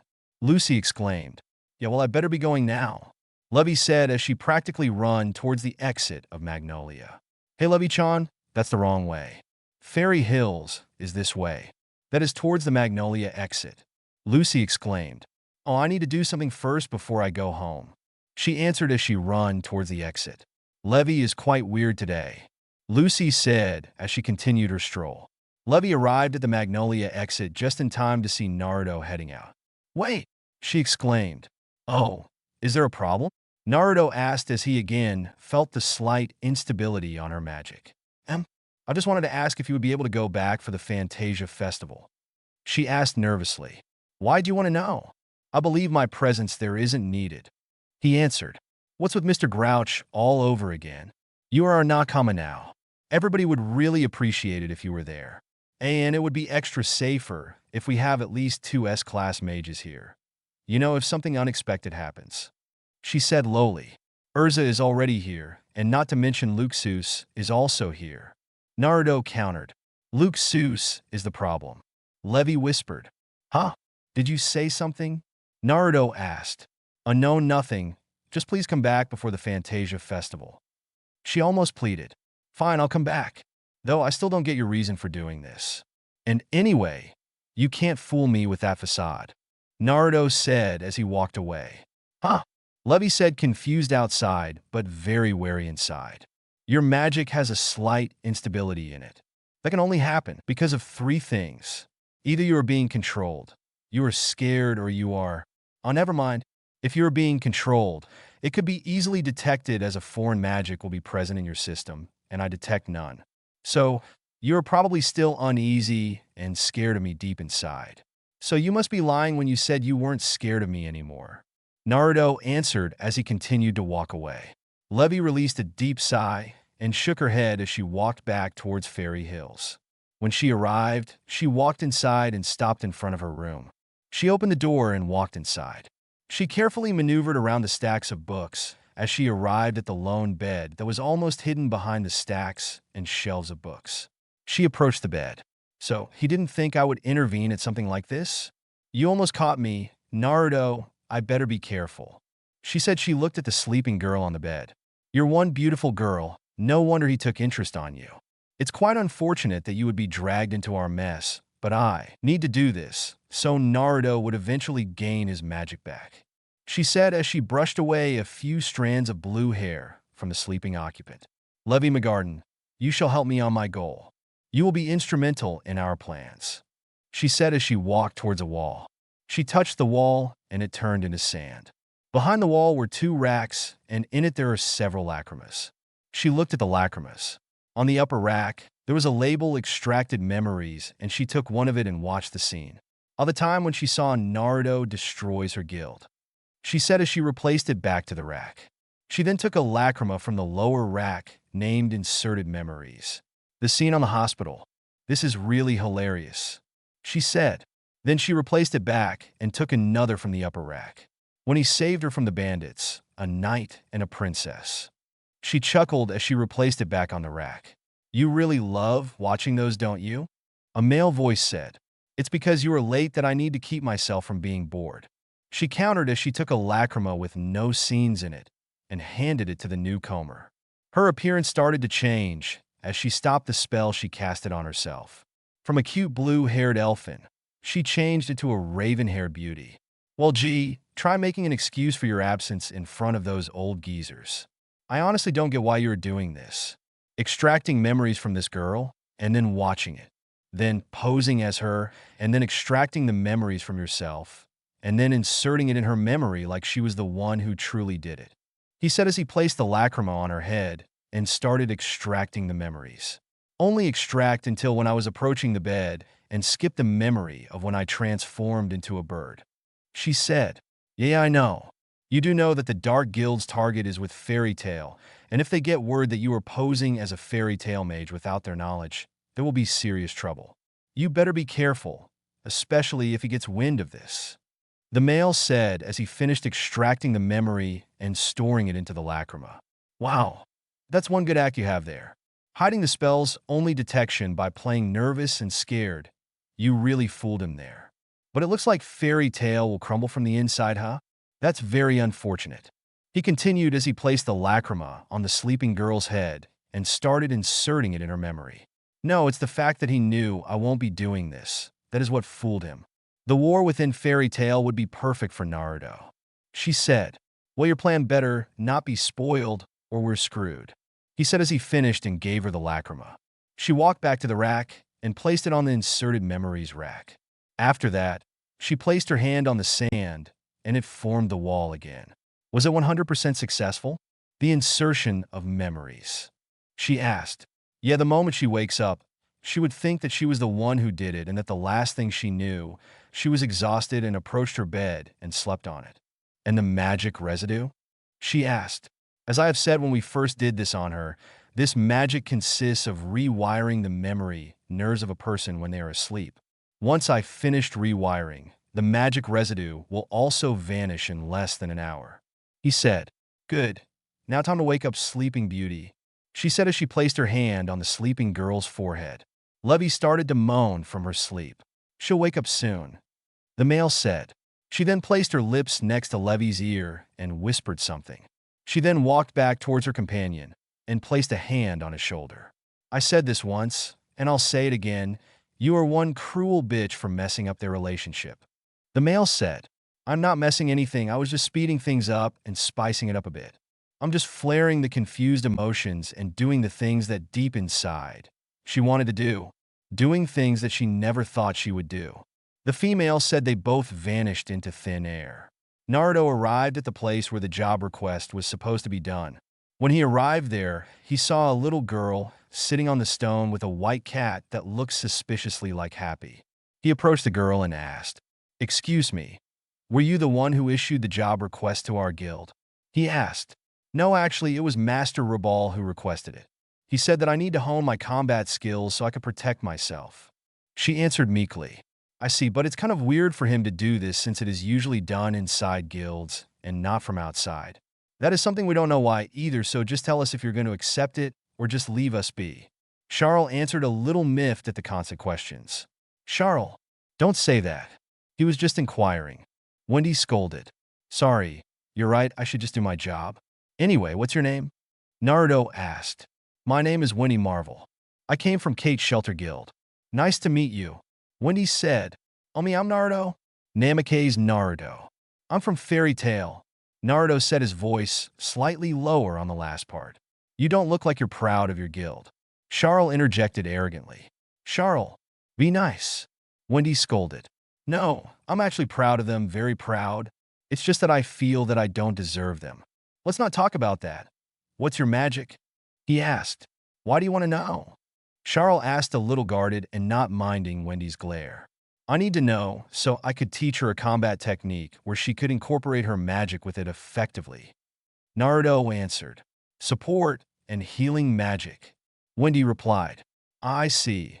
No wonder your guild master wanted you to know combat techniques. I don't get what Master Rabal thinks. Wendy doesn't need much combat, since she is a support mage. Combat is done by others, not her. Her job is in the sidelines taking care of the hurt and not on the front lines. Charles said. Nope, that's where you are wrong. Naruto replied. Huh. Both of them asked, confused. If I was the enemy, I would probably go and devise a plan to take her out first. It's the frontliner's job to protect her. Charles exclaimed. Yes, it is. But the enemy also expected that, for a few moments, the battle will go as you planned. But when the enemy sees a slight opening on your plan, they will exploit it and take out the vulnerable support in a blink of an eye. The frontliners can't protect you all the time, and they will have a hard time fighting when they had someone to protect all the time. A support is the lifeline of a group. If the line breaks, so is the group. And don't you know? The support mages have the potential to be the most dangerous fighters on the battlefield. He told them. Really? When he said, a little excited. Yeah, look at it this way. You could heighten your strength and speed, right? He asked, to which Wendy only nods. You could heal yourself when you are hurt too. Now tell me, if you learn at least one destructive spell combined with a combat prowess, who the hell would want to fight you one-on-one? Naruto said, while smiling. Then, please teach me, Naruto-sensei. When he said while bowing. You got it, kid, but after a week I need to go back to Magnolia for a moment. Then we'll continue, okay? He said. Well, considering the mission was for free, we can't complain. Charles said. Thank you for accepting the mission, even if it was for free. Wendy said. It's all right. This is the only thing I could do for all the things that I have done in the past. Naruto said, almost a whisper. You don't seem to be a bad man. Why do you need to repent for something? Wendy asked. Let's not talk about that. Let's start, shall we? Tell me all about your magic. He said. Wendy proceeded to tell her magic. Master Rabal said that he believes that the person who would accept the mission he gave would be a trustworthy and good person, so I could trust him with all my life. If Master believes, I will also believe. She thought, well, I think I already know what to teach you. But to think you were a dragon slayer, they said your kinds are rare, but I already met 3 now. Naruto chuckled. You know 2 more? Wendy asked, a little excited at the prospect of meeting 2 more dragon slayer. Yeah, I'll tell you about them sometime. Okay, let's start. Naruto said as the training started. A week had passed since the training started and Charles was miffed. Seriously, all you taught Wendy was how to be quick. Where's the technique in there? Wendy, you know about human physics, right? He asked. Yeah, Grandine and Master Rabal taught it to me because they said that if I messed up on healing a person, then I could end up hurting the injured instead. Great. Then you know where the vital parts of the body are located. Naruto said, to which Wendy only nods. Okay, I'm going to be honest with you. As you are now, even if we use your magic, its multiple won't be able to give your punch and kicks enough power to down an enemy. Naruto confessed, that made Wendy's eyes downcast. But power isn't everything on a fight. That is why I trained your speed.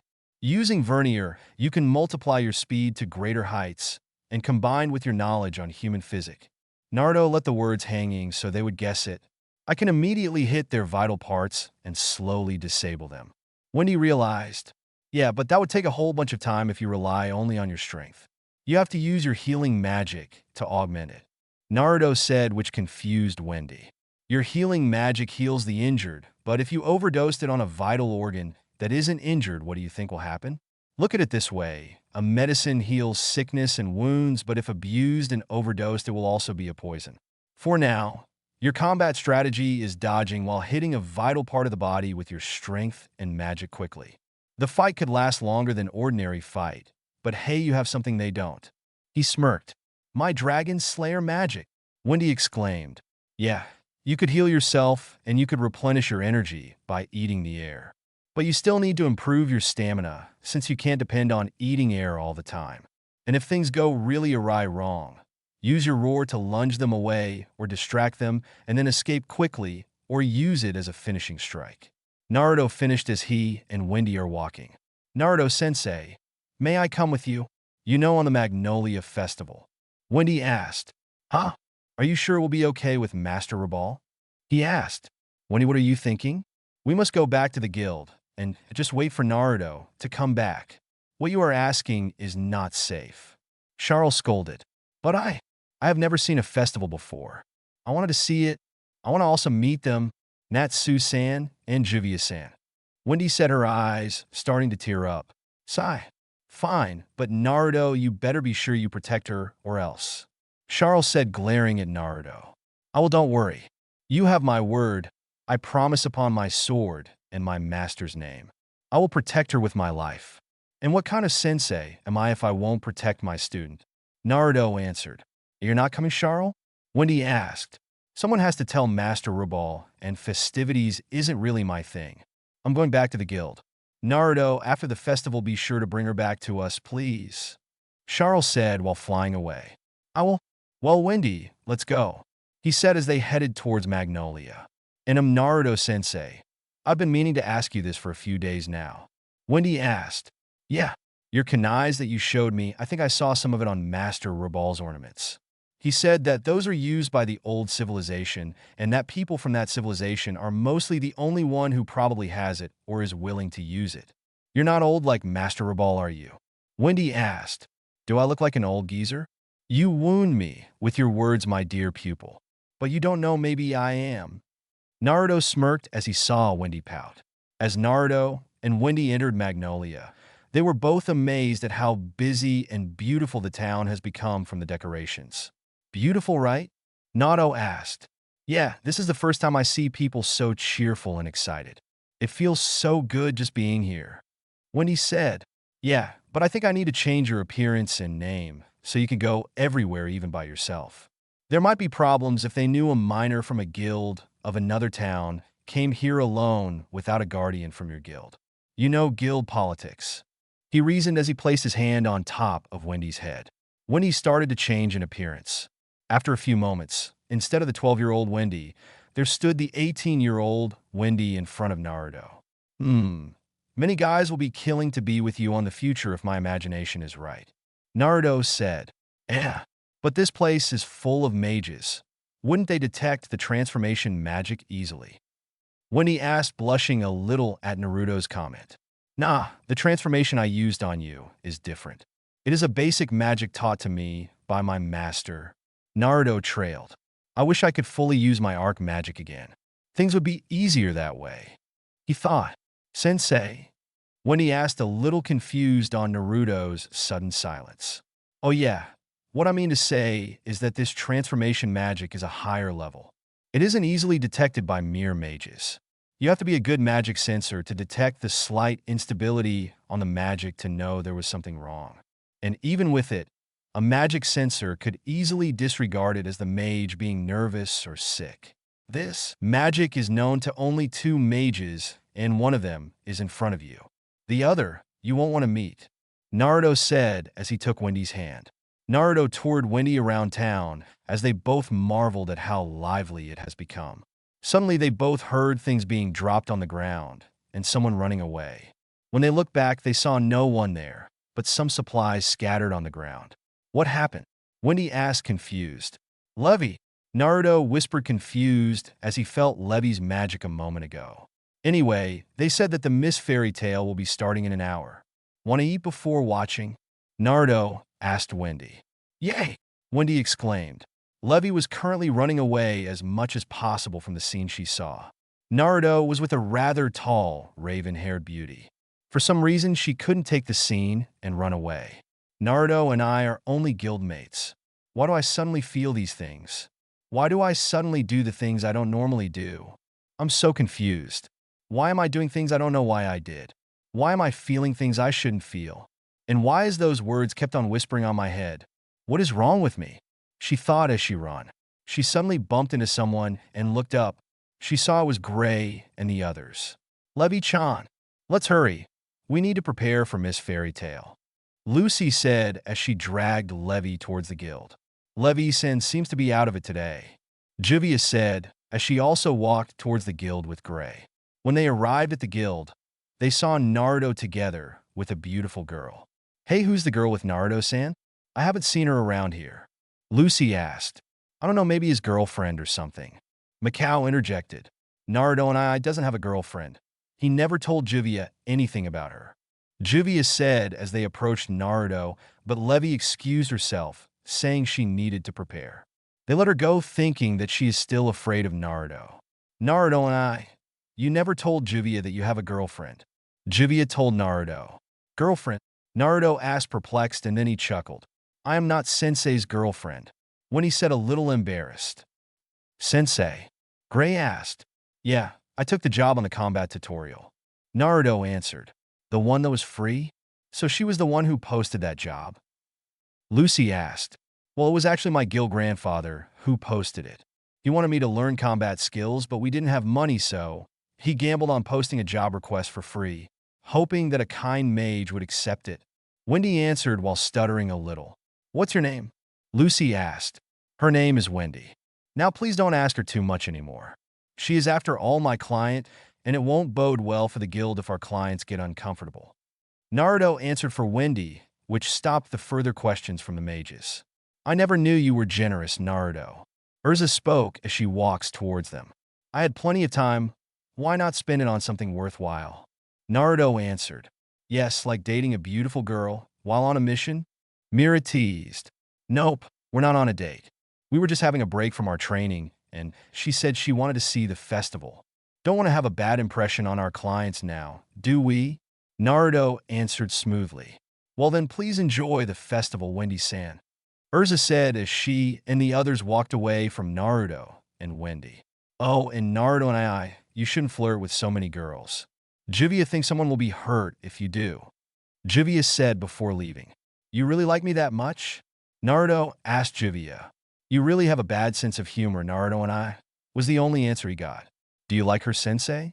Wendy asked as she noticed Naruto's demeanor changed when he was watching Levy. Huh? What do you mean? Naruto asked confused. I noticed that you were watching her differently than the others. Even more than how you watched Juvia-san, who is like a sister to you. Wendy asked. Are we a little observant, Wendy-chan? He complimented.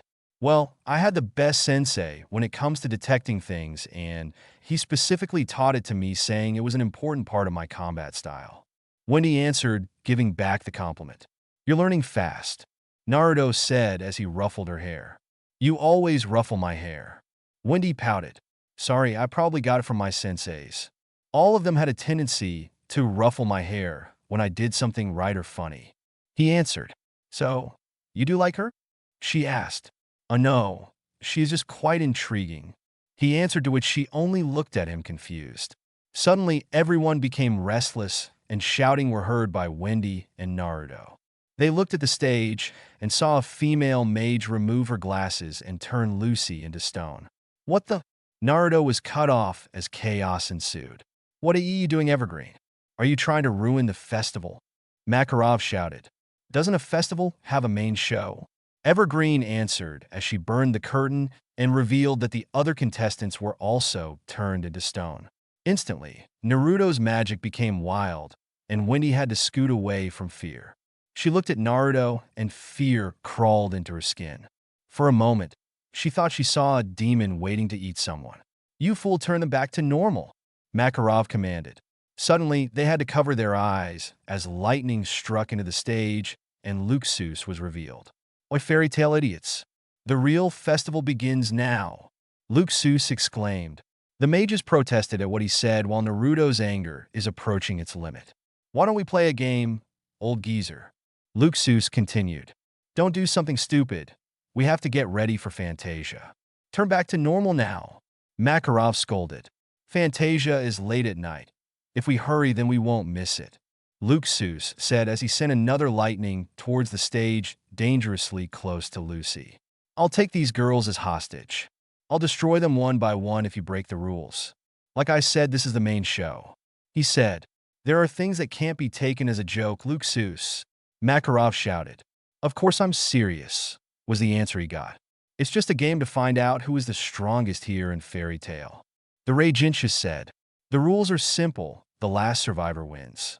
Fairy Tale fight starts now. Luxus exclaimed as a table was sent flying upward. Isn't this great? This is way too easy to understand. I'm pumped. Everyone looked at Natsu as he proclaimed those words, but it was cut short as he was struck by lightning. What I hate most is idiots who interrupt my speech. His voice died out as they felt a strong magic going wild.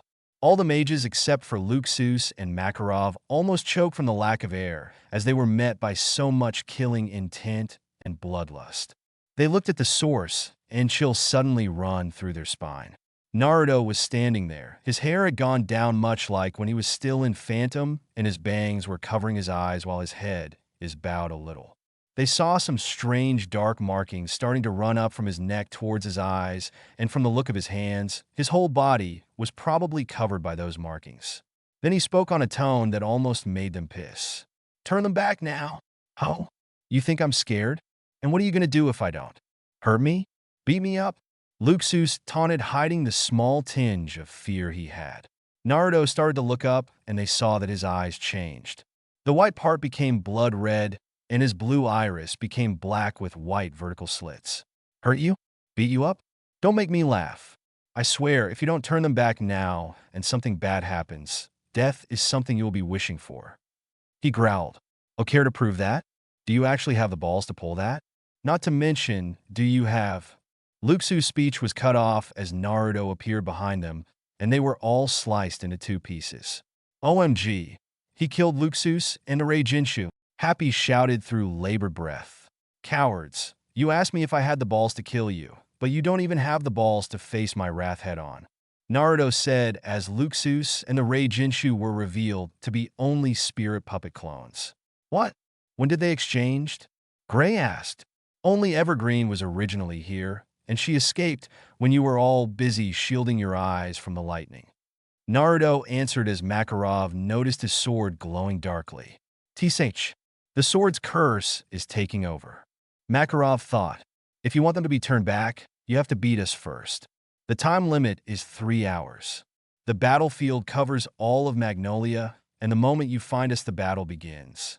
Luxus said as his voice can be heard from everywhere. Don't you screw with me. Makarov shouted. Oh, so if I kill you, this will stop, right? Naruto said. Oh, big words. Let the battle begin. Luxus exclaimed. Naruto was about to start his hunting when a big hand closed around, effectively stopping him. Naruto, stop! Makarov shouted. I'm going to kill them, and this will stop. Don't stop me, he said. Killing is prohibited. Makarov said. Screw it. Do not forget why you are here. What your goal is. Don't fall back to the darkness. Remember that person who trusted you. Are you going to fail him again? Are you going to disappoint him? Don't let the darkness control you. Makarov reasoned.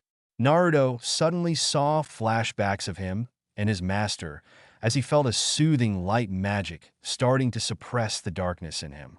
He looked at Makarov and saw his other hand emitting a light magic to suppress the curse.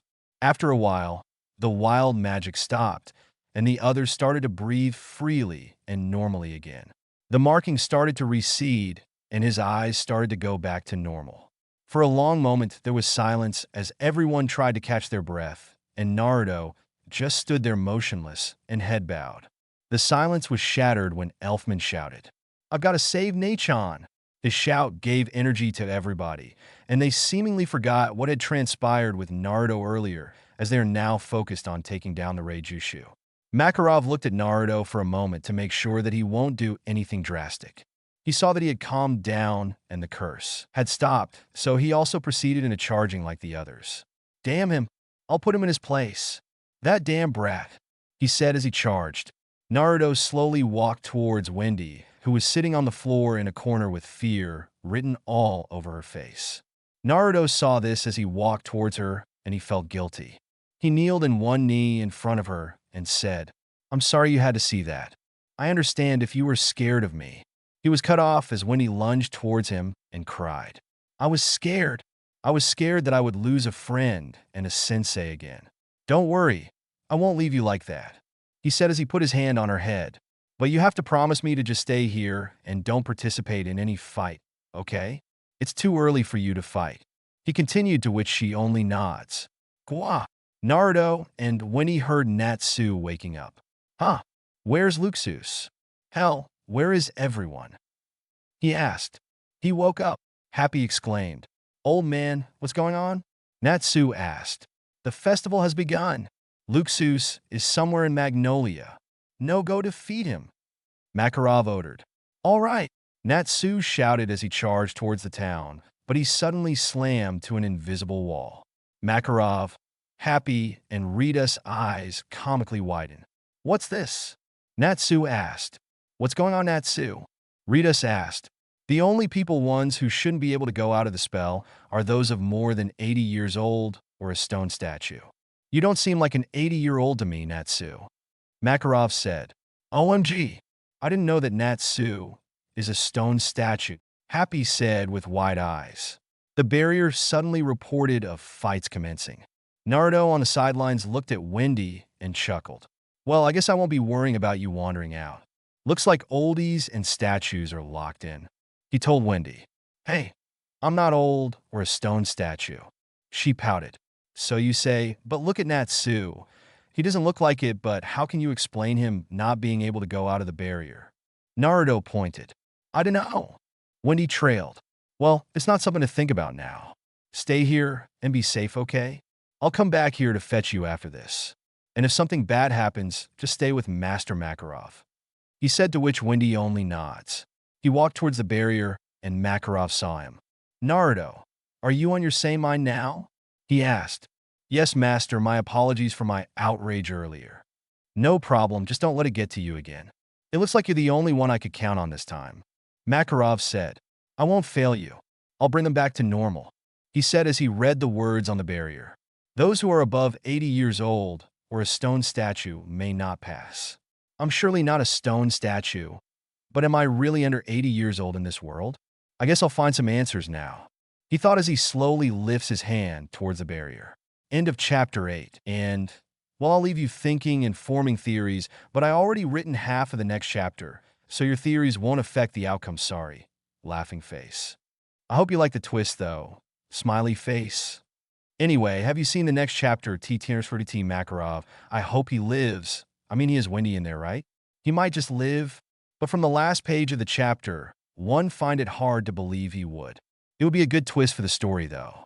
Oh, and before I forgot, belated Merry Christmas and advance Happy New Year. And please read and review. Good or bad, it really gives me so much fuel to drive this story forward. Winking and laughing. Chapter 9. First of all, belated Happy Chinese New Year to everyone. Laughing face. It's the year of the horny bunnies, air rabbits, I mean. I must apologize for so much delay of this chapter. I just got back home last Friday. This chapter may be a little boring since there is no action, more on talks, character development, and preparation for the next chapter. I would also like to apologize for my grammatical errors. Contrary to some beliefs, it isn't my main language. Actually, I only used it to the fullest when writing fanfics, so in a way, this is practice for me. Next, another apologies, but I won't be getting any beta because I had a problem with my last one, my story before this one. So yeah, I wanted to work on this one with my own capabilities. Whether what happens with this story, I will have no one to blame but me. Laughing face. Maybe it's pride or anything, but my main reason that I started writing was not to impress anyone nor to be one of the greats, but to share my thoughts and see what would the other's opinion about it. Lastly, as I had said earlier, this is a great way for me to practice English and also to enhance my creativity through writing. Now enough of my drama, and let's go to the story. Laughing face. Oh, and please read and review. I really do appreciate it, and it really helps me to improve. Whether it was praise or criticism, it does give me a path to know where to improve and what to sustain. This has gone long enough, I think, Tongue sticking out. Read and review, please. Review Answer Corner. Panda, Cohen77, Mere Anime, Futon Lord, Howling Wind Off the Storm, Eclipse X, Frostiest. No, I'm not on Facebook. Backup Pervert, Jack, Altair, Battle King, Lightning Blade 49, Mr. Uroboros, Jimabob 5536, Seiko, Twin Kodachi, Messina Zero, Arashirin 23, Fighting Joe. A much appreciated thanks for all the reviews you gave. Thank you so much. Smiley face. Obsessive child.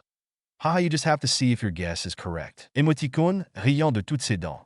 Sorry about omitting Gajeel on this story Y_Y, but my muses had gone to that direction. Thanks for the compliment, smiley face. Golden God Ra. Thanks, laughing face. My apologies for the grammatical issues. This chapter will answer about Naruto's age he. Also, thanks for the cookies, tongue sticking out, yummy. Sober D Wolf, he thanks. Yeah, with Naruto being on a war and taught by so many teachers, I figure he should be wise by now, laughing face. Mark, thanks for the flags about my grammars. I'll look into it and probably revise. I have free time. Thanks again, winking and laughing. Agura the Darkness. Thanks for the compliment. Yeah, the Ragent just screwed up bad, laughing face. As in puffy hair, haha, I'll tear the hot chick.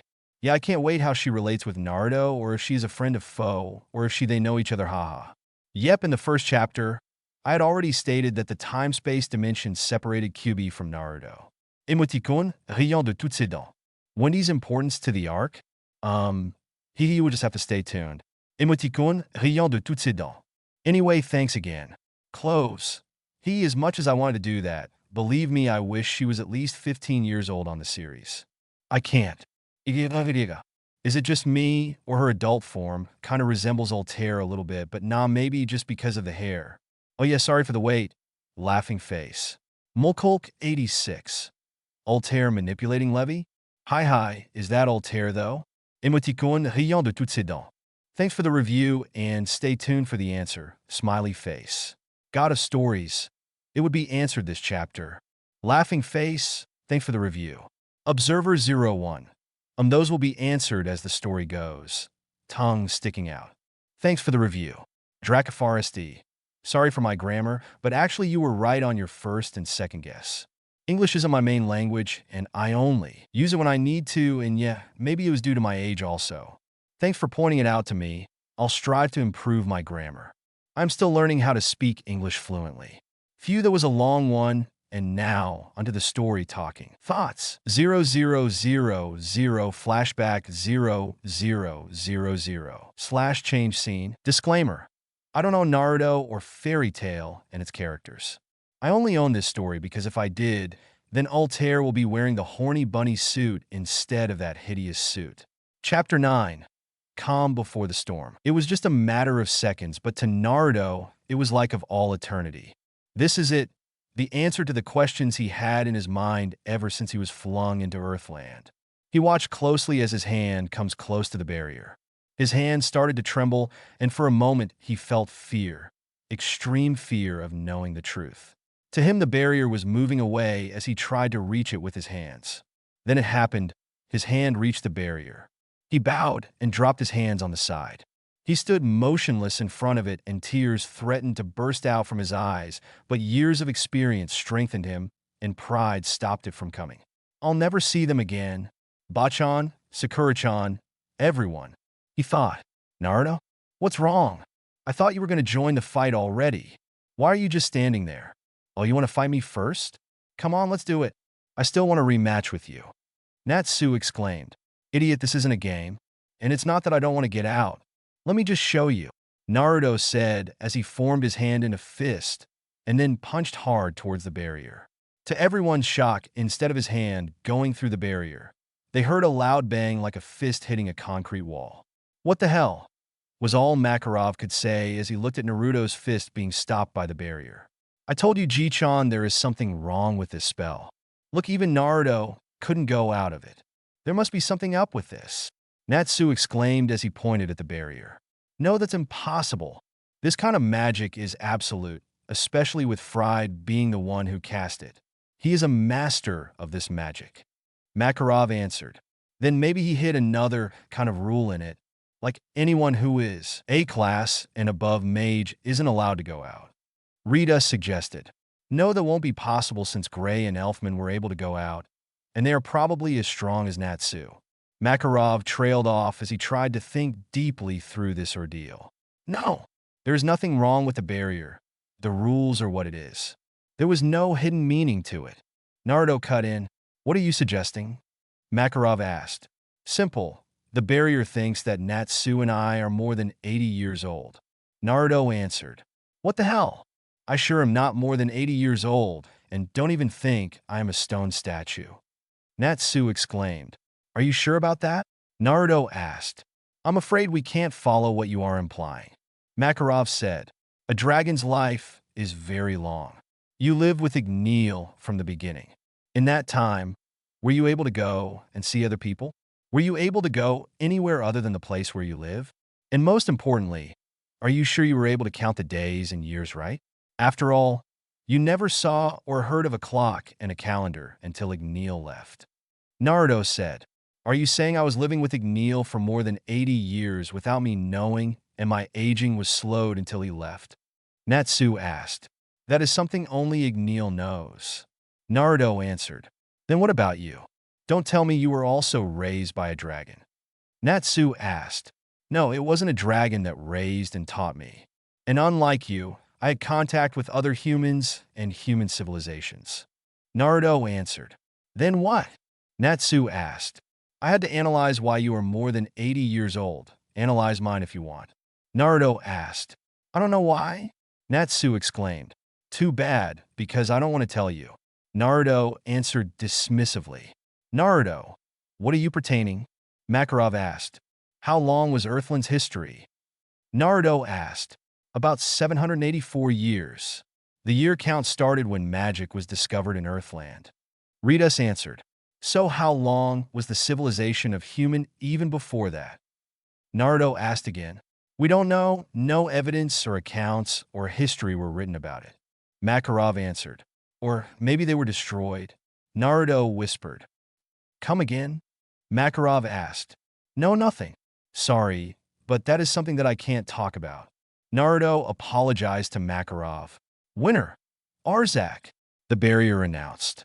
It looks like the match was over. Naruto said. Hey, don't change the subject. Natsu exclaimed. Idiot, instead of worrying about that, shouldn't be worrying on how to turn them back to normal? Naruto said. That doesn't help us going out. Natsu shouted. Would you stop shouting? And that's where you are wrong. For one, Juvia and Erza could match up with the Reijinchu not named Luxus. They were only caught off guard by Evergreen. Levy's magic is solid script, so she might have a way to this kind of magic.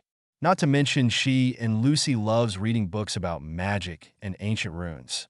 Kana, Mira, and Visca could help us on calming down the others since they are quite influential. Now tell me, still think they couldn't help? Naruto replied.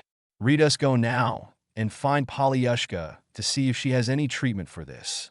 Makarov ordered as Ritas run out to find Polyushka. Naruto walked closer to the stone statues and looked at them. His eyes landed on Juvia. I swear I'll find a way to turn you back to normal, sis. Whatever it costs me. He whispered. They'll be fine, Naruto. I'll make sure of that. Everyone here is my children, and no one messes with them and goes away without a spanking. Makarov reassured. Then an idea popped into Naruto's mind. Wendy, could you try and see if your magic could turn them back? He asked. Okay, sensei. Wendy answered as she walked closer to the stone statue and put a hand on them one by one, starting from Juvia. When he shook her head, It's no use, sensei. They were completely turned into stone. I can't heal them if they aren't flesh and blood anymore. Wendy said as she bowed her head, feeling useless. Naruto put a hand on her shoulder and said, Don't feel down, it's not your fault. I'll try again, Wendy exclaimed as she continued to survey the stone statues. Interesting student you have there, Naruto. Makarov stated. Yeah, her magic focuses on healing and support. I am currently teaching her combat skills, so she could defend herself if things go wrong. Naruto replied.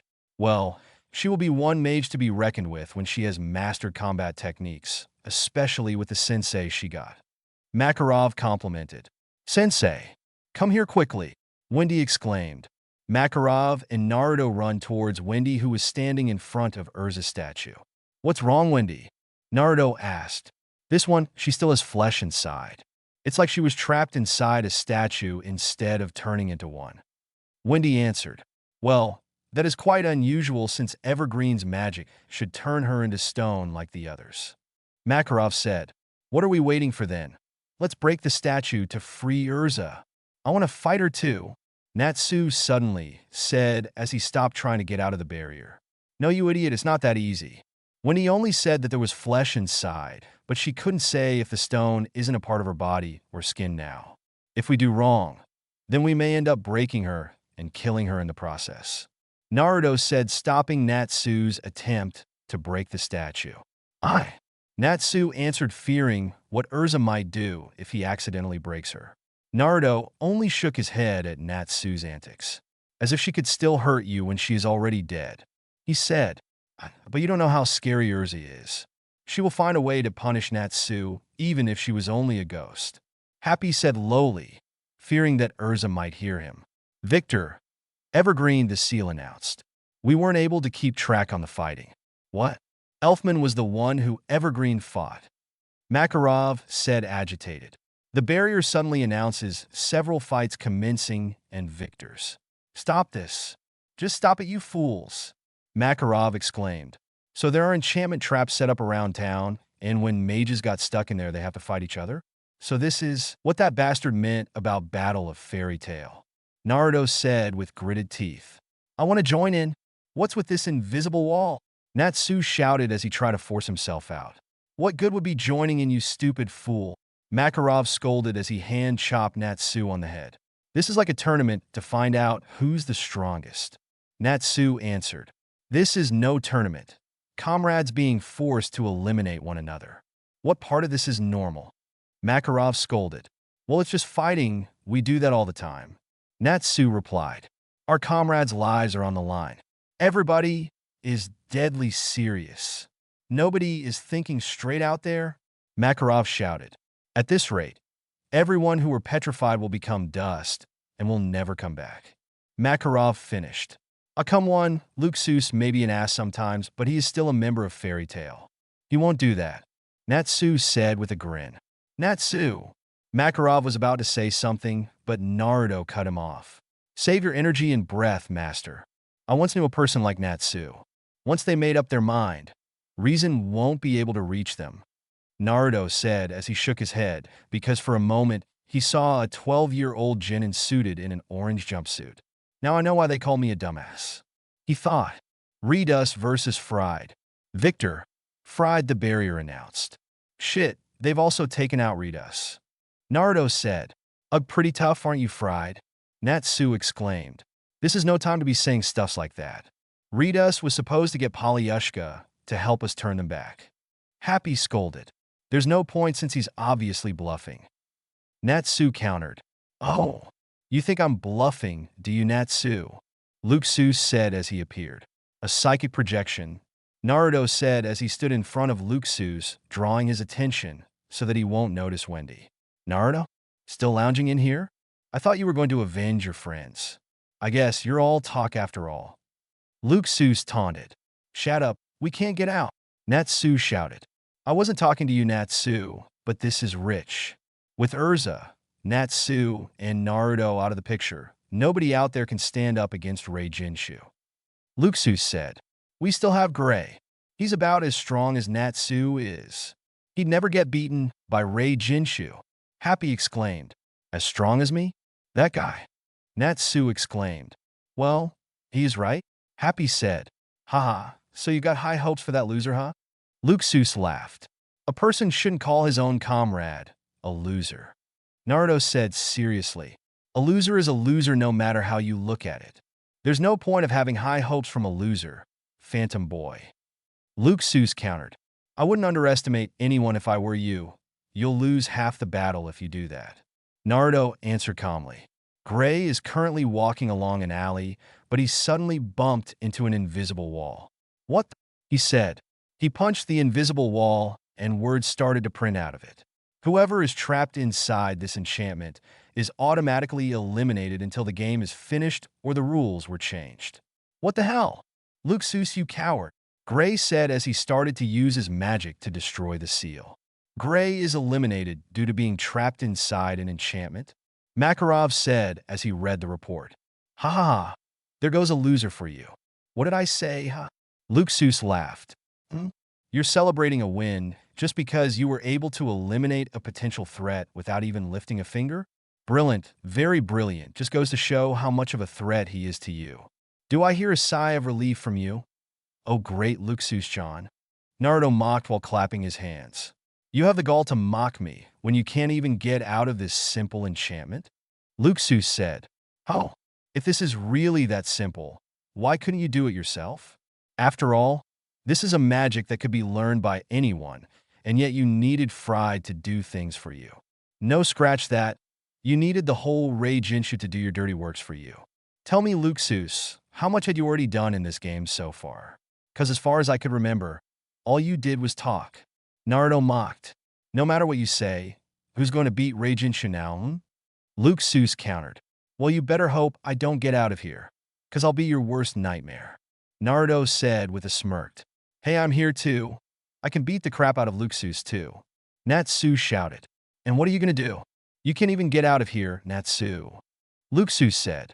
I surrender, so please stop this, Luxus. Makarov said. Well, that's not just good. The great master of fairy tale. Accepting his own pathetic defeat so easily? No, if you really want to resign, do it after you hand over the title of master to me. Luxus exclaimed with an arrogant grin. So that's what this is. You can't prove yourself worthy of being master, so you're doing it by using force. You're an idiot. Naruto taunted. Weak people wouldn't understand me.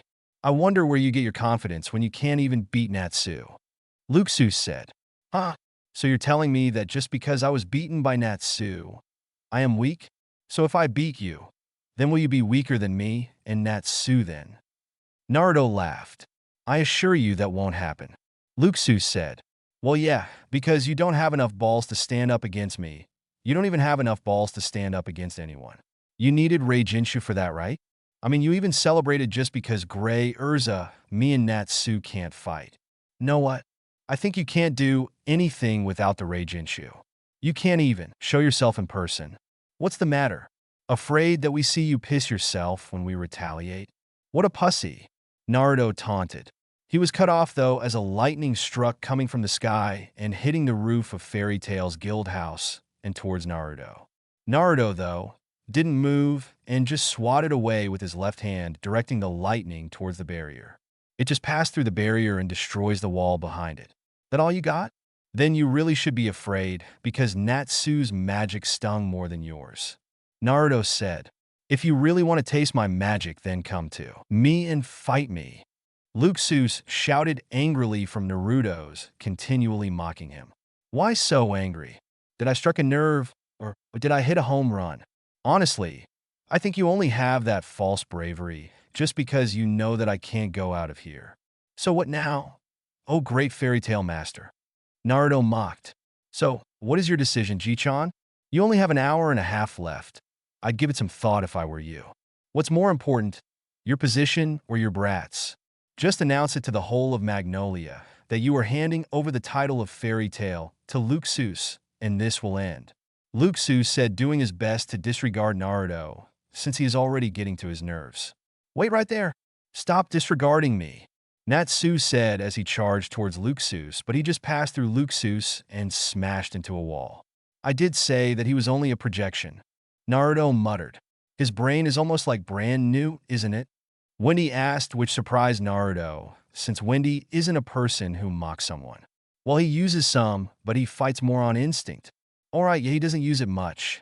But I think I'm starting to be a bad influence from you. You're starting to speak like me. He answered with a smirk. Well, I have the best sensei. Wendy said with a small grin.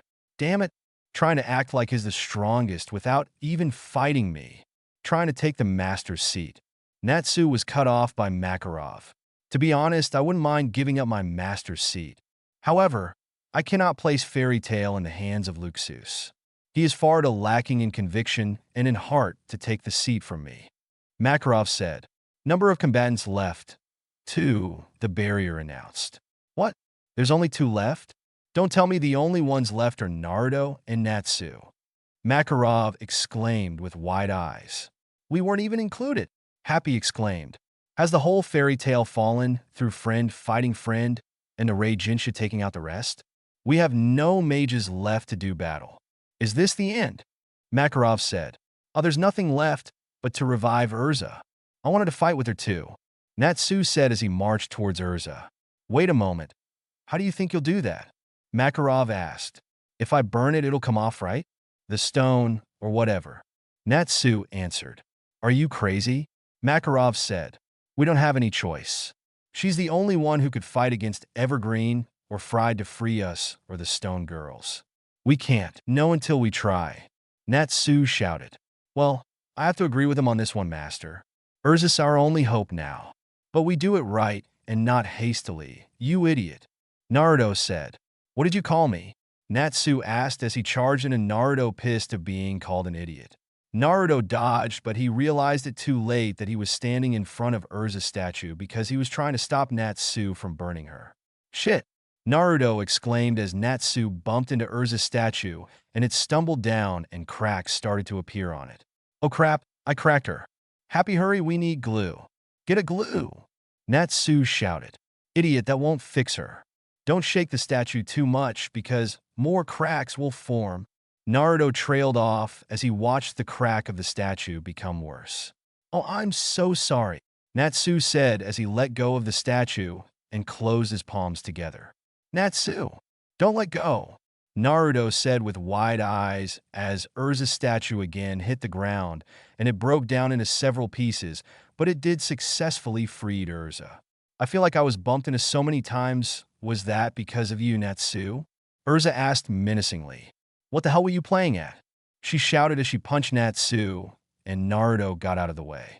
Erza's back! Happy exclaimed. Erza, but how? Makarov asked. I don't know, maybe it is because of my right eye. She answered. Of course, since half of the magic was taken by the artificial eye, the magic's effect was halved. Makarov thought. Erza, do you know what is going on? Naruto asked. Yeah, I could hear everything. She answered. Great, then can you defeat Fried or Evergreen for us? So we could disable the spells or turn them back. Naruto asked. No problem. And now that I am back into action, the remaining combatants had changed as well. Clever little setup, she said as the barrier announced 3 combatants left. So that would be Natsu, Naruto, and Erza. Happy said, but then the number changed into 4. It went up? Naruto said. Who? Natsu asked. Everyone's still a stone? So who? Naruto asked. It looks like that man has decided to take part of this battle, Erza said as she goes out to hunt the Rei Jinshu. Who was she talking about? Natsu asked. Probably Miss Gun. Naruto answered. How do you know? How do you know about them anyway? Natsu asked. Oh, don't compare me to you. Gildarts is on a long-term mission, and his magic is said to be too powerful to enter town unnoticed. So it's probably the other one who wasn't always here, Miss Gun. Naruto answered. So what do we do now? Happy asked. We wait for Erza to free us or them. Naruto said. Gah, waiting is boring, and I want to fight. What if they cheat and we're able to defeat Erza? Then we won't be able to participate. Natsu exclaimed. Well, if you have any better plan, I'm listening. Naruto answered, but Natsu was only silent, having no plan in his mind. You should trust Erza. You were with her long enough to know she won't go down with just cheap tricks.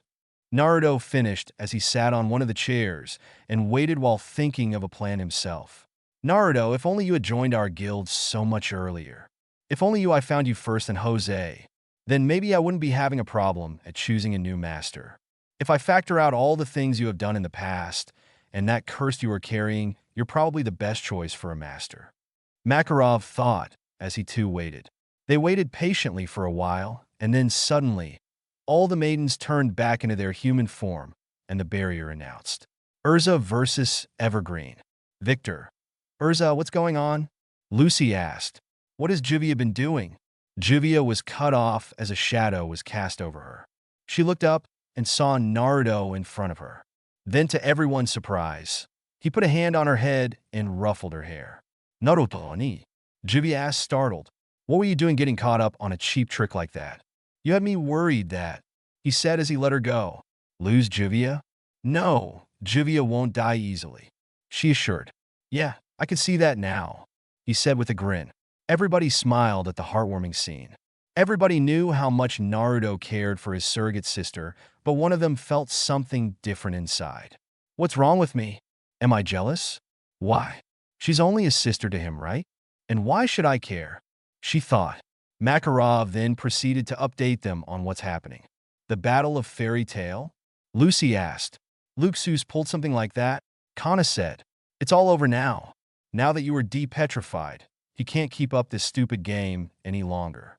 Makarov said. Still, what about those who were hurt and got trapped? Mira said solemnly. Yeah, he better be punished for what he did.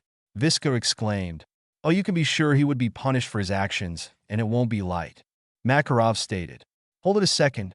I admit what he did was pretty screwed up, but there's nothing wrong with his basic idea of finding out who's the strongest in Fairy Tale.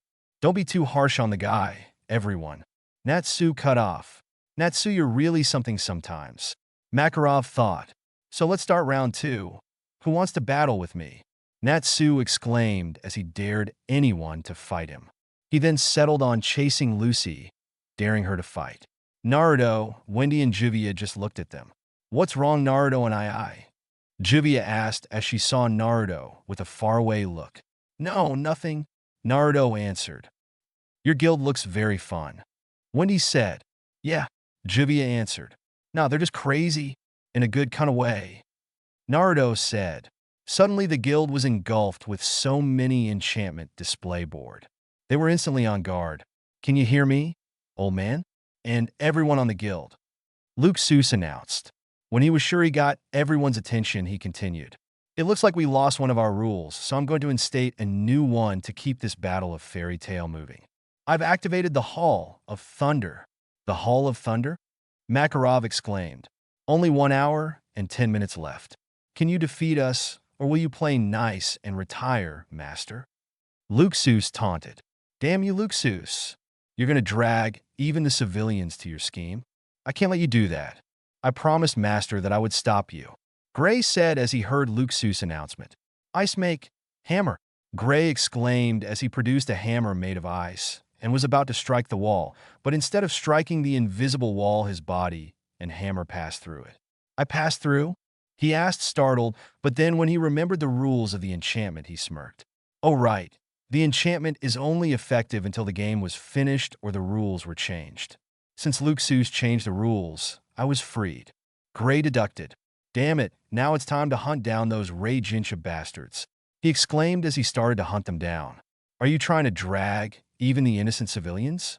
What kind of coward are you, Luxus? Naruto exclaimed. Suddenly Makarov placed his hand on his chest, and he fell to the floor. Master, they shouted as they rushed towards him. This is bad, he needs his medicine. Mira said as she rushed to find his medicine. What is the Hall of Thunder? Natsu asked. This is terrible, everyone look outside. Mira shouted. What are those? Natsu asked as they reached outside. Thunder lacrimus. Naruto answered. Things like that, Kana said, are floating around town. Visca exclaimed as she looked everywhere. TCH, so this is what he was talking about, Hall of Thunder. Naruto said with gritted teeth. He transformed the whole Magnolia to a Hall of Thunder. Juvia said, and it is all charged with thunder magic. If those magic were discharged, Levi said, the whole town will be engulfed with thunderstorm. Kana answered, well, I won't let that happen. Sniper rifle exquip. Visco exclaimed as a rifle appeared on her hands. No, don't, Naruto said as he grasped Visca's rifle that made Visca miss. Why did you stop me, Naruto? Visca exclaimed, pissed. Those aren't simple lacrimas. Luxus isn't that stupid knowing there are mages who could easily shoot it down. He probably added something as its protection or counter if someone tried to destroy it. Naruto explained. How can you be so sure? Lucy asked. Then let me do it. Naruto said as he took out two kunais. He threw one that was clearly going to miss the target. Hey, you're way of the target, Visca said. Hold it, I made it miss on purpose. This is something I learned from a friend. Naruto replied as he waited for a moment, and then he threw the second kunai as the first one was about to miss the target. The second kunai hit the handle of the first kunai, and it changed direction towards the lacrima. Before the kunai could even hit the lacrima, lightning shot out towards the first kunai, and then another lightning shot out towards the second kunai. The result was both kunais were badly damaged by lightning. Those lacrimas will attack anything that is heading towards it and attack the one that attacked it. In that case, the first knife I threw was the one heading towards it, and the second knife was the one who made it head towards the lacrima, making it the attacker. Look at what it did to the knives. It would cause too much damage if a human was hit by it. Naruto explained. That could have been me, Visca said in realization. Yeah, so we shouldn't act too recklessly. At this rate, everybody in town is a hostage. There's only one thing left, and that is to take down Luxus, Naruto said as they went back inside to check on the master. Once they were inside, they saw Mira trying her best to ease the master's pain. What's wrong? I thought he already took his medicine? Kana asked. Yes, but the pain won't stop. I don't know what to do, Mira answered, trying her best not to cry. Wendy, could you try to heal master? Naruto asked. She's a medic? Juvia asked. No, she's way better than that, he answered as everybody watched Wendy's hand passed over Makarov's twitching body. He's in a lot of pain, but my apologies. All I could do is lessen or ease the pain. His sickness isn't any disease, poison, or injury, Wendy said a little grimly as she used Troya to ease the pain Makarov was feeling. Wow, she's good, Lucy exclaimed as they see Makarov's twitching stop and saw his face easing up. It looks like the pain is going away, Mira said. You're really good, Wendy-san, Kana said. Well, you have no idea how good she is, Naruto answered. When she finished easing Makarov's pain, she stood up. My magic's effect is only temporary. What he needed isn't healing. Wendy trailed off. What's wrong with him? Lucy asked. His condition is attributed to his age and emotions. His body is slowly breaking down.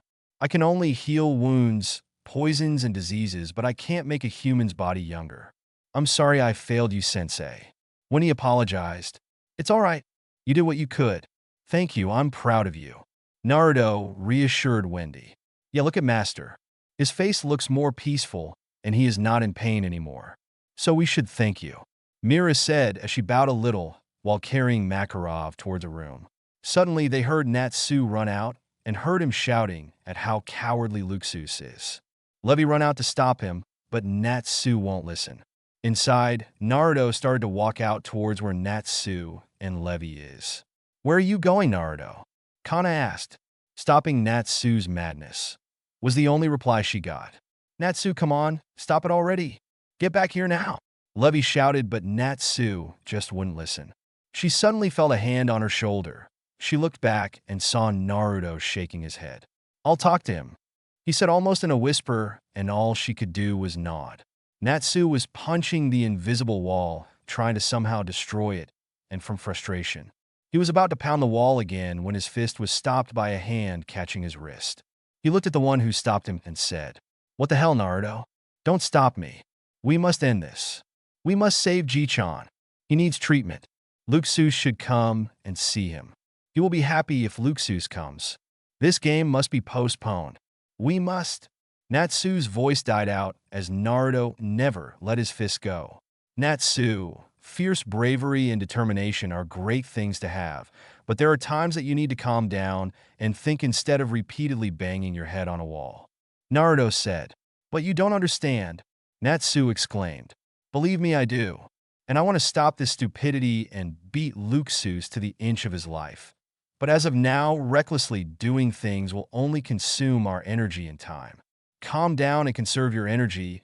You will need all of your energy when the chance of fighting Luxus comes. Naruto answered. Natsu started to calm down, and he let his hand hang to his side.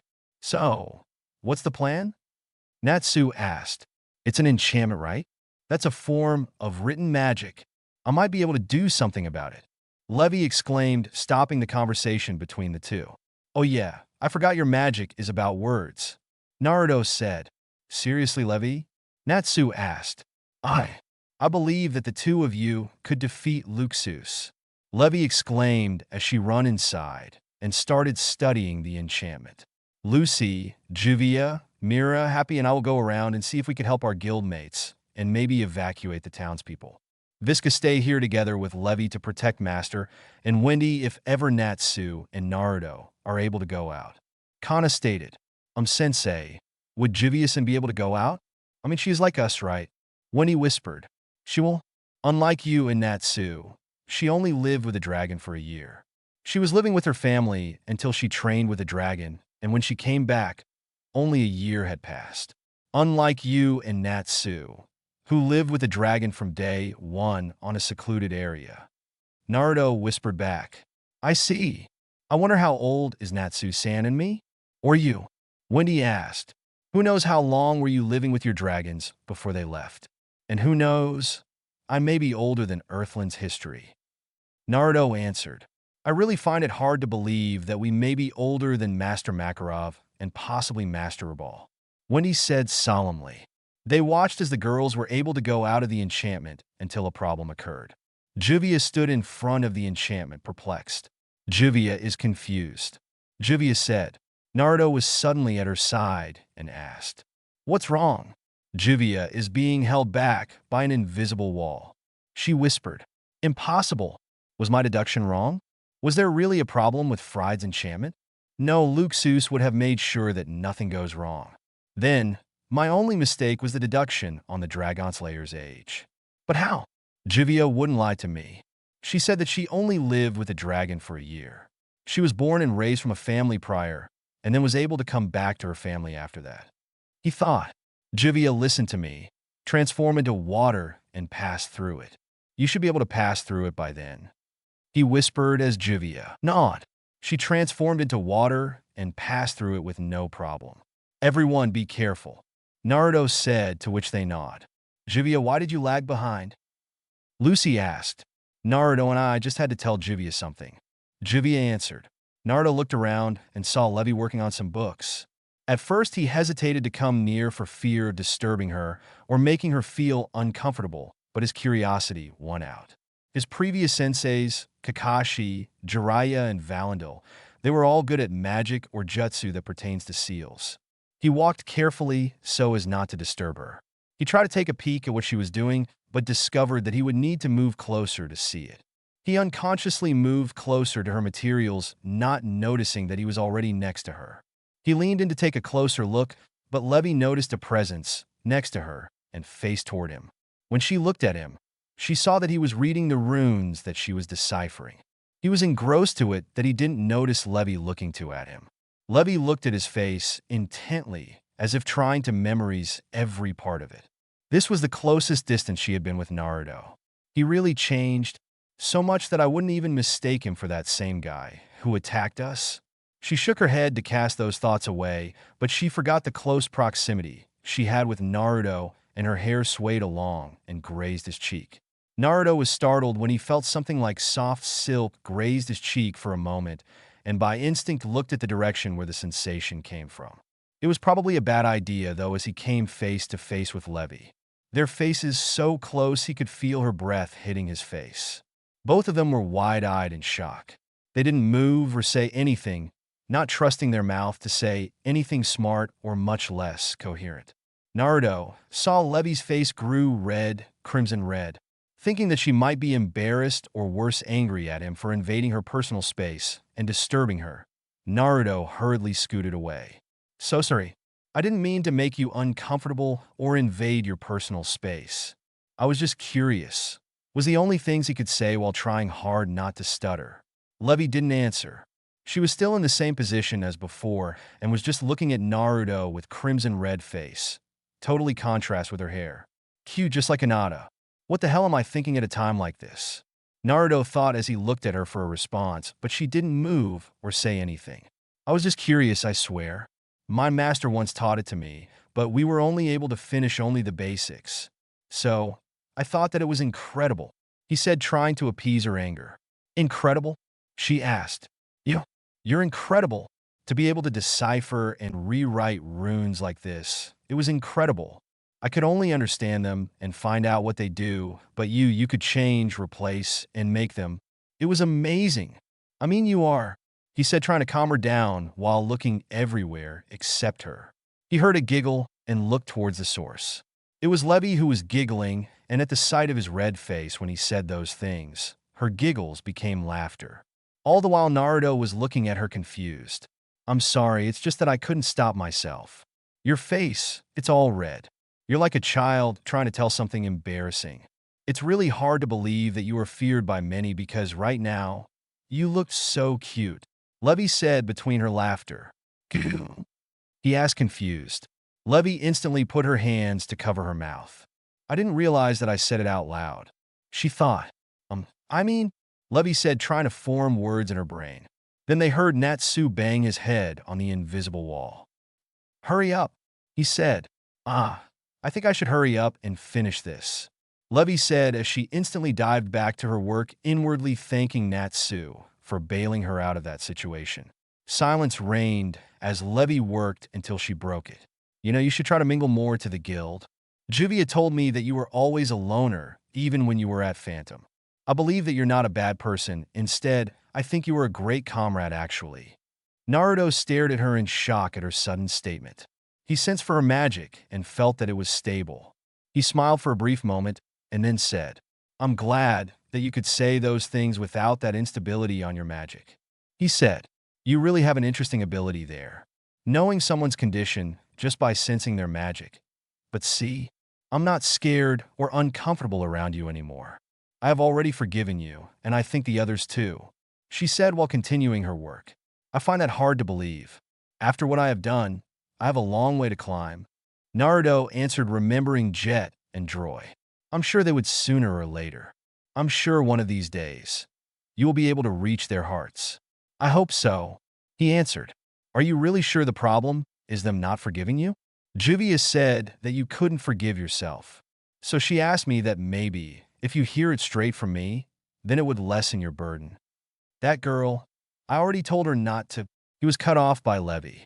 Actually, I also wanted to tell those things to you, because you are Nakama now, and it wouldn't be right to let a Nakama suffer just because I didn't have the courage to tell him that I had already buried the hatchet. I see, Naruto answered softly. If you still don't believe me or think that you still owe me a favor, then do everyone a favor and stop Luxus. Levy said as she looked at him seriously. Huh? Naruto dumbly answered. Just as what I have said earlier, I believe that you and Natsu had what it takes to defeat Luxus. No, I'm sure you would. Stop him, and we are quits, deal? She said while holding out her hand, expecting a handshake. Naruto smiled and said, You got a deal, fairy girl? Fairy girl? She asked. Sorry about that. It just got out of my mouth. He said, I think I like that nickname, but it might cause a little commotion since there are many fairy girls here. Levy grinned a little and said, as she goes back to her work, Why can't we use the guild megaphone? Happy asked. There's an enchantment on it. Only the master could use it while the Battle of Fairy Tail is still going on.